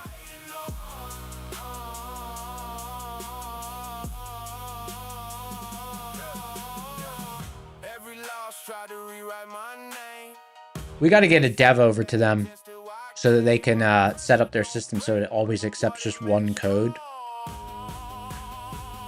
Too many different codes.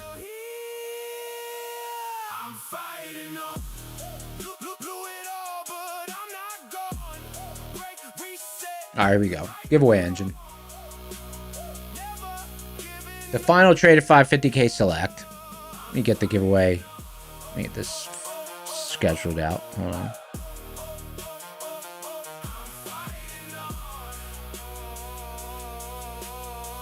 Here we go. 7, 6, 5, 4, 3, 2, 1. Pick a winner. Gamma. Hey, Gamma, this guy's always in chat. Hopefully they got a good internet connection. Gamma, where you at, my dog? Gamma. 10, 9, 8. There he is. Congratulations, Gamma. You's a winner. Gamma always in chat. Might be the first win. I don't know. Gamma's never won on this stream. Congratulations, Gamma. You're the winner. Tradeify 50k select. Now on sale. Congratulations, brother. You've been entered into the winner's circle. Tradeify 50k select. It's a banger account. I think after you pass it, or if you pass it, I think selecting daily, I was looking at prop score. It looks like daily's actually better than the 5-day option. I don't know. I have the 5-day option, but whatever. That's what I chose. All right, guys. Thank you so much for being here. Thank you for having me. Don't forget, stream tonight, Darb, 7 p.m. Eastern. And boot camp's right after the close. And then, of course, Matoski here tomorrow morning.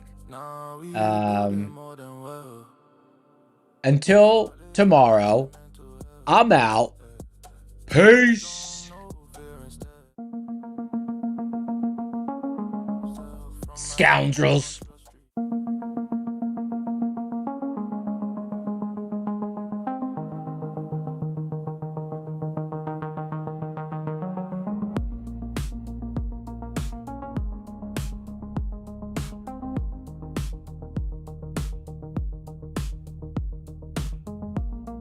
Screens glow like city lights.